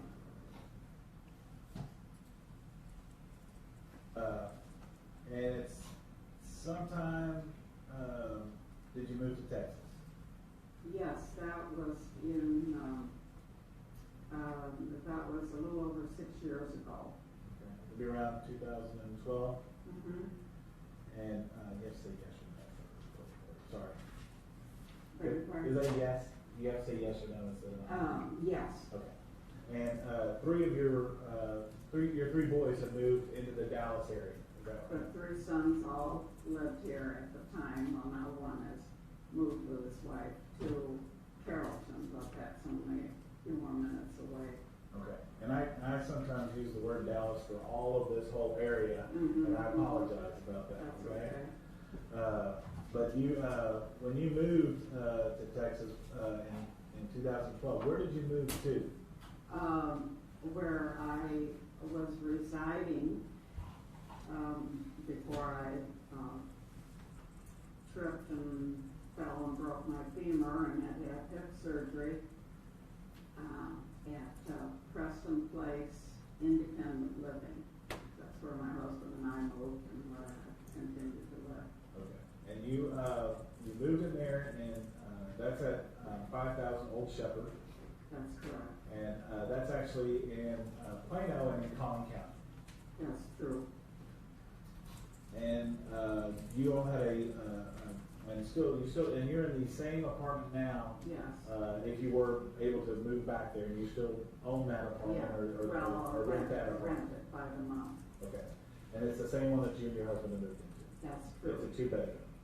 2-bedroom, 2 baths. Now, why is it? Obviously, you have sons in this area. Was your husband's health starting to fail a bit at that time? That's why we were considering moving here, yes. Then our daughters, the 3 daughters who are still in the Midwest, still living where they lived in 2012, they were 2 to 5 hours away from where we were living in Rockford, Illinois. So when my husband would have a medical emergency, 2 to 5 hours before any of them could get there. And yes, I wanted to come here. Because you're about 15 minutes away from your 3 boys in maybe different directions, but about 15 That's minutes. correct. All right. That's correct. And then I think you might have already mentioned this, but your husband passed away in 2015. Yes, he did. Okay. So now that you're still living in the same place, I kind of want to talk to you a little about your normal activities that you would have at your apartment. Kind of what your normal daily schedule would be. Okay. Tell me what that was like prior to the reason why we're here. Okay, what was your normal schedule? Ever since I retired, and in the summertime, when I didn't have classes that day, I would always go to the 6:30 mass in the morning, either in Rockford when we lived there, or when we came here. 6:30 mass here at Prince of Peace. And that's in Plano. Yes, 7/10 of a mile from where I live. So you make the 6:30 mass, Mm-hmm. and now those go pretty fast at 6:30 in the morning. 5 days a week, and normally on Saturday the mass would be 9 o'clock. It varies a little bit as to whether it's during the school year or summertime, or which priests are on vacation or whatever. Sure. So you would make that, and then when you come home, what was your normal routine after mass? I guess we can go with after my husband passed away. Yes, absolutely. Mm-hmm. Around this time. That Okay. So I would get home, around about 7:15, something like that, and I would have breakfast, and then I would usually, my sister-in-law in Rock Island, Illinois, she and I have always been good friends, and so some days I would call her a little before 8 o'clock in the morning. I would call her usually at least once a week. Or I might call some other friends. I still had a lot of friends who were living then who are not living now. Okay. When I'm 91, that's the way it works. Okay. And and then I would like to read the paper for a few minutes, the Dallas Morning News, and then I would usually go to the computer room and check to see if I had any emails and write emails and so on and so forth. And then 6 days a week, I would always walk to aerobic exercises at our veranda. That's our center where we have, you can eat lunch, or they have various activities there, including aerobics. And that was kind of your normal morning routine? Yes, yes. Some days might differ, but if it was a normal day, that's what you might do. Do they provide food for you there at Parkview, as far as breakfast, lunch, and dinner? No, you can purchase lunch and dinner there if you wish. And lunch is, normally people go to the dining room in the veranda, the community center, for lunch, although you could have it delivered if you want to. The evening meal, if you order it, is always delivered to your apartment. Did you make use of that, or would you kind of fix your own food? I usually fix my own food.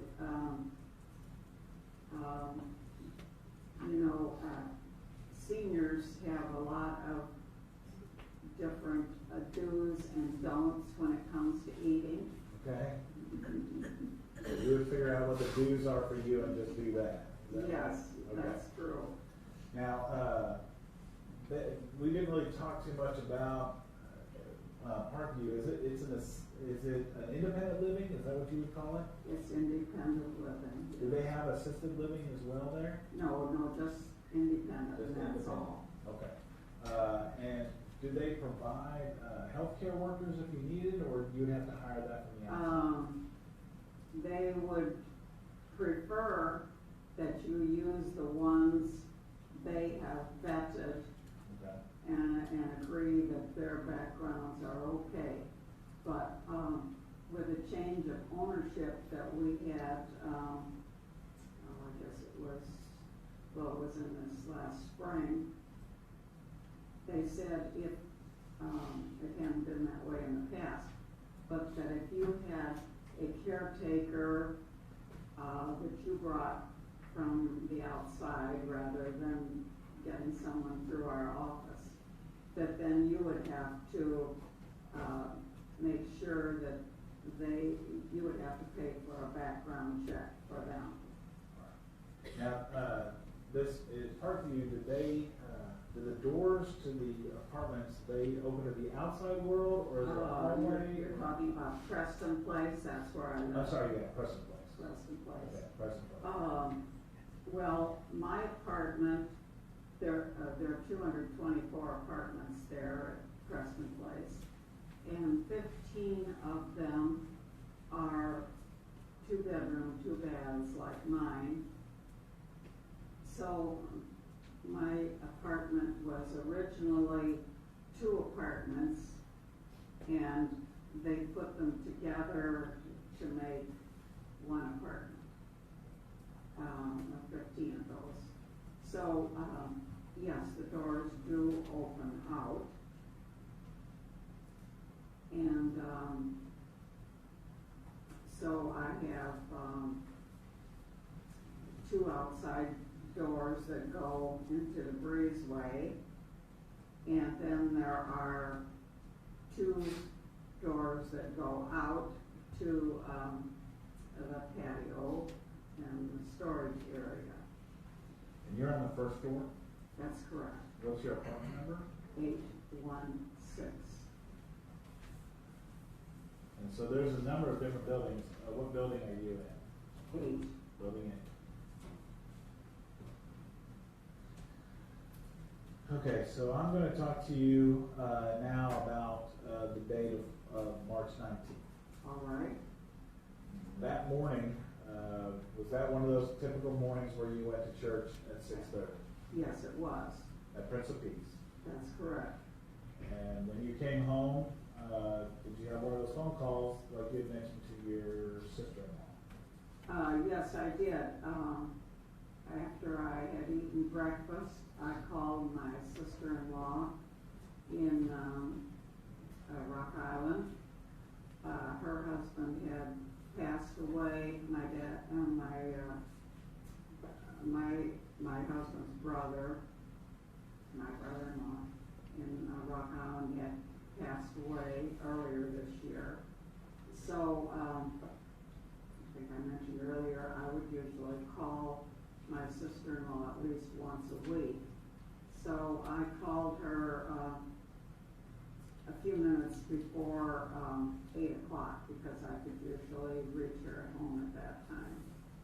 And so we talked for 15 or 20 minutes, and then I read the newspaper for maybe 15 to 20 minutes, I don't know.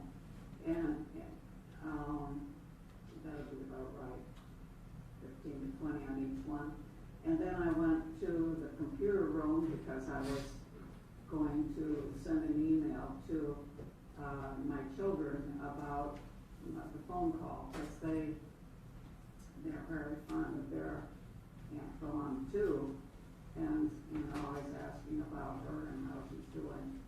And so I was at the computer. It was about 8:30 on this Monday, March 19th, and I heard this very insistent rapping at the door, and I wasn't sure with my poor hearing, even though I have hearing aids, I wasn't sure whether it was my door that was being knocked at or rapped at, or whether it was across the breezeway. I couldn't tell.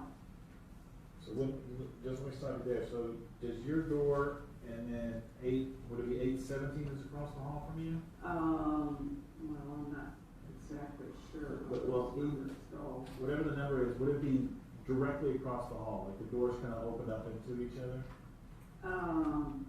Well, if I opened this door, for example, the main door that I used for 816, if I opened the door, would open, let's see, if I could open inward, I believe, You can't ask him. Oh, no, it's okay. It's okay. Your son's sitting next to you, but you can't ask him. No, I know that's true. Yeah, and don't worry about how it Okay. opens, but directly across the door opened inward, because I remember when I went to the door, and they say before you open the door, ask, who is it? Well, if it's one of my neighbors, they're probably as deaf as I am, and I would never know who was at the door. Okay. So anyway, the door was opening inward, and when my eyes were just fixated on these green rubber gloves that I saw. And I knew instantly when I saw those 2 green rubber gloves, number 1, I should not have opened the door. Number 2, my life was in grave danger. I tried to push the door shut,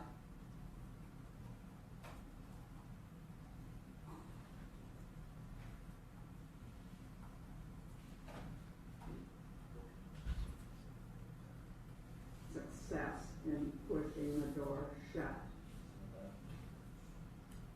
So he was inside in my apartment, and he said, "Don't fight me, lie on the bed." So I did as he said, because I knew I could not overpower him physically. And of course, as soon as I lay down on the bed, he told me to lie down on the bed. Anyway,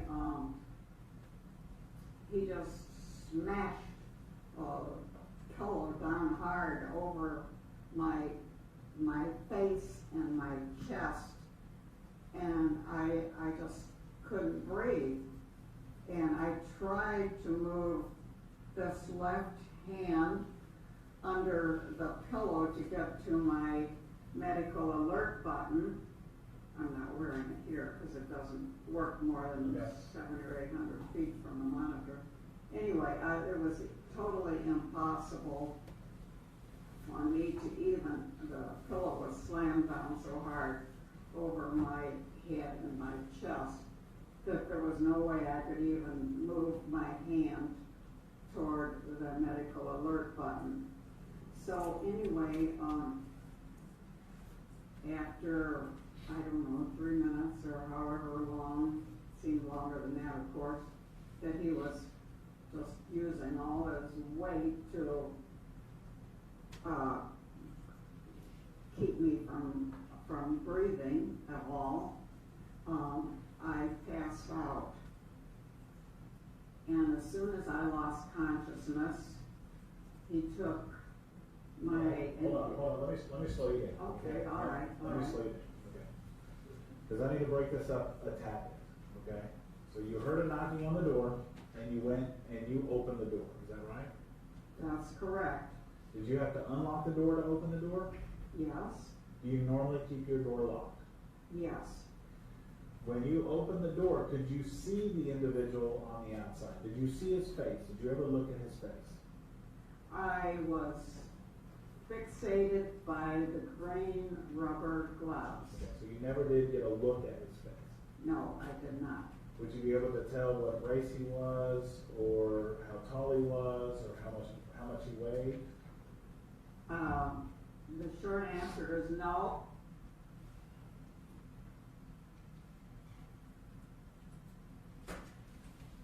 When you came to the door, you fixated on the hands and the rubber gloves. Is that right? That's correct. When he came in, he said to you, "Don't fight me," and get or lay on the bed. Is that right? Lie on the bed. Could you detect an accent to his voice at that time in any way, shape, or form? Well, no, I'd have to say no because... You did. That's fine. Then, did you walk to your bed? Did he pull you to your bed, or did you just do exactly what I walked in to the bed, and I put my head down on the bed on my body, and then he slammed the pillow down hard. And the pillow that he used, he got off of your bed. Is that right? That's correct. How many pillows do you think were on your bed at the time? 2. Do you know which pillow he used that was on your bed? Yes, he used the one that I normally slept on. And was there a pillowcase on that pillow? Oh, yes. Now, after he puts the pillow on your face, did you struggle with him at all? No, because, well, I mentioned how I... You tried to get to your call button. And the pillow was smashed down so hard I couldn't even get my hand underneath it. Okay. That call button, if you were to hit it, what happens to that? Where does that call go to? It goes to the call center, and they immediately, there's this loud, I didn't set it off, but this is the way it works. There's this loud squawking noise in the apartment, which just you couldn't miss it, no matter how deaf you were. Emergency, emergency, emergency. Does it call someone at Preston Place, or is it an outside contractor that it calls? I think it probably calls the closest fire station with EMTs. The next thing that happened after he puts the pillow over your face, you try to press the button, is that you know that you passed out. Or I lost consciousness. Lost consciousness. What is the next thing that you remember happening after that time? All right. I came to when I was on a gurney with the EMTs outside my bedroom in my dining room area, and I said to the EMTs, "Could you please take me to Med Center of Plano?" And they already had the information from my refrigerator, and they said yes. Were any of your friends at your apartment at that point in time? Yes, Jackie Midkiff, who lives in my building, 8, and she and I would walk to aerobic exercises in the veranda 6 days a week. Was there anybody else, any of your other friends in your apartment? Yes, Betty Brady, who lived across, she lived in the same corridor. She came by to go to exercise too, and Jackie had already, she tried the door when she was there by herself. Let me stop you there, because we're not going to go into, because she would have had to have told you that. Yes, okay, Yeah, all right. I don't want to get into what anybody All right, I came to, I regained consciousness. I was getting oxygen when I was on the gurney outside my bedroom. Did they transport you to the hospital you wanted to go to? Yes, and may I add, there was also another friend. Okay, who was that? My registered nurse friend, Barbara Quarry. It's Quarry. She and Jackie and Betty Brady were the 3 people that I saw in my apartment when I regained consciousness. Okay. And you were transported to the hospital through the ambulance? That's correct. Did any of your friends ride with you in the ambulance? Or was it just the paramedics? No, they did not. I don't think that's allowed. Okay. So when you get to the hospital, at some point in time, your son, John, is called. Is that right? Or how does that happen? I think they called him while I was still in my apartment. Okay. Did they use your phone to do that? I think they used my cell phone. Okay. At that time, where was John? He was at the Denver airport on his way to my sister-in-law's funeral in Idaho. At some point in time, when you get to the hospital, do your other sons show up at the hospital? Yes, they were there, Rick and Tom. They were there, I think about as soon as I got there. Okay. At some point in time, do you talk to the police officers at the hospital? Yes. Now, was there some question, did the police initially not think that you may not have been attacked like you were? Do you remember that? Yes, I remember exactly. All right. And but you were able to convince them that it really was an attack.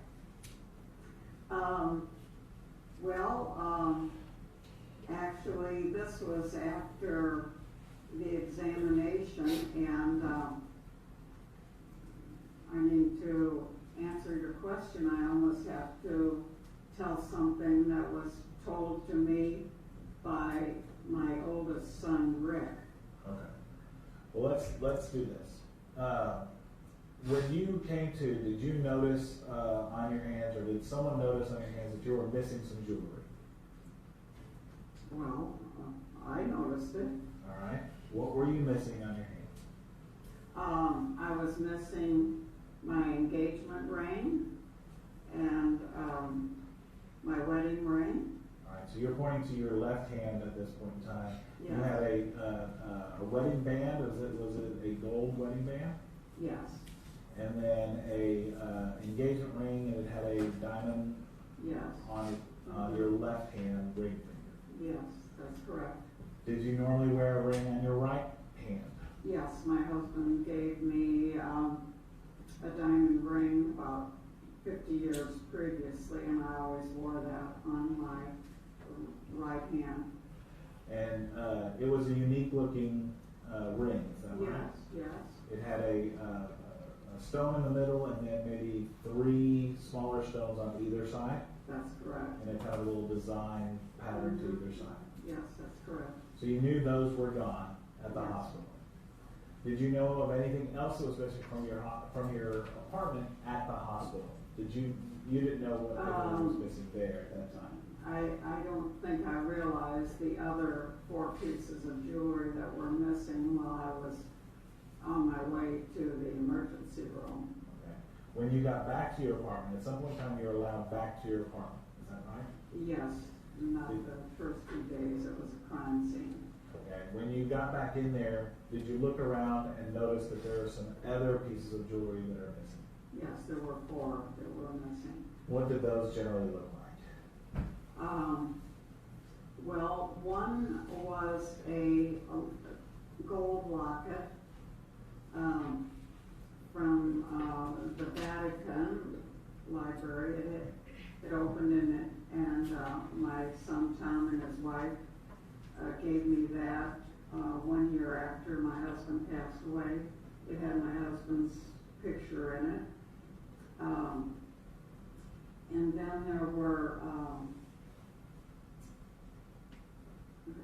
there were 2 other gold locket or gold crucifixes that were missing from the jewelry box that was on top of the dresser at the foot of my bed. And there was also a silver-plated Swarovski bracelet missing from the box that was there on at the foot of my bed. On top of the dresser that was there? That's correct. Now, you have, at some point in time, were you given a pacemaker in your heart? Yeah, I have it right here. Okay. Tell me about that. When did you get a pacemaker? I had a non-functioning right kidney removed, and I can't remember whether it was 2013. It must have been 2014. I know my husband was still alive. 2014, and I had the surgery in the afternoon, and that evening my heart was only beating 5 times per minute. Okay. So they decided to do something about that. Yes. Yeah, they called the superintendent of the hospital 2 o'clock in the morning. I don't know what they thought he would do. But Okay. So after that, you had a pacemaker that helps you to regulate your heartbeat. Is that right? Correct.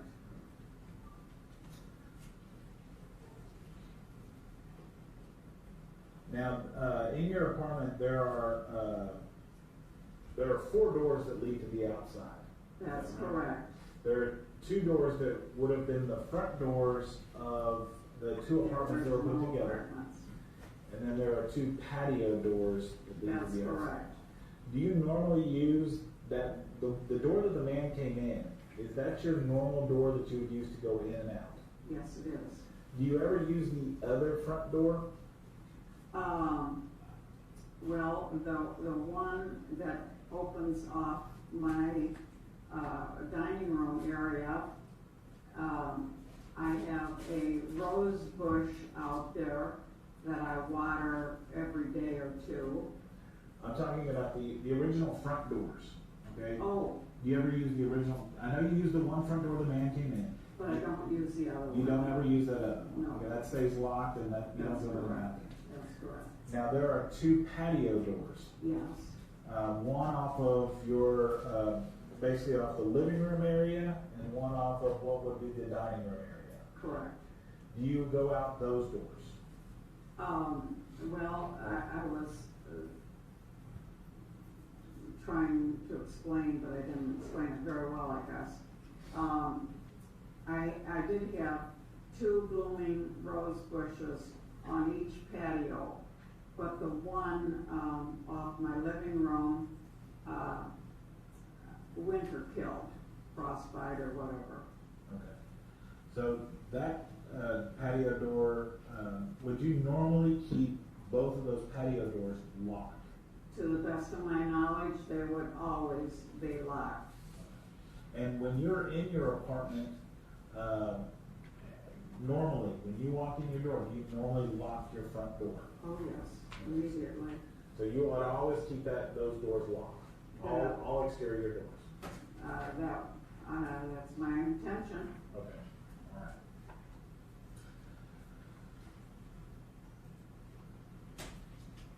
Okay, I'm going to show you some pictures, okay? All right.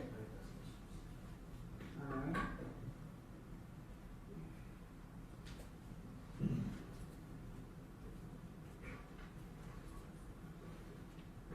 Now what I've done is marked all of these with a sticker, okay, on the bottom and a number, and that's the way we're going to have to be able to refer to them. I've got your name underneath each one of the numbers, okay? So first I want to show you what's been marked as State's Exhibit number 1 for Bartell. Does this, what are we looking at when we look at this?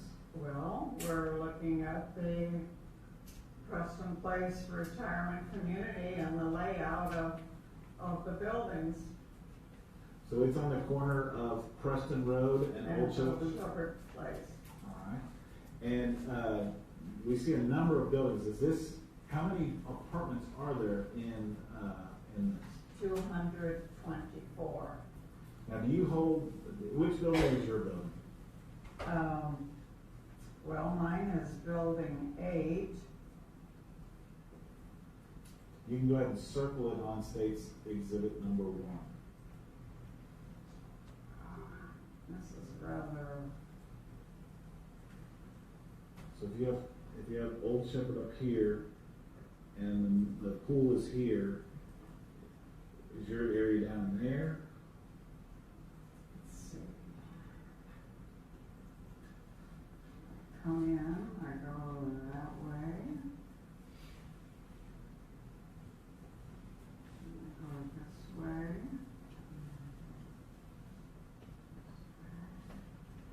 Okay, so this is.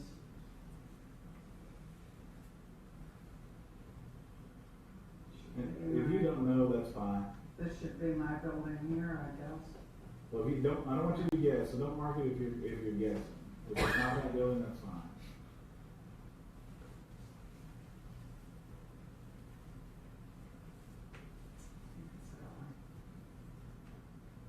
Okay. Well, you can go ahead and circle the one you think it is. That's fine. Now, let me ask you this: are you about to circle this one on the bottom right? Is there any greenery around your building, like grass? Yeah, there's grass. Okay, this building here doesn't have any grass around it. Well, there's a sidewalk in front, and then there's some grass. This is advertising because there's a parking lot in front of my place. And then there's a parking lot in the front, and then is there a kind of an open grass green area behind it? Back, Okay, because this building over here has a parking lot in the front and a green area in the back. But if you don't know, that's fine. I'm not sure from the looks of this Okay. diagram. Let's just move on, okay? So here's State's Exhibit number 2. Is this a layout of your apartment?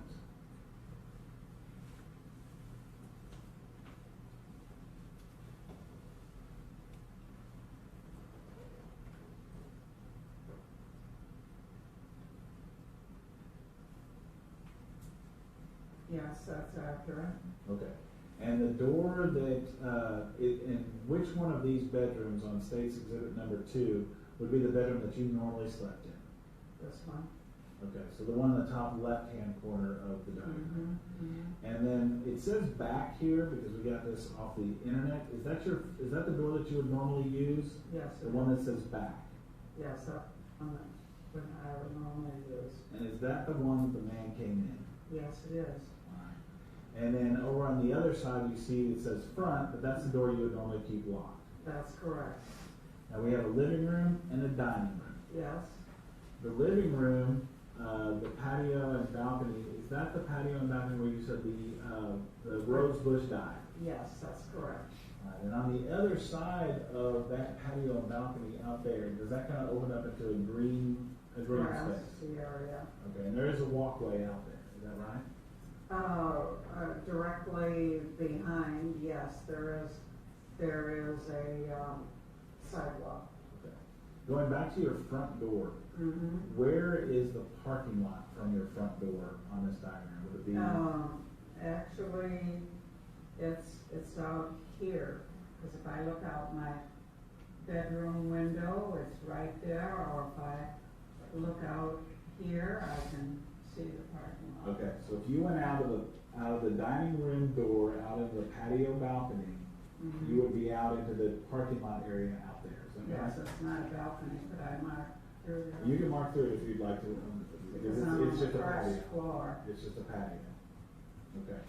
All right. There's no balcony on that side either. No. So you can go ahead and mark through that. Okay. All right. So outside the patio, you would look out, and that would be a parking lot outside the patio connected to the dining room. Correct. Okay. All right. I'm going to show you what's been marked as State's Exhibit number 3 for Bartell, and this is your building. Is that right? Building 8. Yes, it is. Okay. State's Exhibit number 4 for Bartell, is this that front door that we've been talking about? Yes, that's the front door that I use. That you would go in and out of, and that's the same front door that the man came in through? That's correct.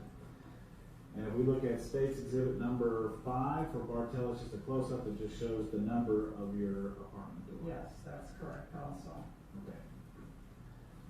Okay. State's Exhibit number 6 for Bartell is this. When we step inside your front door, is this what we see as far as the dining room side of your Yes, apartment? it is. Okay. And you had mentioned about reading a newspaper that morning. We see on the table a newspaper. Is that the newspaper we're talking about? That's the one. Okay. State's Exhibit number 7, we're a little bit further into that room, and we can now see a hallway and what looks like maybe a walker underneath a crucifix. That's correct. And is that, if we were to go up there and around by that walker, would that enter into your bedroom? Yes, it's just behind this wall. Behind the wall that has the picture of the sailboats? That's correct. State's Exhibit number 8, are we now kind of looking in a clockwise fashion around your apartment? Yes. And we can still see the walker with the crucifix, but now we're looking over. Is this door that's open, is that a restroom? Is that Yes, the bathroom. Okay. State's Exhibit number 9 for Bartell. We're still looking to the right around your apartment, is that right? Yes, and this is, my kitchen is back behind this granite counter. Okay, we can see a granite countertop, there might be some keys, and maybe a coffee maker That's there. correct. Behind that wall there where there's some, no, that's the door, but behind that door is the kitchen. Yes. Okay. I mean, if this door were Closed, you'll be able to see a little bit better. Yes. And then further down in is getting into your living room to the left of the kitchen. Yes, that's right. Okay. States Exhibit number 10. Now we can see your kitchen area as Yes. we come further around. Mhm. Is that right? We can still see that coffee maker Yes. there and the same set of keys that are on Yes, the that's correct. countertop. Now, if we moved in a little bit further, we would now see the full scope of your living room. Is that Mhm. correct? And then Yes. we're looking at States Exhibit number 11 for Bartell. All right. And out that door there is the bush that we were talking about, and I'm showing the door that's in the middle of the room. There, that's where that dead rose bush would be. Yes, it was right there. Okay. And when you said right there, you were pointing out that window that's the blinds are open on. Is that correct? In this particular picture, yes. Okay. States Exhibit number 12. We keep looking now, going in that clockwise fashion, and we can see the door that you don't use. It would have been the front door to the other apartment. Yes. All right. And you have a TV and another sitting chair in there. Is that right? Yes. Mm-hmm. Okay. Now, States Exhibit number 13, Bartell. Is this the room with that's The computer room. the computer room? And if we look back on States Exhibit number 2 for Bartell, where that's what is called on this the little den, the den. Is that right? Well, I call it computer room, but Okay. it's the same. Well, because they have den written on here, that's the room we're talking about on That's States correct. Exhibit number 2. Yes. Okay. And when you were talking about going in to write an email, that's where you would have been. Yes, is this in there. is a chair in front of the computer. Okay, and you were pointing to it's kind of off the side of the picture there, but Yes. that's a computer chair or whatever. Yes, to your yes. computer. Now going back, if we look at States Exhibit number 14 for Bartell, is this showing your bedroom that you slept in? Yes, it is. So right to the right of this picture, we would, if we had backed up, we'd see that walker and the crucifix. Outside the the room. door of Okay. my bedroom, yes. Okay. States Exhibit number 15 for Bartell. Now we're standing inside your room and we're seeing the kind of the side of your bed. Is that right? Yes. Mm-hmm. And States Exhibit number 16 for Bartell. Now we're seeing the foot of your bed and the dresser you had mentioned earlier. That's correct. And you actually have 2 dressers there, one with a mirror and one without. Is that correct? Yes. States Exhibit number 17 for Bartell. We're now looking at that, a little close up now of the dresser with the mirror. Is that correct? Yes. States Exhibit number 18 for Bartell. This is the other dresser that does not have the mirror in the corner. Is Yes. that correct? Mm-hmm. States Exhibit number 19 for Bartell. It's the other side of your bed. So if we're looking at your bed, this is the left side of the bed. Is that correct? Yes. All right. I'm curious about this drawer that's open here at the bottom of this dresser, or this, I guess, whatever you want to call this. Actually, don't tell my attacker, but that's a jewelry chest. It is? That whole thing is a jewelry chest? Okay. Was this drawer open, do you think, that day? Would you have left that open?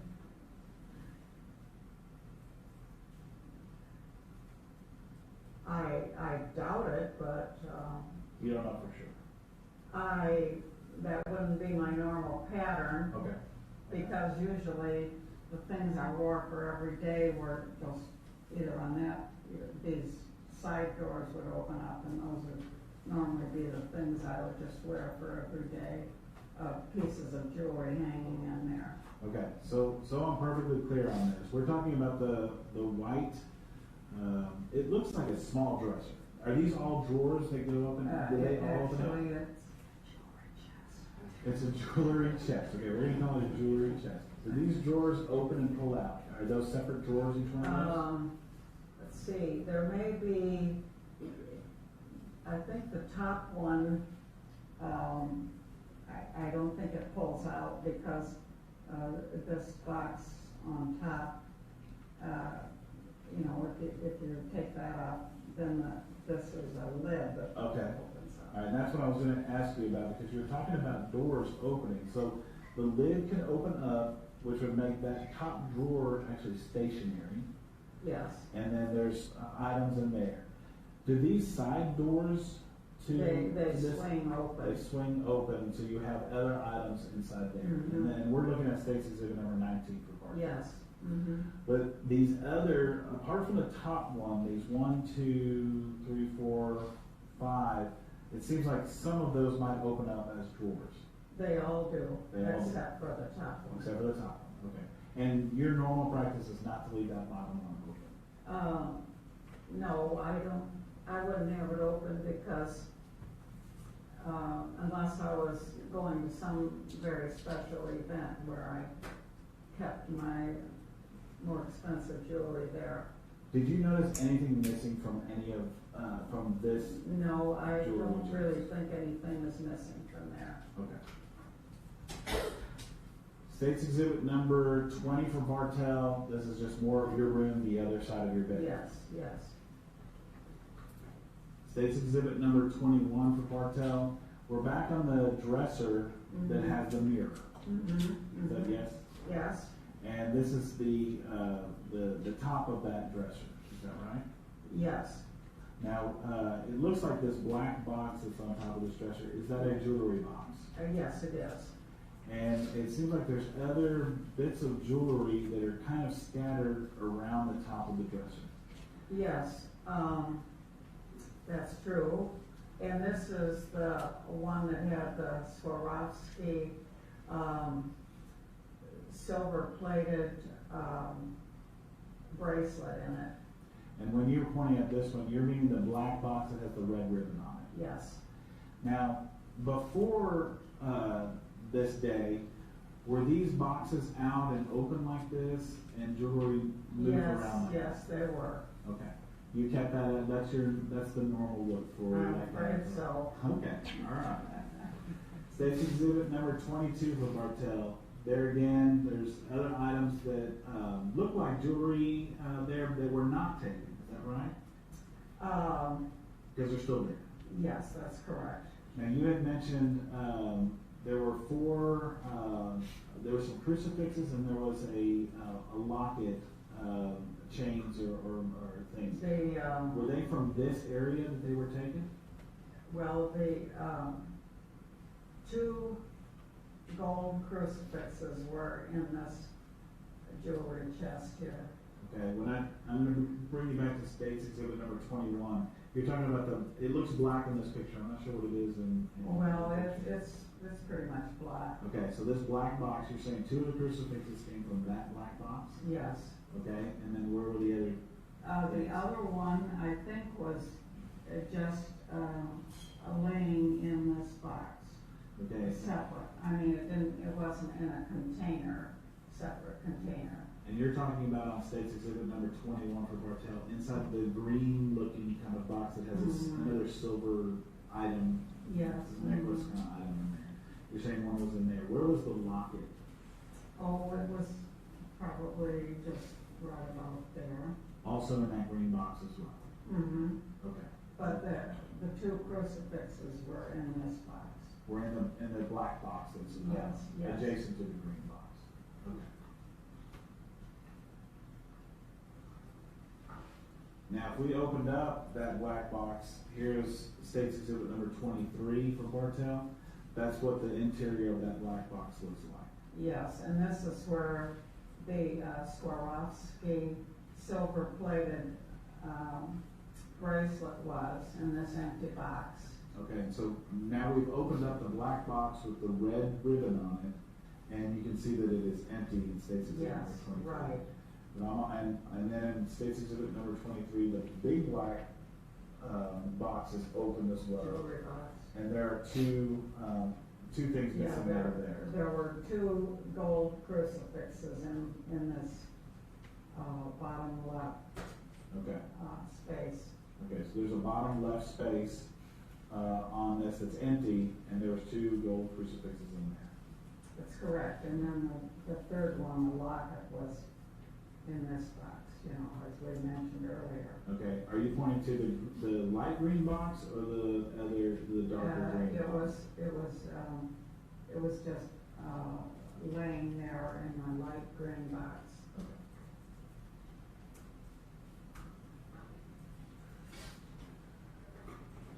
Statement number 24 is just another picture of and you can see there, you've got a picture of you guys on what looks like maybe an elephant. Riding an elephant in India. One of Yes. your travels, okay? That's correct. States Exhibit number 25 for Bartell. Is this the white box that's the top of the white box? Let's see. The white jewelry chest, but does it have a mirror on the top, or is this a different box? Maybe this is, for people who have more jewelry than they need.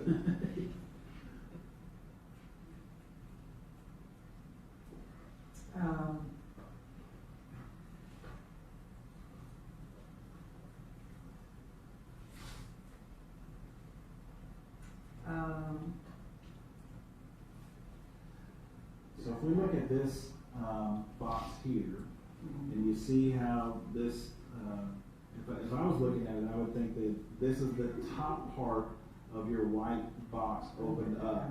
Is that? This red box on top. Right, so if we took the red box, and we're looking at States Exhibit number 19, if we took the red box off and we opened that lid, this is what we would be looking down into on States Exhibit number 25. Is that right? I think so. I think it's in the red box. Okay.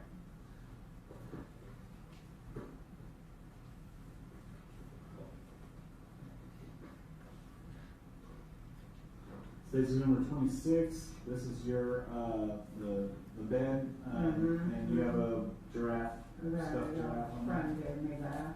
Okay. States Exhibit number 27 for Bartell. They numbered this. Do you remember if any of these pillows were the pillows that might have been used? Oh, sure. Well, there was one just like that was put over my head. Yes.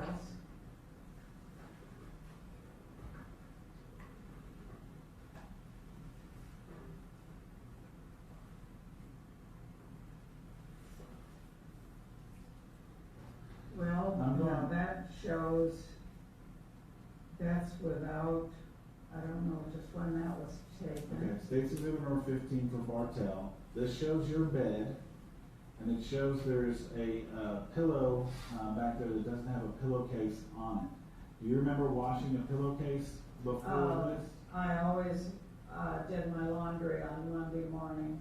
Okay, this is a Monday morning. Do you think you would have taken your pillowcase off of that? Yes. But would it be your normal, is that the only pillow that you use, and so you don't wash the other pillow? Depending on whether the laundry was dry by the time I came back from exercise, if it wasn't dry yet, I would move this pillow over and try to get in a short nap before activities that afternoon. Okay. So, do you know which pillow was actually used on you, or you just know it's one of these pillows? Oh, well, I'm pretty certain they had a pillowcase on it. Okay. So it was probably one like that. Okay. I'm going to show you States Exhibit number 28 for Bartell. And what this is showing is that door that's going out to the rose bush that didn't make it through the winter. Okay? And it's just showing that when the police were there, the door was unlocked at the time, which is unusual for the way you run your house. That would surprise me. Okay. States Exhibit number 29 for Bartell. This is standing on your patio looking out, and that rose bush should be right to the left of the photographer. That's correct. And then if you went a little bit further out and maybe stood on just past the bushes there, is this what else you would see in that back area on State's Exhibit Yes, 34? yes, you're right. Okay. All right, now we get to the hospital, and I'm going to Emergency room. at State's Exhibit number 31 for Bartell. Do you recognize who's in this picture? Yes. And who's in this picture? That's a picture of me in the emergency room. All right, and there's a green, what would we call it? Oh, Smock or that's whatever. one of those lovely ones they put on you when you. That's a hospital gown. Yes. Is that right? Yes, Okay. it is. And because they were having to work on you, to get you there, and so that's the gown that they gave you. Once I got to the emergency room, yes. Okay. I'm going to show you what's been marked as State's Exhibit number 32 for Bartell. Is that a close-up of your face? Yes, it shows how my nose was all smashed and how on my right cheek, the effects of having all that pressure on there, and I don't know that it's gone away yet because it takes quite a while to heal. So it's kind of a red, it looks sort of like a light abrasion, but it's a discoloration to your face that you didn't have prior to this. That's correct. Your face looked more like it does on the left-hand Yes, side prior yes. to that. Okay. In case you wondered, my dermatologist said those are wisdom spots. I have a lot of them myself. Yes. Where Not as many, maybe. can. Yes. State's Exhibit number 33. Is this a close-up of your chin, also showing, and your cheek, showing some of those red marks? Yes. Okay. State's Exhibit number 34. This is the right side of your face, a little bit closer up, showing those marks. Is that right? That's correct. And then they focused in on your nose on State's Exhibit number 35. And the cheeks. And deep bruise there. Okay. State's Exhibit number 36. Someone is pulling back your eyes to show your eyeballs, correct? Those are your eyeballs. I would say so. Section number 37 for Bartell. There it's focusing on your left eyeball. I think they did do you didn't ask me about an MRI. So. Okay. State's Exhibit number 38 for Bartell. Now you're pulling down the lower parts of your eyes to show the under parts of the eyeballs. Is that correct? Yes. And then they're showing in State's Exhibit number 39, this is your eyes more closed, but showing the inside of the eyelids, at least of your left eyelid. Correct? Lovely. Yes. Okay. These aren't the most flattering of pictures, I would admit, but nonetheless, they were taken. We're just going to get through it. I was the person they were photographing. State's number 40, your eyes again, correct? Yes. Now, State's Exhibit number 41 shows to be taken a couple of days later, maybe, but we can still see those abrasions on your face. Is that right? The red Nose and my right nose. cheek. Okay. State's Exhibit number 42 for Bartell. They've kind of focused in, got a little bit closer. Is that correct? Yes. Station number 43 for Bartell. We're back at the hospital from this day, and that's your left hand. Is that right? Yes, it is. And it's missing its ring that was originally on there. Is that right? The engagement ring and the wedding And the ring. wedding ring. In State's Exhibit number 44 for Bartell, there is you're missing your right ring finger. The diamond ring that I wore for 50 years after my husband gave it to me. Okay. I'm going to show you State's Exhibit number 45 for Bartell. And is this a picture of your hand that had that unique ring that you had? Yes, that I wore on my right hand. And you or your family provided this to the Plano Police Department as an example of what that ring looked like. Yes, that's my understanding. At some point in time, were you shown State's Exhibit, a picture similar to State's Exhibit number 46? And I said, that is my ring, my diamond ring that my husband gave me 50 years ago. And on this picture, that is not your finger, though, that ring is on. No. Okay. State's Exhibit number 47. Do you remember the Plano Police Department having you come down and identify some pictures? Yes. And inside this packet, is that what this packet is? It's showing that their version of that same State's Exhibit number 46. Yes. Mm-hmm. And did you initial that was your ring? Yes, I did. And that's on the second page. On the third page, they show it to you again. And there is that same picture, and you're able to initial that. And this is on Yes. April 2nd of 2008. Yes. Mm-hmm. This is the picture that I guess they had maybe emailed it to you, and you were able to see it, and someone had reported back. Tom, I guess, Bartell reported back that yes, that's the ring from her right hand. Yes. And then you initialed that as well on that Yes. same day. Mm-hmm. And they also had gotten a portion of your phone activity from that morning, and it's showing that at 7:50, that's your call to Dawn Bartell, Yes. your sister-in-law. That's correct. State's Exhibit number 48. Is this another picture provided by you or your family that shows your wedding ring and your engagement ring? Yes, it is. All right. State's Exhibit number 49, Bartell. It's just a different view, but just capturing your wedding ring and your engagement ring. Yes. State's Exhibit number 50 for Bartell. Was there a solitaire missing at some point in time? Do you know anything about a solitaire diamond missing? Well,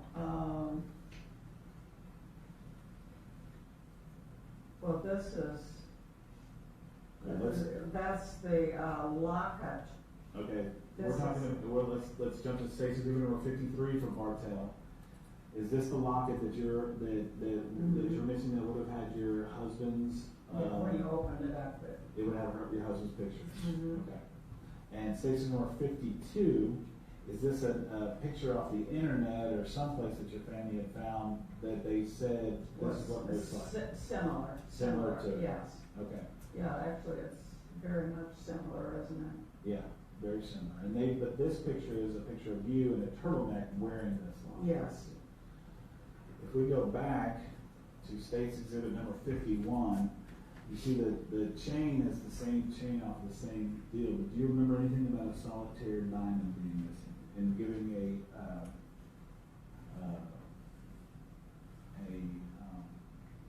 appraisal of it? If you don't, I don't recall that. Okay. That I have that missing.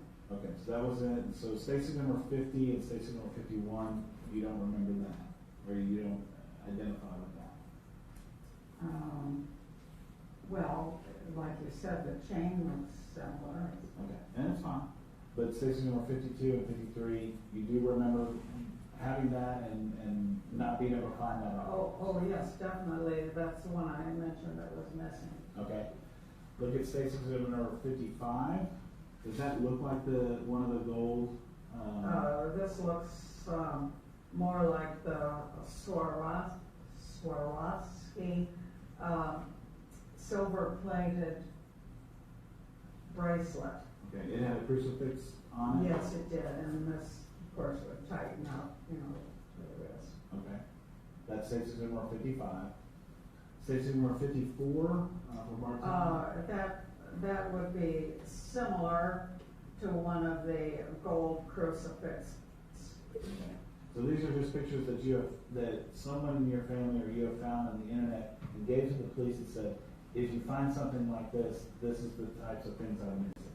Well, that looks very familiar, like the Swarovski. Okay. Silver-plated bracelet. Okay. That looks accurate.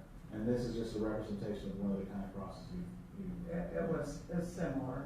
Okay. What about Stacy number 56? Is that also one that looks similar to the one that you are missing? No. Okay. Okay. Okay. At this point in time, we'll offer states exhibit number 1 through 56 for purposes of this hearing.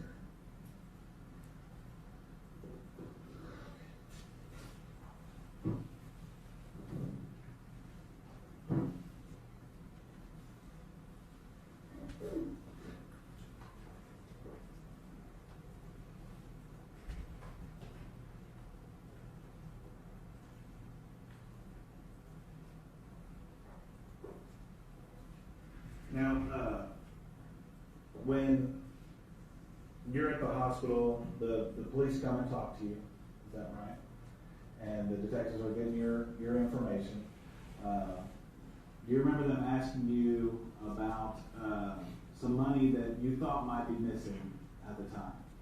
Well, I was told that the apartment would be a crime scene for at least 2 days, and none of my family would have access to the apartment. And I said I was concerned because I had just been to the bank a day or two before and gotten some money that was in my purse on the floor in my bedroom. And was there some question about how much money it was, right? They were asking how much? Yes, there was. And so actually the policeman was talking to my sons Rick and Tom outside the hospital room, and the policeman said, I'll go in and ask your mother how much money she got. And I know I'm only supposed to report what I heard, but story sort of loses its emphasis unless you know that the policeman said to my 2 sons, well, you know, these elderly people, when someone dies, they just go in their apartment and take all their jewelry and start wearing it. The other people who live in the apartment, they were thinking that maybe this wasn't, that you were just losing this because other people are taking it from you. Yeah. But so he was going to test your memory of what night you were with it. Yes, the policeman said to my, not John, he was on his way to Idaho, my other 2 sons, that he said, I'd like to talk to your mother and see what money she got at the bank. And I said, when he came in and asked me, I said, well, I had 5 or 6 $20 bills, 1 10, 8 5s, and 35 $1 bills. And he said to me, can you add that up? I said, well, yes, I can add it up, but my head isn't working the best right now. And anyway, after he talked to me, he said in the emergency room, I heard him say, I'm calling homicide right now. Because he was convinced of that you were with it enough to tell your story. Yes, he didn't think I had just made up my story. Okay.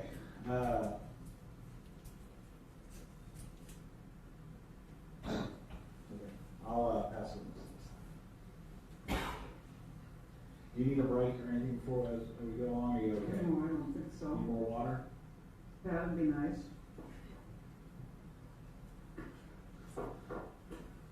Thank you. That's good, thanks. How are you doing, Ms. Bartell? How am I doing? What's that? A whole lot better before I broke my leg. I mean, I know we're reliving some bad memories today, but you're okay? If you need a break, maybe let us know. No. And I'm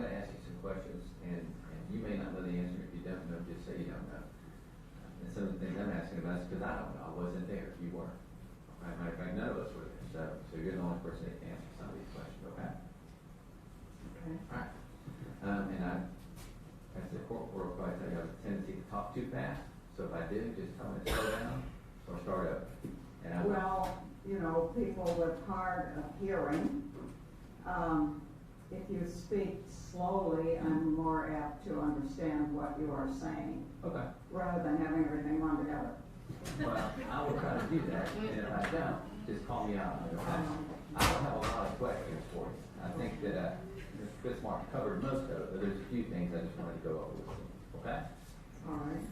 The fella who did this to you on that day, you've never seen him there before that you know of. Is that right? That's correct. Okay. And quite honestly, you wouldn't know if you had or not because you didn't identify. You couldn't identify him because you didn't really look at his face that day. That's correct. And I think you told the police, and you repeated today that once you saw those green gloves, that's kind of what you fixated on. Yes. Did you? And I think you told them, the police, when they talked to you in the hospital, that you don't even know what race the fellow was. No, that didn't bother me either because I know that, you know, when people pick someone out of a lineup, they're wrong more often than they're correct. Well, I don't disagree, and I'm not trying to indicate that it should bother you. I don't. That's not what I'm getting at. I just mean that as far as description, you weren't able to give skin color, skin tone. I think you gave him a height of about 5'7" or 5'9". I don't remember. You gave him a height. Do you remember that? Well, that's probably within the range. He wasn't exceptionally tall, that's sure. And I think you said his build was similar to one of your sons. No, I never said that. I never said there was any similarity to any of my sons. Okay. Well, I mean, except that they were male. Okay. Well, I mean, you did, but it's just you were saying he had a normal build, kind of like one of my sons, and then y'all started talking about weight. I mean, I wasn't trying to indicate that either of your sons did anything wrong, but that's. I understand. Okay, but that's kind of as far as a description goes. That's about what you were able to get the police. Yes. And honestly, that's all you knew at the time. Well, I knew I was in bad shape after all that. And I'm not saying that you weren't. I'm just trying to get some specifics. Mm-hmm. I don't envy what you've been through, and I'm not trying to say that it didn't happen. I hope that's not the impression I'm giving. I'm just trying to make sure that we figure out if we have the right person or not. Okay? All right. At some point, you said there might have been a mask over his face. Do you remember telling the police that? I do not remember. Okay. Well, your memory today is if you told the police that might have been something you were thinking at the time, but it's not something you remember independently today. No, and I mean, maybe I said it, I don't know, I don't recall. Okay. But all I'm saying, you don't remember that. You don't think that's the case today as we stand here or sit here. A mask? No, I don't think so. I doubt it. Okay. And you didn't notice, I think Mr. Fitzmartin asked this, but you didn't notice any kind of accent or anything about his voice that stood out to you? No, I was just mainly concerned about whether I could get some help before I died. Well, and I'm glad you did. I'm just, like I say, I'm just trying to get some specifics, okay? Mm-hmm. The person who came to your house that day and roughed you up and abused you, he made you go to your bed. Were you able to determine whether or not he was actually on the bed with you, or if he was to the side of the bed, or do you have any idea where he was standing or what his position was?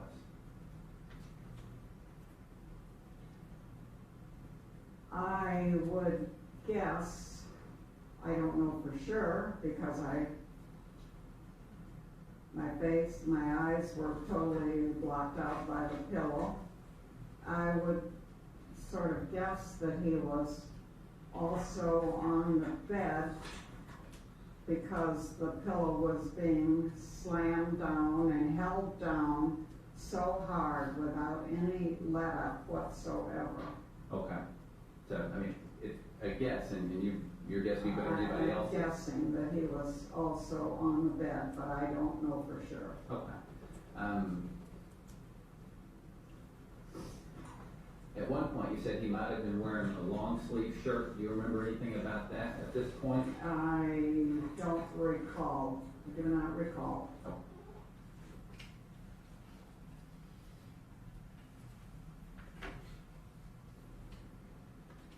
I'm kind of backtracking a little bit, but I think you also kind of described him as being well-spoken.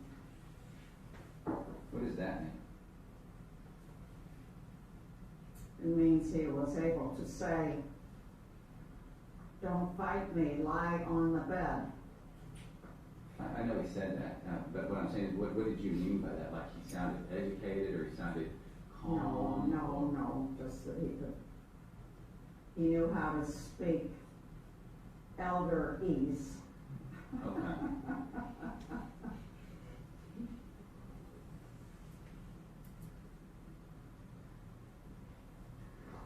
The rings that were taken off your hands, were you already unconscious or passed out whenever those rings were removed? So you don't know if they were pulled off forcefully or with some... No, I don't. I was totally unconscious. Was there any kind of injuries left on your hands from the removal of those rings? No. You know what I'm talking about? Well, they weren't that tight. I mean. Okay. Like I've got a ring. If I want to get this off, I've got to put lotion on it. But no, they would come off without that. Okay. I lost some weight. Okay. Do you know, aside from the smashing down of the pillow on your face, was there any other injuries that the individual? You're talking about physical injuries? Yeah. Well, yeah. I mean, obviously, I can't imagine what you went through in your mind. But I'm saying, that was there any punches, kicks, thrown around, anything like that you can think of? I guess I'd have to say I don't recollect, but I know I didn't want to stay by myself right away after that. I don't blame you. I hope that my questions aren't offending you. There's some specific things. I understand. Okay. I want to show you this picture 19. I know that you and Mr. Fitzmartin were talking about that jewelry chest, but that drawer, I think what you said is that drawer was not open prior to that morning? No, I wouldn't have left it open like that. So is it your belief that whoever attacked you also opened that drawer? I really could not say. Okay. But it wasn't you? No. Okay. I wouldn't leave it like that. And the State Exhibit 23, I think you indicated that the crucifixes were removed from the bottom left, the empty container. Are all those other things over here, is that gold jewelry as well?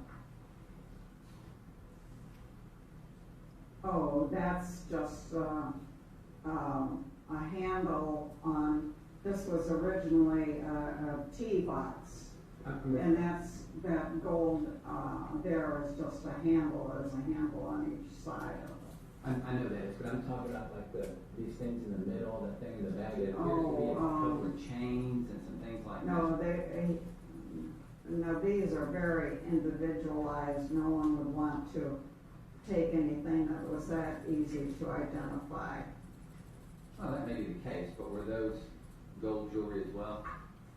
Some of those? No, we just took the gold ones there and the gold locket that was there and the Swarovski. Here's 24, kind of another view. It looks like that's what I'm talking about, that jewelry back there in those bags. Is that gold or is that just? Oh, I think those are different awards and so on and so forth, but they're not very big. Okay. So whoever went through there, I guess, picked out a couple things, but didn't take it all. Well, obviously. Didn't want to take things that were, well, I think, I'm not sure what was going on in his head. And I wasn't asking that. I'm just saying that it appeared that they took some things and not other things. Well, definitely left some things. It wasn't. And one more question about this. Some of the chains right here look like they're kind of hanging over the dividers. Did you have it like that, or was it kind of? I'm afraid so, I did. Okay. So it wasn't, does it look like someone kind of grabbed it out and threw it back in, or that's just how it looked before? I don't think those were touched from the way I left them. Okay.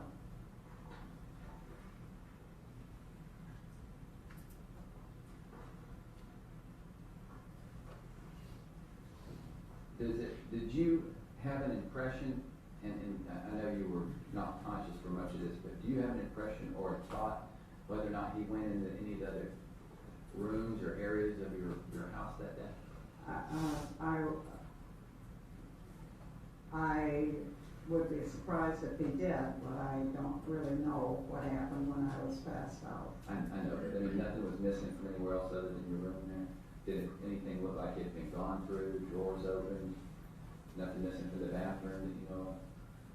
Okay. And the time he was in there, how long do you think he was in your apartment before you lost consciousness that day?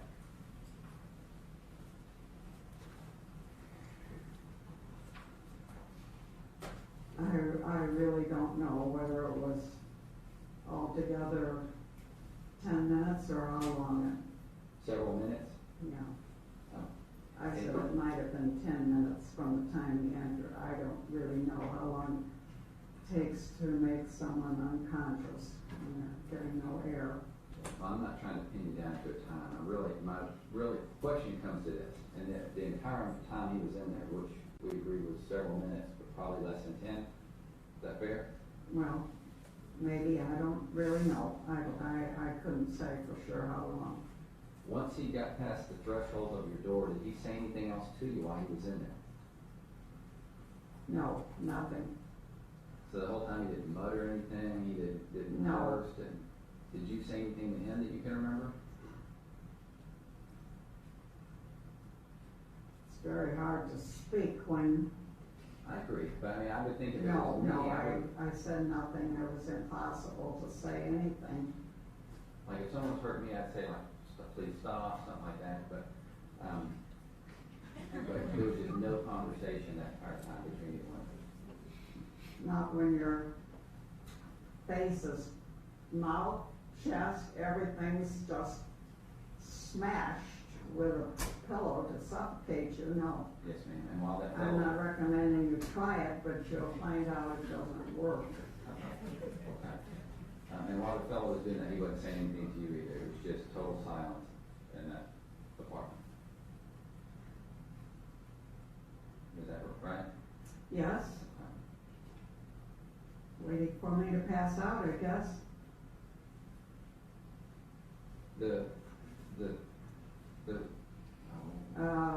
Medical alert button. There you go. I'm glad one of us knows what I'm trying to say. The medical alert button, does that actually go to a third party place? Is it like a? If I had been successful and able and had been able to move my left hand and get it over my medical alert button, that's a big if, because the pillow was down so hard I couldn't even move my hand, my left arm. But when it does go off, like if I had fallen in the apartment or something, it makes the most awful squawking noise. It's just, just screams out, emergency, emergency, emergency.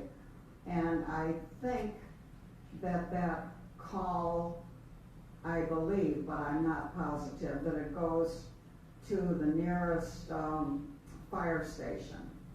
But it doesn't go to the front desk of this facility. It's a service. Okay, that's what I was trying to. It's a service that exists outside of where yes, you live. If you moved that I apartment, pay for.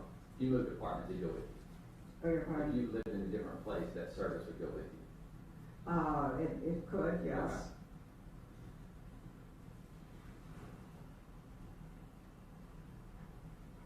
When you came to, do you know where that pillow was?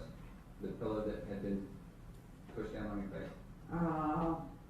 I must say that was the least of my concerns, but It was still on the bed, I'm sure. And when you woke up, was it over your face still, or did someone remove it from your face beforehand?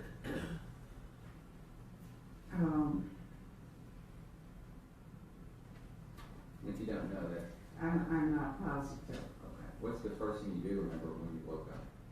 Or When I woke up, Mhm. first thing I remembered, I was on a gurney outside my bedroom, and the EMTs were giving me oxygen. So when the ladies got there and they found you unconscious, you never woke up during that time until? No, I did not. Okay. Okay. Well, I don't think I have any more questions for you, but I appreciate your time. Thank you. Thank you. Couple things. You said that you didn't want to stay by yourself. Who did stay with you after this?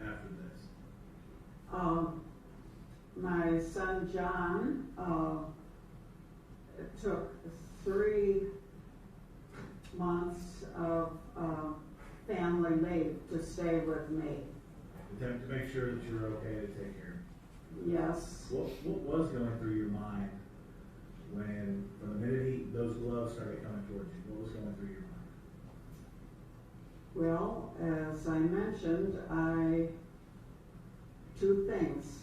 Number 1, I should not have opened the door. And number 2, my life was in grave danger. And those thoughts continued throughout this whole encounter with this man, is that right? Well, yes, definitely. What is your height and weight? My height is 5 feet 3 inches. I would say my weight at that time was about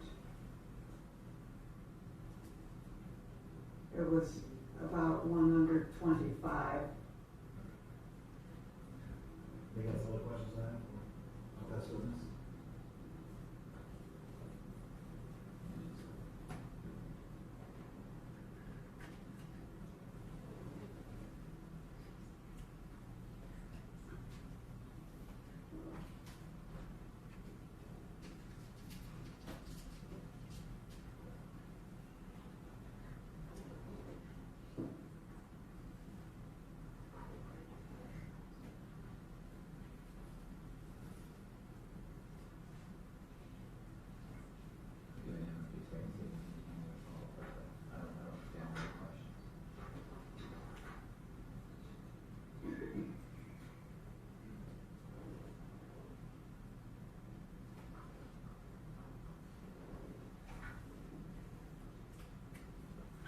There's a lot of anticipation, but I don't think I have any questions either, so thank you, man.